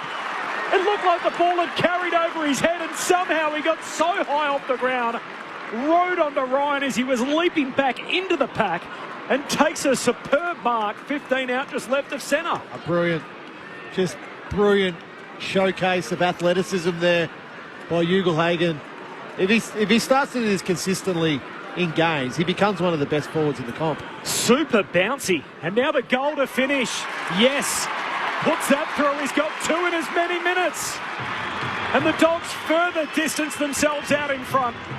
The Bulldogs by 52 points, a new game high, 11 gone third term. The Bulldogs 13-9-87, Fremantle 5-5-35. Anchored on that score, Luke Ball and Adam Ramanauskas on ABC Sport. Well, and you go back to the centre clearance again. I mean, they're getting a hiding here at the moment, this Fremantle midfield. You look at the numbers, Liberatore up to 23, Bontempelli 20 and 2 goals, Treloar's up to 19. They're not strong enough. It's a spread. Yeah, well, that's right. They're not winning on the inside. You see there, Libba, that's just a great hard ball get. And then when they're in this sort of mode or form, the Dogs, mids, they can't work to the outside once the ball releases. Many think they're the most dangerous in the comp, aren't they? And that was Richards getting involved there with that forward entry. 11 of the last 12 goals and the last 6. It is just all one way. Lob taking it out of the ruck. Snaps to half forward. Scott, clever little tap on for the Dogs. Comes back for the Dockers though. Young gathers it. Straight into a gang tackle. And held in quickly. Rhett Roseberry scurries over to ball it up. Dogs by 52. Saturday footy on ABC Sport. Jackson hooking it down. Sanders out after it. Tackled by Jackson. Gets a handball away in the middle. Fraser. Handball out towards the wing. McRae just does a little U-turn and waits a kick beautifully for Vandermeer. Too far out to score. So he'll wheel and whack it. Long to full forward. Down there at the back. West gathers the footy. Works through them. Handball knocked down. Dockers get involved. Coming through Scott. Out to Lobb. Would love a goal against the old mob. And Lobb puts it through for his first. And is engulfed in red, white and blue. 58 points. And this is a doggies demolition of the Dockers. 14-9-93, plays 5-5-35, 13 into the third. Well, I'm just looking for Luke Jackson here. And did he get to this contest? Because it was Lobb and Jackson in the ruck contest at half forward. And Lobb's pushed down. So it's a good contest by Bontempelli. Then you thought Riley West was just going to snap over his shoulder. But yeah, Lobb's really, he's got no opponent. So I'm not even sure where even Luke Jackson's pushed down to defend on that occasion. So once the Bulldogs are able to work the ball backwards, Rory Lobb kicks an easy goal in the end. Back in the middle, Jackson, first use for Sarong. Hand pass away to 5, tries to kick a torp. Didn't quite get it. Hands on it from Tracy, no mark. Inside the forward 50 for the Dockers, Amos. Hand pass away towards O'Meara. Left it behind. Frederick extracts it. Hand pass to Amos. He kicks one. At last, Amos hooks it through and the Dockers stop the run. Gee, it took a while. 7 consecutive Western Bulldogs goals either side of the half. And finally, Fremantle have broken that run. 6-5-41, the Bulldogs 14-9-93. Dogs by 52, 13 and a half gone, third term. Yeah, and they finally win a nice clean centre clearance. It was Sarong to 5 who kicked the mongrel, didn't he? The chaos ball inside 50. Good contest from Tracy, always plays in front. Brings the ball to ground, the ball bobbled round a little bit. Dale got involved and it was Fredericks, wasn't it, with the handball, just threading the needle through to Amos, who kicks a much needed goal. They just needed to hit the scoreboard, didn't they, just to stop the bleeding because it was starting to become really ugly. So let's see if that can trigger a bit of response from the Dockers. English against Jackson, lays it down for Richards, gives it to Bont, wheeling around onto his left, kicks to half forward. H going back, hands to it, spills down for Warner, stands up in a tackle, close to the line. He's carried out. Throwing to come. Our man Ian Burrows, game 400 later today at the G. Richmond and Hawthorn, biggest milestone of the afternoon at the MCG, no doubt. Part of the ABC Asia Pacific team, and of course a boundary umpire since 2006. Reaches that milestone today. Jackson palms it down, but straight to the Bont. Kicks inside 50. Young leaps up, no mark. Spills to Clark. He's met immediately by West and a ball up. 40 out from the Dogs' goal. Did you do that little task that I asked about how many kilometres that Ian runs a game? Yeah, he said around about 15 to 16. It's good work in that. Jeez. Times 400. Yeah, go on, Renner, get the calculator out. It's coming. And running backwards and everything else. Up it goes. 60,000 Ks, isn't it? Jackson palms it down to Sarong. Hand pass away towards Ryan. High up and under the half back. English hands to it, spills the mark. Still at half forward for the Bulldogs. Dale, hand pass to Sanders. Handball away to O'Donnell. 60 out. High bomb into the forward pocket. Punched away by Pearce. Still alive. West hooks a kick back goalward, but it's smothered and picked up by Ryan. He says, just get it out of here. Kicks at the half back. Dale's able to mark for the Dogs. Attacking point of the square, inside 50. They're all alone, and the mark's taken by Anthony Scott. And the frustration is kicking in. Alex Pearce just not happy, screaming at his teammates around him. Now, how can it be possible that there's a leading lane open basically directly in front of goal for Scott to lead into? So he is furious at the moment, Alex Pearce. Tony Scott. Success story out of Footscray in the VFL. Left foot kick is tugged right. Avid golfer missed the fairway right on that occasion. Trying to drive it on goal. 53 points, the Bulldogs' advantage. How is the US Open going? You have a bunch of other scores at halftime. 5 over was the cut line, so really tough conditions at Pinehurst number 2. Clark goes long, straight down the pipe. Free kick for Fife. Got a shove in all of that. Ludwig Oberg at the top of the ladder corp. Yep. Top of the leaderboard. 53-point lead for the Bulldogs. Short kick to Aish. It's a great time. Sort of about 9 o'clock it sort of starts. And goes right through to the morning. Yeah, have a sleep in between and watch the late starters. Short kick to Clark. Clark comes out wide to Johnson. Thursday night, Tiger Woods teed off early, so I watched 7 or 8 holes of him. It's terrific. Miscut for Tiger, unfortunately. A few Aussies missed the cut as well. Johnson, high up and under, down to half forward. Good luck marking that. Karmas puts his fist through it. Still alive. Half forward for Freo. Brayshaw. Crunched. Ball comes out. Giray passes away towards Leather, trying to trap it behind his head. That one there, Brayshaw, that's holding the ball. Yep. He had time to give the ball, and then he goes to ground and the tackle. That's holding the ball. Shoved out of bounds, Leather boundary throwing 60 out from the Dockers goal at half forward. Bulldogs by 53 points. 18 gone, third quarter. Darcy down for 5, spirals it inside 50, and Sturt sprawling like a slips fielder. Marks low down, 30 out, 45-degree angle, and that had a little bit of reverse swing as well. Inside out. Little floater. Torrey, yeah. Nice clearance work, wasn't it? That 5 just... He's been pretty good today. He has. He's gone to the middle over the last 5 minutes and just turned the tide a little bit on Liberatore and Bontempelli, who had been dominating the first 15 minutes of the quarter. In he comes, Sam Sturt, the Dockers' first of the afternoon. And trudging in here. Boot the ball from 30 out, steers it through neatly. He's got 3. Fremantle have something. Back to 47 points. 14-10-94 plays, 7-5-47. 18.5 into the third. Saturday footy on ABC Sport. He gives the ball a good roost on a set shot. Bit of N. Lloyd about the way he kicks it left. Yeah, an old teammate of yours. Yeah. Runs straight. Yep. Just, really clean strike of the ball, isn't he? I just love that from 5. Just off the tap from Darcy. Yeah, that's sort of vintage Fife, I suppose. Where he's able to clear the ball there. What has he had today? He's had the 15 possessions, he's had 5 clearances, 7 of those contested. So he's worked pretty hard. Marcus in South Melbourne, who's here at Docklands. Freo cannot make the finals without Chapman and Cox in the team. He's not a fan of Warner or Draper. Certainly Cox is an important player. He's been forgotten a bit, hasn't he? Haven't really seen him since I think it was the first round of the year. I think it was just about a fringe All-Australian, wasn't he? Yep. The year they made the top 6. Finished 5th at the end of the home and away. Quick kick from Brayshaw out wide, and in the end we got another stoppage here. High half forward for Freo. And the entire coaching team must learn how to win at Docklands. Our kids still have a lot to learn. Still, go the Dockers from Marcus. Record here hasn't been too bad of late. They've only lost 3 of their last 10. As Brayshaw, hand pass to Young, kicks inside 50, and here's Banfield. Takes the mark.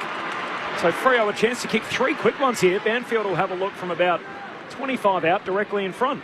Having just a good little moment here. This could be 3 in a row for the Dockers if Banfield's able to finish. So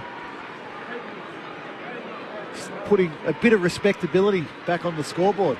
Remember that elimination final 2022? Yes. It was 41 that day. They fell behind it even further back here. Trying to jumpstart the cause. Banfield puts it through. And they've kicked 3 in quick succession, the Dockers. They're playing catch up significantly. The Bulldogs 14-10-94. Fremantle to 8-5-53, and it's 41 points the spread now. Dogs Way, time on third term. Adam Ramanauskas and Luke Ball on ABC Sport. Well, it's been a good response, Ram, hasn't it? I think, and it started around clearance. You spoke about 5, and that time it was Hayden Young, Sarong, so they've had their pride pricked a little bit, as you'd hope, for a midfield that we're talking about as being a really up-and-coming gun group of midfielders. So it's been a good response, and Banfield, he's been a big goal kicker this year. He's kicked 14 goals coming into this game, so get the ball into his hands, and usually he converts. Let's see if they can just tick one more, Benny, just to put a little bit of a shiver down the Dogs' supporters' spine. Crooked bounce in the middle, called back by umpire Martin Roger. Sign up on the Dockers bench. It's sort of see-through. I can see it. Looks like a ship. Maybe set sail, Rammer. Set sail for home. Darcy lays it down for Young, tumbles it inside 50. Karmas playing in front of Tracy. Marks 45 out from his defensive goal. Goes short to English. Put the big sails up. Time to go. Yep. Get moving. Short kick from English to Liberatore. Jess Webster. Just to continue that sign chat, I saw one earlier. It was their anchor logo. So, yeah, going with that nautical theme, I think. Yes. It was the Wharfie time and the Superman cape call. Yes. Anything. Doggies by 41. We've got the footy in their defensive arc here. Jones, who a tough ass last week playing on Eric Hipwood, kicked 6. Goes across the ground to Frazier, the youngest Bulldog out there at 18. That's not his prettiest kick. Got to Jones on the hop. And now in the back pocket, Jones kicks out of the defensive 50 and English marks. Oh, bit of late pressure from Darcy. Awkward landing too as his legs slipped out from underneath him. Big Sean Darcy. He's okay though.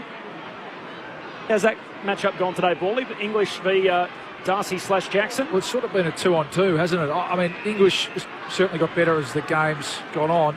Darcy, the last 5 minutes, just with his ruck craft and his palm work's been really good. So you have to say pretty even to this point. English short to Bramble, goes long down the wing. Jamara flew for the footy, no mark. Falls down to Young of the Dockers. Hand pass to Warner. Big sweeping Polyfarmer hand pass away to Brayshaw. His handball a turnover. Coughs it up to Waitman. Waitman gives it straight to Walker. He's going to kick out wide inside the forward 50. It'll pitch and run out of play.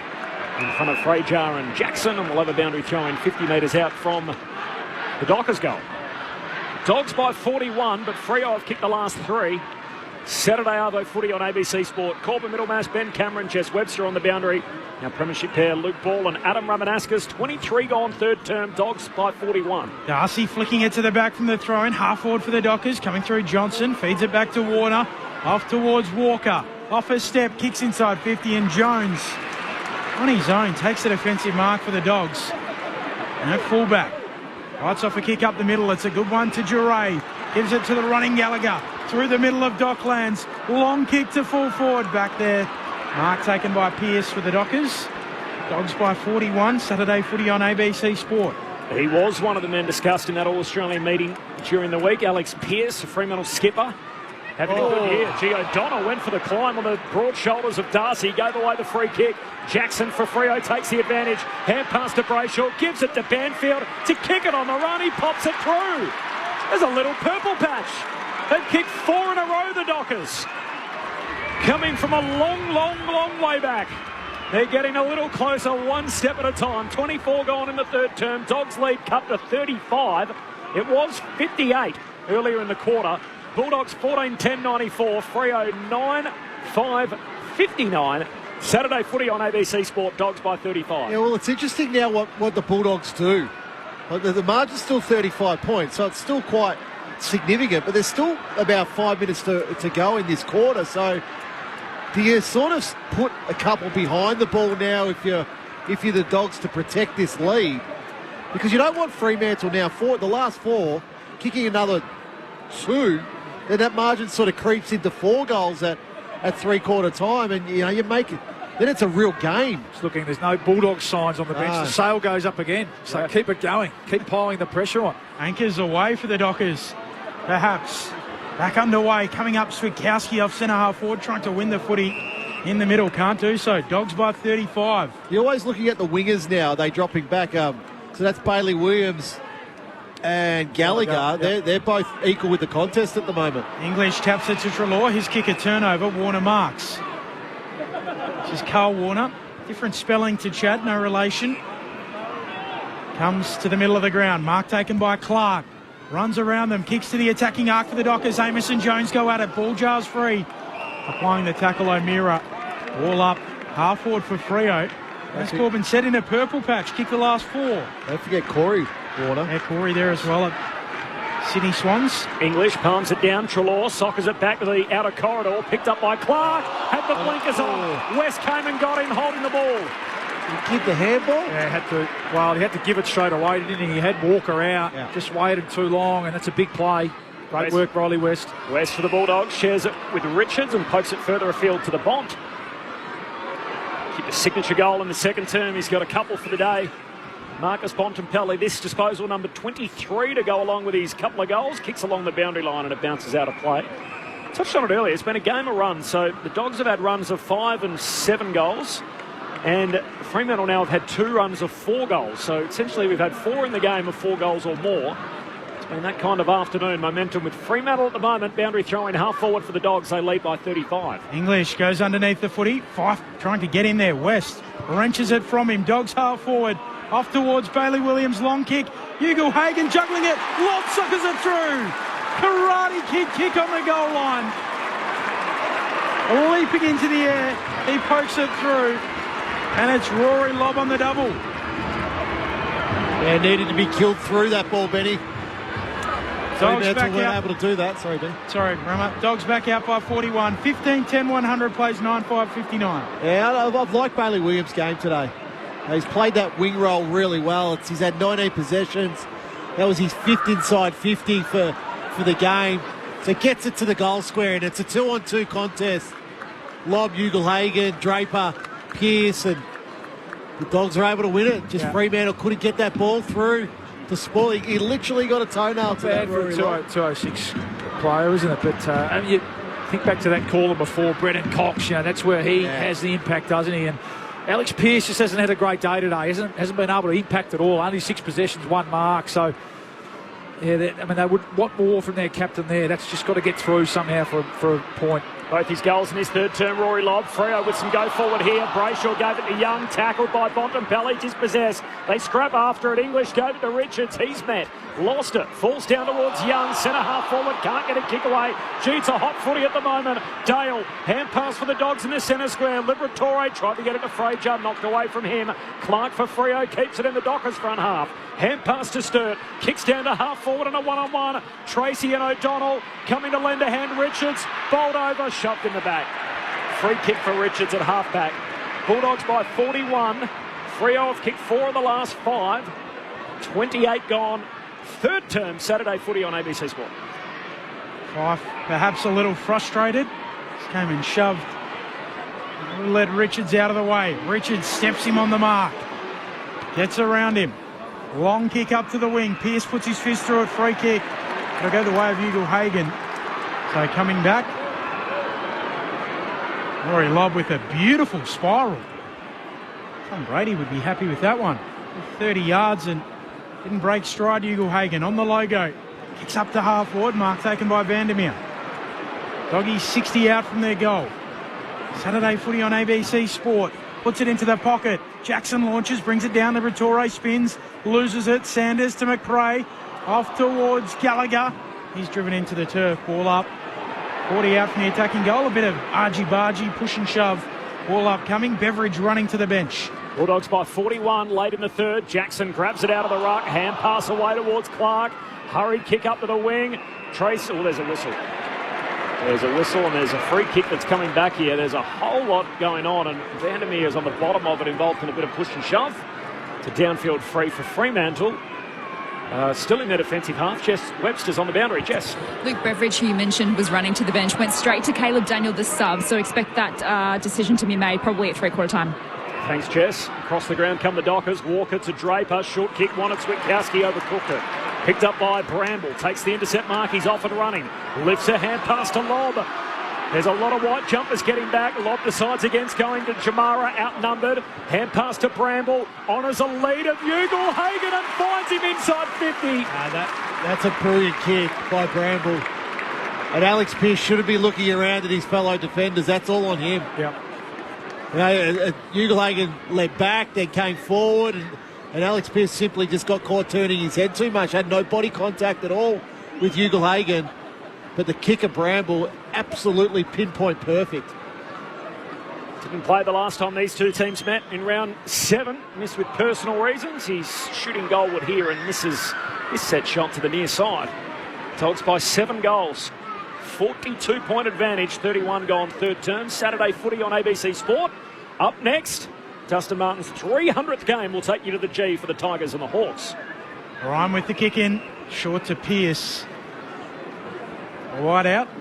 Right half back for the Dockers. Saturday footy on ABC Sport. Great to have you with us. Pearce floats a kick up to the wing. Up goes Richards, down in front. Treloar trying to pick it up. Tackled quickly, O'Meara. Gets rid of it to Sarong. Spirals the Dockers around the wing. Bouncing ball, Fife and Jones. Shoves Jones out of the way. Gathers the footy. Whacks his kick. Trying to find Tracy. Can't mark. O'Donnell halves it. Then goes and gets it. Handball. He's beaten by the siren, but he did enough, James O'Donnell. And the Dogs have done more than enough. Through to 3/4 time, they lead by 42 points. And the goal kickers for the Dogs, Bontempelli, Lobb and West, all with a couple. Singles to Treloar, Ugle-Hagan, Waitman, Gallagher, Richards, Bramble and English. While for Fremantle, 3 to Sam Sturt, a couple to Bailey Banfield, singles to Jackson, Amos, Frederick and Tracy. That is three-quarter time, the Dogs by 42.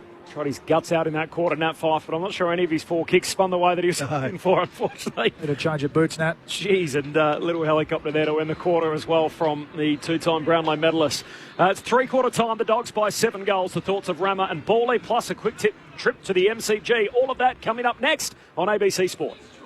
Looking for an easy way to find out what's happening in the world of sport? Stay up to date with the week's best sports stories, highlights and analysis with the ABC Sport newsletter. Oh, that is amazing! It's sports content to make you think or allow you not to.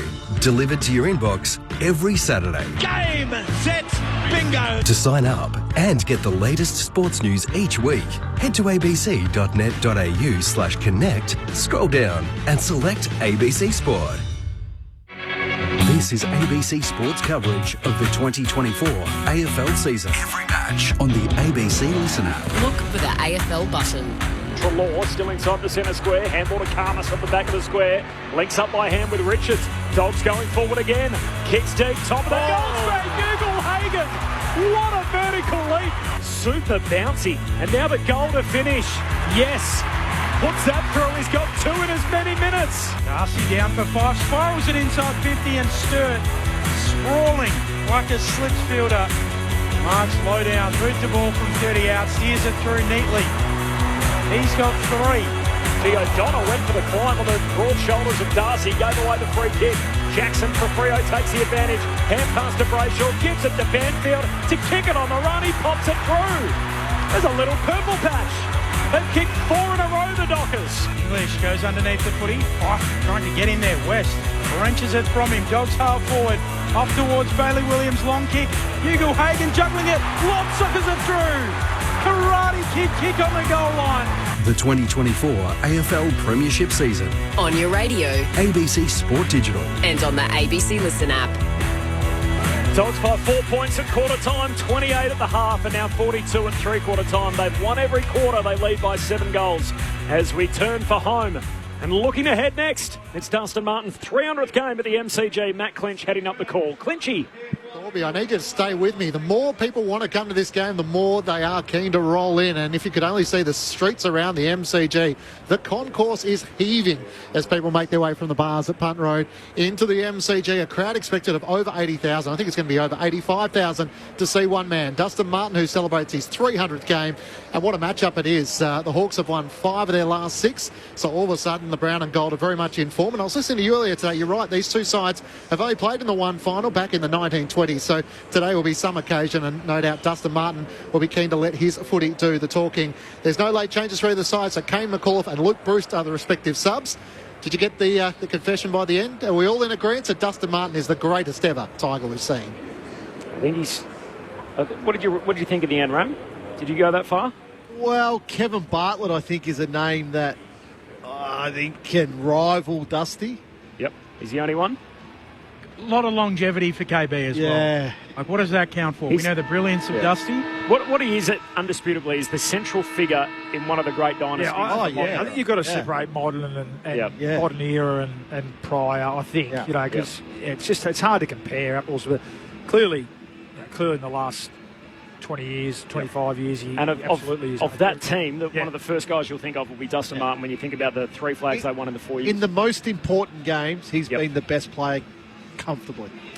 Thanks, Clinchy, for that. We'll be back to you for the full call. So Matt Clinch at the MCG, Richmond and Hawthorn next. We're just looking at some photos on social media too. We discussed this earlier. Dustin Martin's barber, where he visits once, sometimes twice a week, is set up outside Gate 3. They've got 3 or 4 chairs and are giving people a dusty haircut when you arrive at the MCG. So if you want to have the dusty shave, you can get it outside Gate 3 at the MCG. I'm not sure Clinchy's had it out there, but that is what you can do if you're listening to us. You reckon? Is he making a quid out of it today? I hope so. You reckon? Well, he's put the clippers on it. It can get it done. Opportunity cost, you know. Saturday's probably one of his busiest days, but you know.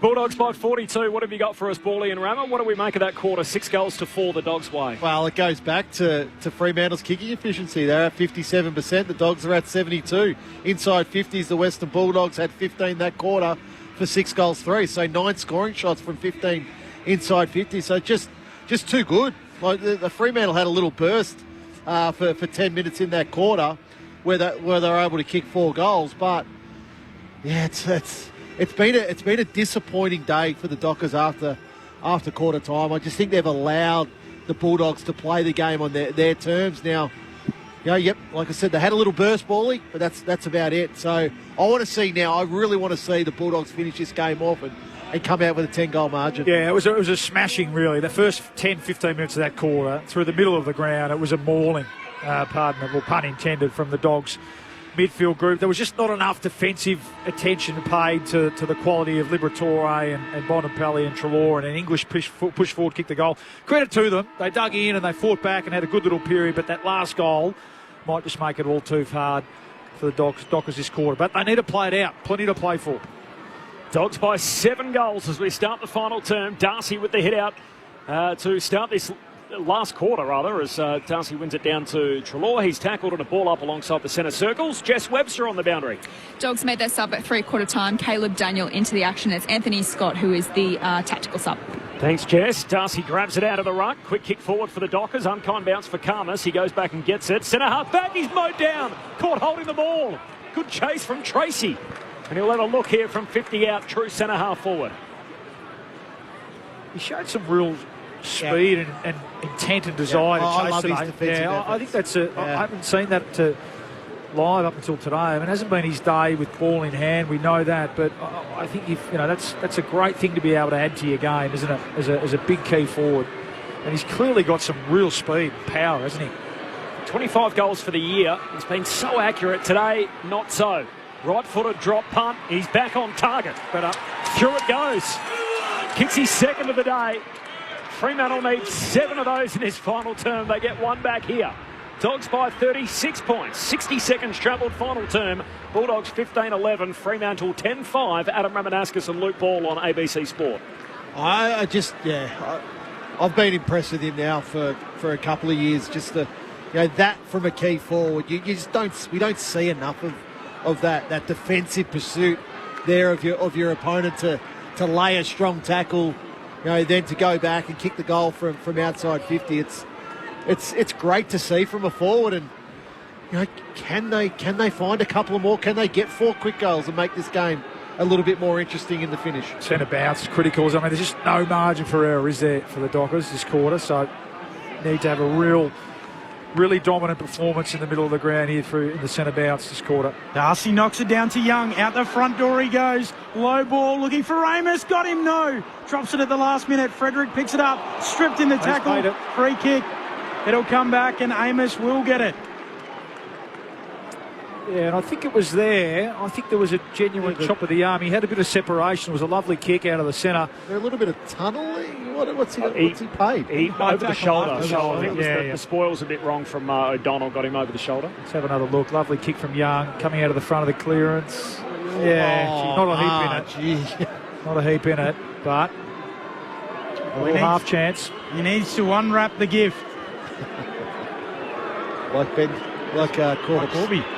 has been wayward today. That slow approach, his set shot, he's missing left.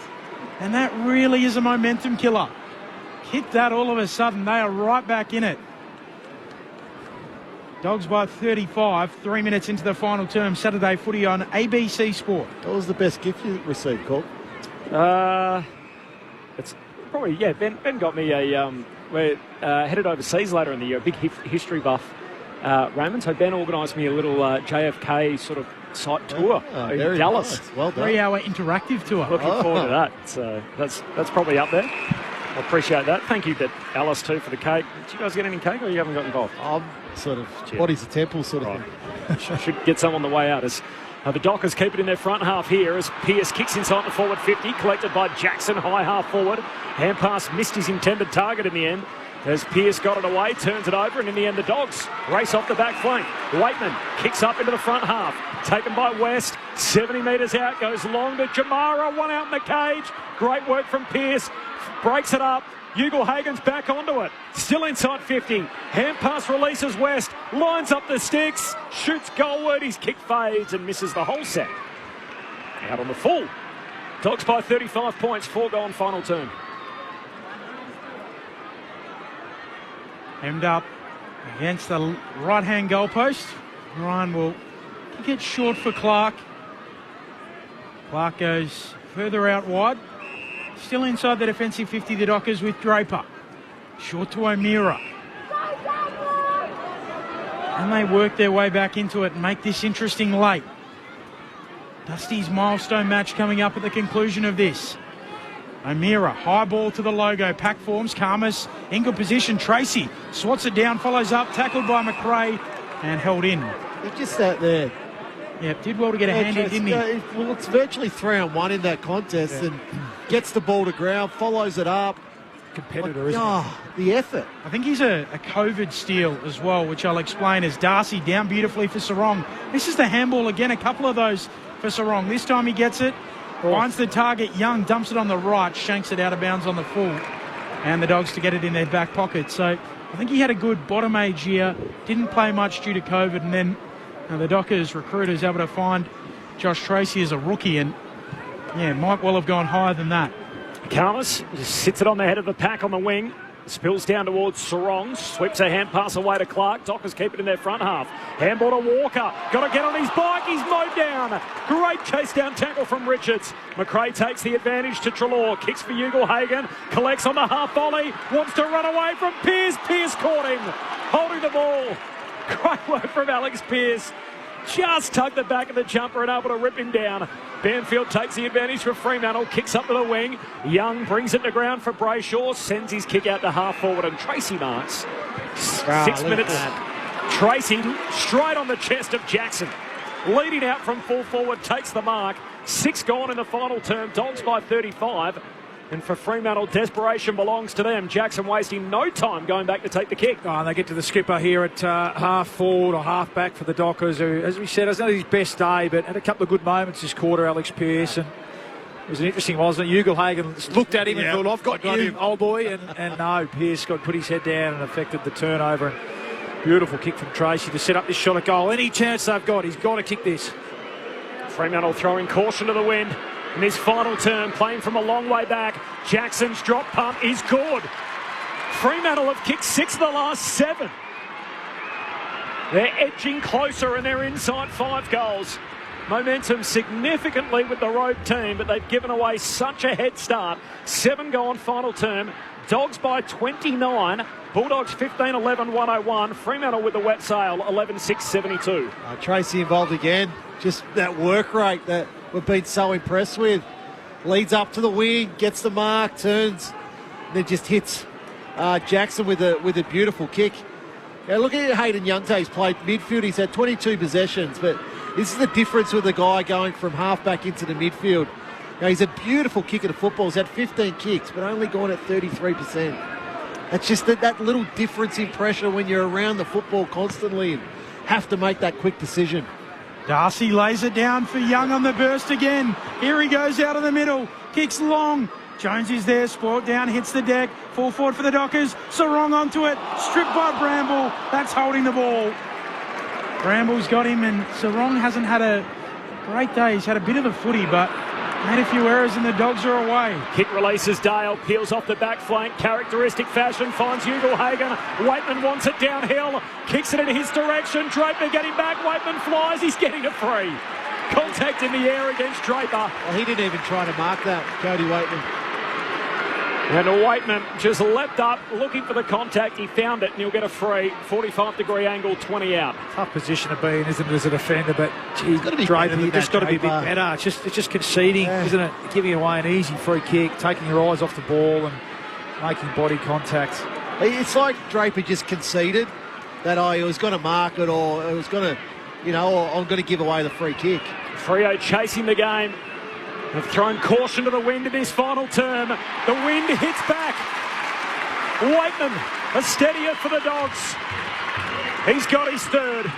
And the Bulldogs restore a 35-point buffer. 9 gone final term. The Dogs 16-11-107. Fremantle 11-6-72. Saturday footy on ABC Sport. Yeah, it just kills you, doesn't it? You go from brilliant centre clearance from Young, your man, who really has tried to lift them this quarter, hasn't he? And especially out of the middle, a deep entry, so the Dogs fight and scrap and defend really well, and then Dale involved and from one end to the other too easy. It's been a bit of the story of the day, I think, from Fremantle, certainly after quarter time. Their inability to be able to stop the Dogs in transition.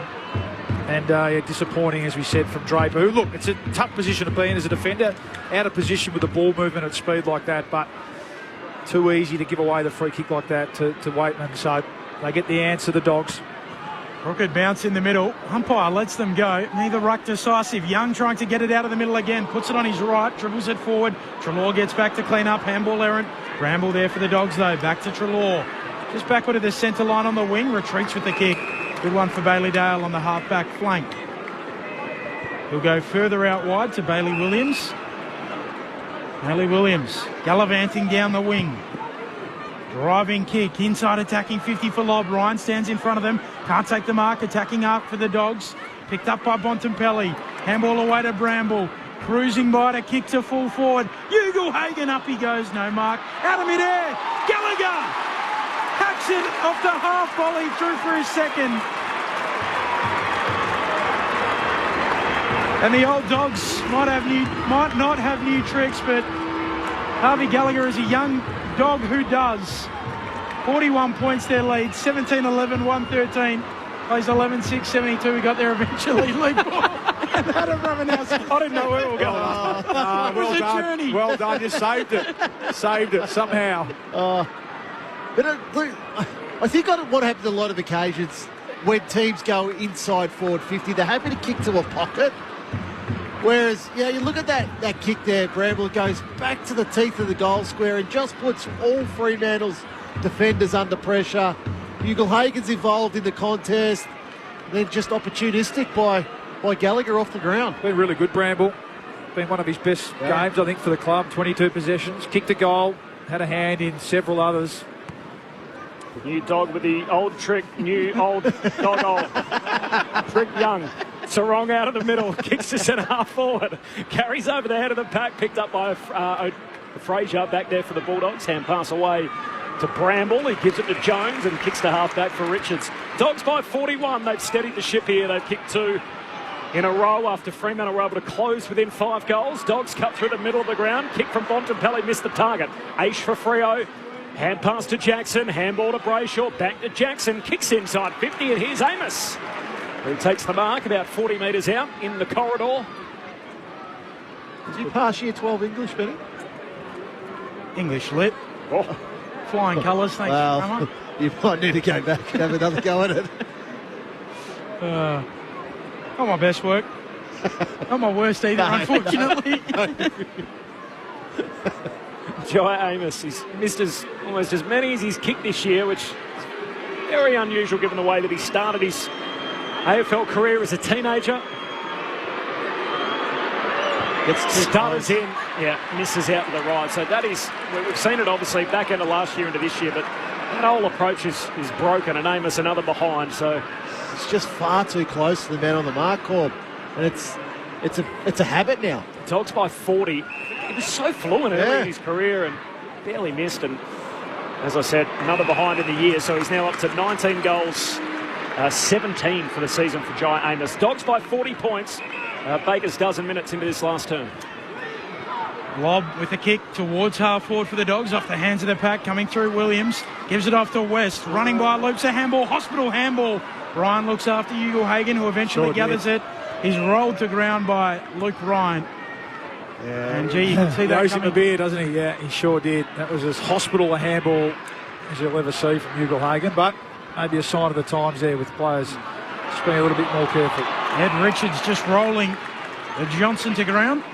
They are quite aware now, players. You're a player agent. Rami, you're out there recently balling. It's everyone's income stream, isn't it? They look after each other a bit. I know people will point to examples where they might not have, but it does feel like broadly they do, as Jackson tackles Bontempelli and cradles him to ground. Dogs by 40. Richmond Hawthorn. Next stop on ABC Sport, Dustin Martin's 300th. In front of an expected crowd around 85,000 at the MCG, so we'll take you there next. Got another ball up here, half forward for the Bulldogs. Oh, no, we don't. Umpire's still letting them work their way through it. Jackson trying to fight through with the footy. Ball comes out. Jackson a second time, knocks it out off the deck to O'Meara. Hand pass to Sarong. Handball to Brayshaw. Sockers it out wide for Johnson. He's helped out a play Now the boundary throwing, 70 out from the Bulldogs goal. I think you can do both, Benny. I think you're right. I think you can, be aggressive and attack body and ball and still exercise good technique and adjust your technique to ensure that you're not being reckless and dangerous about it. Jackson and Lobb going at it. Ball comes back to Lobb. Dumps it on the boot. Tumbles it inside 50. Warner going back. Waitman brings it to ground. Carries it out. And a throw in the right forward pocket for the Dogs. Be good Rory Lobb. 17 possessions, 2 goals. Been right under the pump. He's a bit of a whipping boy for his own supporters as well, but I like the shaved head. That's the first thing I do like, Rammer, but been a good effort from him today.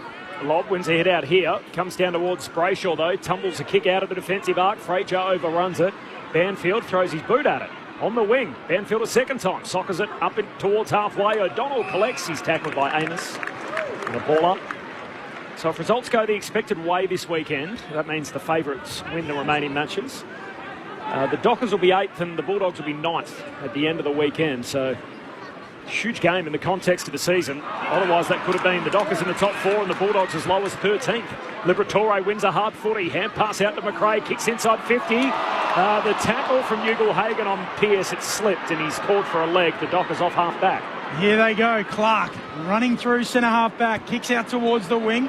All tumbling towards the boundary line. Banfield gathers it. Gives the handball to a teammate running by. Sliding in sharp. He's wrapped up quickly. Vandermeer's got him. And a ball up to come on the City side of the ground. Doggies by 40 points. Quarter hour mark of the final term. Saturday footy on ABC Sport. Up it goes. Lobb and Darcy. Lobb laying it down. Coming through. McRae. He's tackled quickly.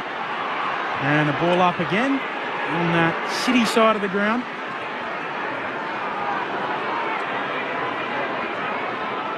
Lobb and Darcy, former teammates. Darcy palms it down close to the boundary line, and in the end Sanders collects. He's tackled. In fact, he was out of bounds before that. The umpire says, let's spin that in. Big week for the Crows, of course. They drop another member of their 8-man leadership group. So Riley O'Brien last week. It was Brodie Smith this week. Won't be there tonight. The Crows on home turf against the best team in footy, the Sydney Swans. That's the nightcap this evening. The boundary throw-in comes down to Switkowski. Long kick into the forward pocket and Jones is back. Takes the mark, or was out of bounds on the full, as called by the boundary umpire. It's a free kick for the Dogs either way. And Jones goes back over the mark, goes short to Dale. So Bulldogs by 40 points, 16 and a half gone final term. Trying to take the short way home. To centre half back for Bramble. Hand pass to the sub, Daniel. Kicks to high half forward, finds Waitman. It's an open forward 50. It's filling up now as the Doggers get numbers back, and Waitman takes his time, measures his drop punt, hits Treloar. And he marks it right half forward. This will be disposal 24, which is down for him, averaging 32.6 a game. He's seen more of the Sherrin than any other player in season 2024 so far. Today, this will be 24 coming up. And a goal. He's been pretty good, though, I think. Yeah, his first half was pretty good. This will test his limit. He decides in the end to pull his kick. Honours the lead of Ugle-Hagan.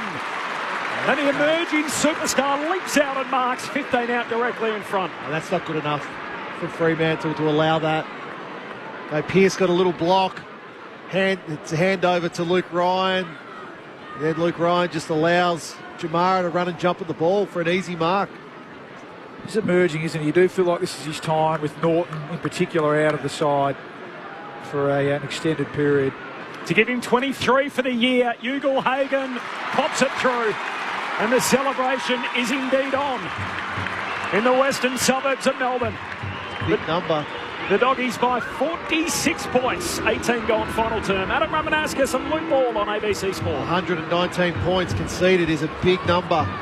And there's still 8 minutes remaining in this final quarter, so they can run up a few more goals here the Bulldogs. 29 shots, 54 entries. It's good going, isn't it? It's they've pretty well. I was going to say from quarter time, but even in the first quarter they had conceded 9 shots, didn't they? The Dockers' defence. So yeah, they've been pretty disappointing today. That'll be the main thing out of today that will really disappoint Justin Longmuir, the coaching staff, especially coming off a bye, and should be pretty fresh. They completely outplayed forward of the ball. Bounce back in the middle. Darcy able to slap it down, trying to get it towards Young. Liberatore puts his head over it, pinches it. Handball to Caleb Daniel, who's into the game. Gives it off to English, chips it short. McRae marks. Centre half forward, off to Richards. Richards looks into the pocket. Short kick. Doesn't quite find West. He goes back and gathers it. Handball away to Gallagher. Back to West. In the pocket. Dribbles it on goal, and Draper carries it through. Free kick for West. In the back.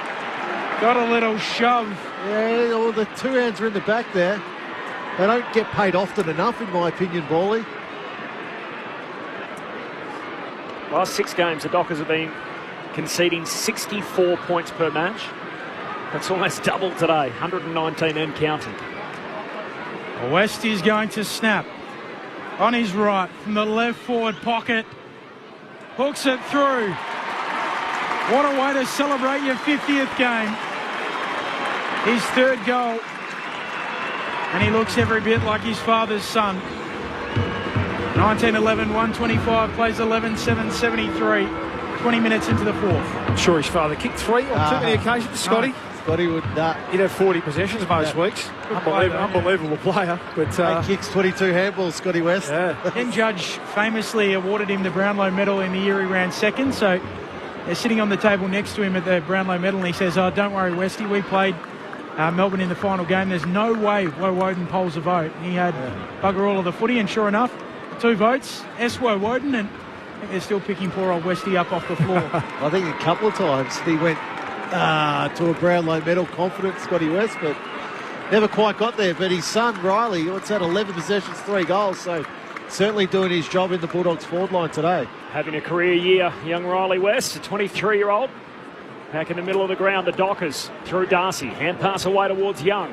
They get the centre break here. Karmas floats through. Trying to take the juggled intercept mark. Spills it as he comes to ground. Pack forms around him and a ball up. 30 out from the Dockers goal. A week off for the Bulldogs. They looked tired last week and didn't have that same spark against the Lions. They respond today as Darcy grabs it out of the ruck. Hooks a kick goalward but misses. This has been the other interesting conversation. The team coming off the bye against the team that's played the whole way through. So today we've got the team that hasn't had a rest against a fresh opponent, the Dockers, albeit it's at the Dogs' home ground. And gee, it's been all the team that's played the continuous footy, the Bulldogs, all over the rested Dockers. 51 points. I'll keep going here as the Dogs work it up towards halfway, and the kick ends up out on the full off the boot of Taylor Dre, and a free kick for the Dockers. Warner to take it, goes short to Clark. At half-back, Bulldogs by 51, 22 gone final term. Clark goes short. Off to Aish. The long sleeves on. 30 day for the Dockers. They lost Walters to a hamstring injury. Back to Clark off to Warner. Pokes a left foot kick for Draper. Overshoots him, runs onto the bouncing ball. Forward of the logo for Freo. Short to Banfield. Has a man on in the pocket. Ignores that. Goes longer for Jackson. Hands to it. Spills down at ground level. Frederick there. So too Switkowski. He's tackled to ground, dispossessed in the tackle as well. Now they burrow in. O'Donnell, one of those, stands up in the tackle, and a ball up to come.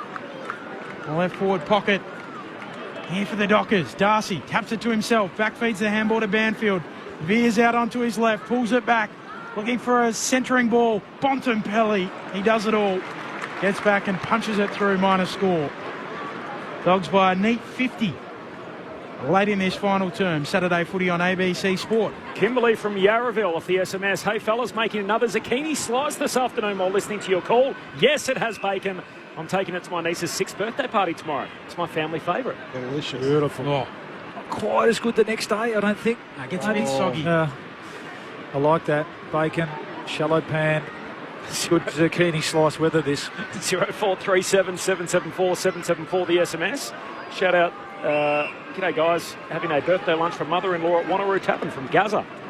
Yeah, Gaza, appreciate your listenership this afternoon, wherever you may be. I'm hoping there's a chicken and vegetable soup brewing at my house at the moment. Oh, you love soup. Oh, I love it. Ball up on the wing. The Dockers win it back, keep it in their front half. Walker kicks to centre half forward. Johnson shakes the tackle, realises there's no one around him, and misses. Shot from 48 out and behind, out to the right. Dogs by 49 points. 24 minutes gone final term in front of 21,796. So the Dogs pushing towards 60,000 members, and Crowd posted at 21,796. There was a great video I came across during the week. Remember, of you as a young draftee, followed in a documentary, and you were asking your mum, is that soup ready for me yet? Very poor adolescent behaviour by myself. It was a stressful time. A very stressful time of my life. The Dogs just chipping it around inside their defensive 50. You love a foe now, don't you? Oh, love a foe. I think that whole documentary is actually in the ABC archives. Maybe viewing on a rainy day, we can get together and put a little commentator's coverage on top of it. Just playing with their food here. Caleb Daniel kicks to fullback, dropped by Bailey Williams, and Banfield. His toe poked it through. It's a goal. I think it's a goal. Yep. 3 for Bailey Banfield. One of the shining lights on a dirty day for the Dockers. Back to 43 points, 25 minutes into the fourth. Dusty's big day to come after this on Saturday footy on ABC Sport. Yeah, he has tried hard. Bailey Banfield, 14 possessions. What's that? He's had a couple of inside 50s, 3 goals now, 6 score involvements. So yeah, he certainly hasn't been. He's certainly been a Dockers player that's tried hard today. Half forward can be a tough position. They've only had they have 44 inside 50s for the game. So he's made the most of his opportunities today, Bailey Banfield. Rob from Newport off the SMS. Go the Mighty Dogs. Charles in Janjuk. Media got it wrong. Dogs are playing for Bevo. Need to say so. Thanks for the coverage. Appreciate that, Charles. We get the response today. The Bulldogs and keep their season ticking. So 43 points the Dogs lead despite that Banfield goal. Here's Brayshaw out of the middle. Kicks the Dockers to half forward. Tracy competes. Ball spills down to Frederick. Gathers the footy from 48 metres out. Kicks goalward. He's put it across the face and out on the full. I mentioned the Dogs next week finally getting their bye, and then Saturday week they play North Melbourne. I think we have that game here too. Saturday afternoon slot. Well, for Fremantle, they await the Suns next week in Bush. Push in the back, and that's very dangerous there, what Draper did. Talk us through it, Ram. Well, Lob was going to jump for the ball when there's a pack right in front of you. He just pushed Lob straight into the pack. Now, yeah, that's head clashes, that's concussion there. That's very dangerous. Here's Bontempelli, smooth mover through the middle. Beautiful kick too for English. Marks in stride. Holds up, now chips it short for Gallagher. Found a nice niche in this Bulldog side. 47 metres out, the mark set at. Gallagher looking at a congested 50, nothing he likes initially. Doggies by 43, it's going to be a nice win for them. Harvey Gallagher going back like he'll kick for goal, stabs it instead towards English, brought away by Ryan. Down for Bontempelli, captain fantastic. 3 for the Bont. He salutes and his side will as well. 2011, 131, plays 12-10-82. Doggies by 49. Closing in on full-time, Adam Ramanauskas and Luke Ball. It's a good return, isn't it? And playing under the weather most weeks. Well, that's right. Yeah, exactly. He's been, kept away from the club, in bed early in the week, and he's come out today and probably put on a best-on-ground performance. Really interesting, isn't it, Rama? You go back to last week and the Brisbane strategy or tactic around sending Jared Berry to him, trying to nullify the Bulldogs' best player and captain, and they get the result today. The Dockers back in there, Young and up-and-coming midfield with Young, and Fife spent a bit of time on him, Brayshaw, and it just hasn't worked. So I know the tag is back in vogue. I think you have to go there, don't you? You have to take away, especially a player with this quality who can go forward and hit the scoreboard as well. Clean centre break for the Dogs. Treloar puts it on the chest of West, who takes the mark at left half forward. Not often you say this, but Luke Ryan's had a pretty ordinary day today. I think they all have, haven't they, behind the ball. Pearce, we know, struggled. Draper's looked a bit out of his depth today. Aish, no impact. They were the league's #1 defensive team, the Dockers. Having conceded 105 points was their highest against. It's 131 and counting as West lays it up for English. And the 2-metre ruckman marks just left of the goal square. He'll kick from 15 out. That's terrible. It's to a pack. It's been a dog of a day for Freo. As English hooks to his second. The Dogs have kicked their highest score for the year. It's the most Fremantle have conceded across any 4 quarters. 29 minutes into the last, the Bulldogs by 55 points, and the scoreboard coming to reflect a little more of the afternoon that we've seen. Well, it's just another setup kick. So, great mark by Riley West against, as I mentioned, Luke Ryan there, where he's able to push him aside, but he was never going for goal. And why Sean Darcy is not with Tim English. Standing in front, I think. Whatever, side by side, shoulder to shoulder. But to allow Tim English to have just a run and jump at the ball, like he's 6'8", he's going to mark the ball.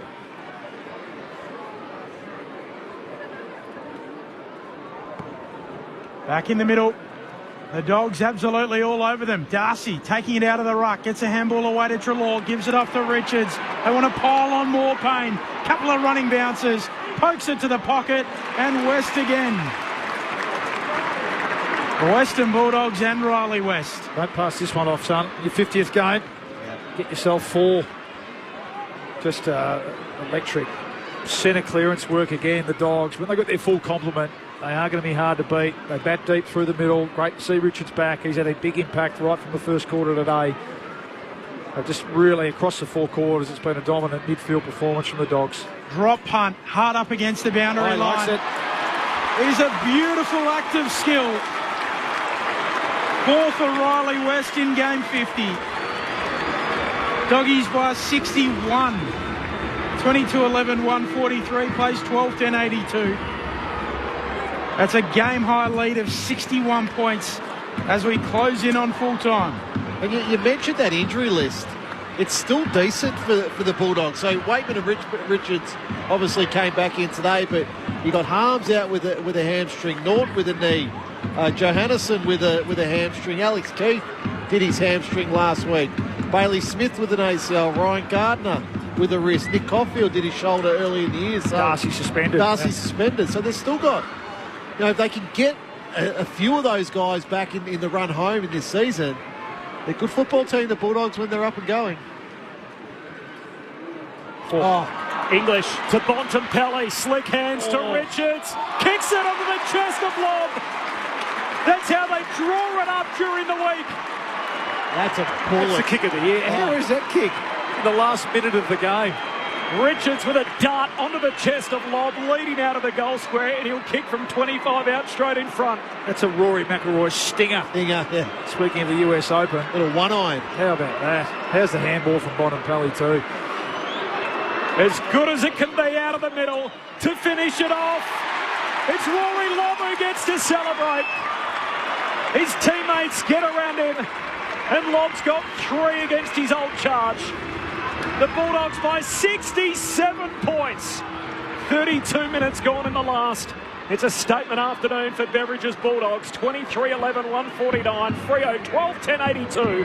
Adam Ramanauskas and Luke Ball on ABC Sport. Well, it's their 14th goal in this second half. So, yeah, it's a cricket score now. 149 points. Now, this is a big statement being made here by the Bulldogs. 67 points the margin, and that passage of play was probably the best of the day by the Bulldogs. Pleased for Rory Lobb. Been under pressure. He's come in today against his old team. 19 possessions, done some time in the ruck, 3 goals. English wins the tap down, tries to track after the footy. Jeremy Sharp's there. He's tackled high, free kick. So Sharp with it in the middle of the ground. Gives off the handball to Clark for the Dockers. Driving ball towards full forward. Buku Karmas down there. Out the back it goes. Sturd trying to gather the footy, overruns it. Fraser picks it up. The Dogs flick around handballs. Karmas stripped of it. Tracy goes in. Nowhere to go. He's held up and holding the ball. A sonic boom of a result for the Dogs. They run up a cricket score on the Dockers, who have a dog of a day. They win by 67.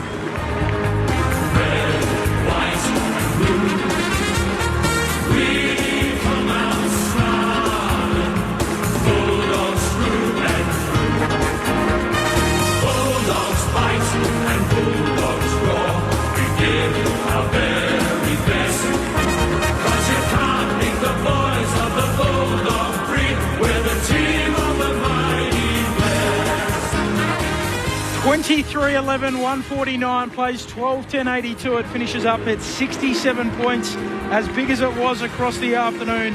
Their biggest score of the year, the Western Bulldogs, the biggest score conceded for Fremantle this season. The goal kickers, there are a lot of them. 3 for Ugle-Hagan, 3 for Waitman, 3 for Bontempelli, and Lobb. West had the most with 4. And then there were a couple to Harvey Gallagher and Tim English. Singles to Bramble, Richards and Adam Treloar. Red, white and blue.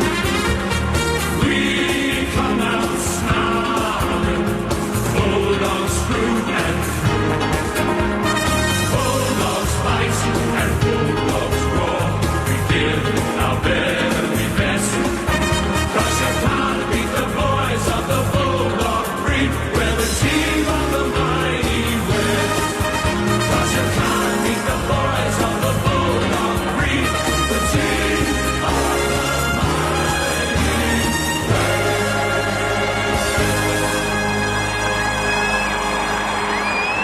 The banged-up Bulldogs with a bang-up job this afternoon, as good as it's been all year for them and as bad as it's been all year for the Dockers. So a 67-point victory for the Western Bulldogs. Quite a statement against another team contending for a spot in the top 8.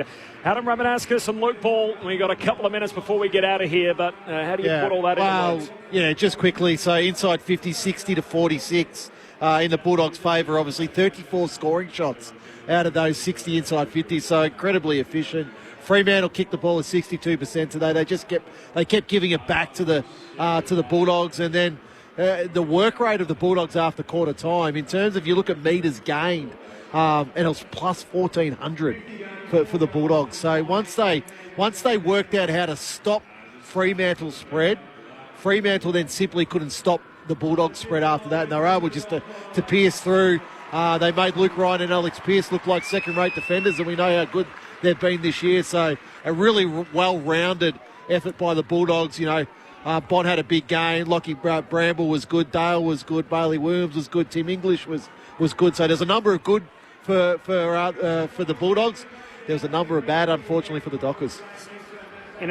In a season this tight as well, the Dockers lost 10% today. Yeah, that hurts. They went from the second best percentage in the league to 111. We've got a minute to go, Bally. The votes in the ABC Footballer. I'll quickly whip through them. We'll give 3 to Bontempelli. Not his absolute best ever game, but just impact on the game across the 4 quarters. When they needed a big moment, that second quarter, that goal, you picture where he out-jostled 2 opponents. He has 30 possessions and 3 goals. It's a pretty good return from a bloke who was on his sick bed Monday and Tuesday. So great effort, Marcus. I'm going to give Libba 2. I thought his first half was superb. I thought he was the one that got them going. It was a pretty even first quarter. Just his work around the contest, I thought he was back to his best today. And a bit of a toss of the coin for one. Bailey Dale was good. Bailey Williams was good. But we're going to give it to Lockie Bramble for his game. I thought it was one of his best games for the club. 29 possessions and a goal out in the wing. And a lot of metres gained. And had a hand in a lot of goals as well. So terrific effort from Lockie Bramble. But could have thrown a handful of other dogs in there too, Rama. They were way too good today. Great work by you both. 3 for Bond, 2 for Libba, 1 for Bramble. Thanks to Stu Birchmore on the buttons, Craig Davis back at HQ, and to Jess Webster downstairs. Signing off from Docklands, it's Dusty's day. Off to the G for the Tigs and the Horse.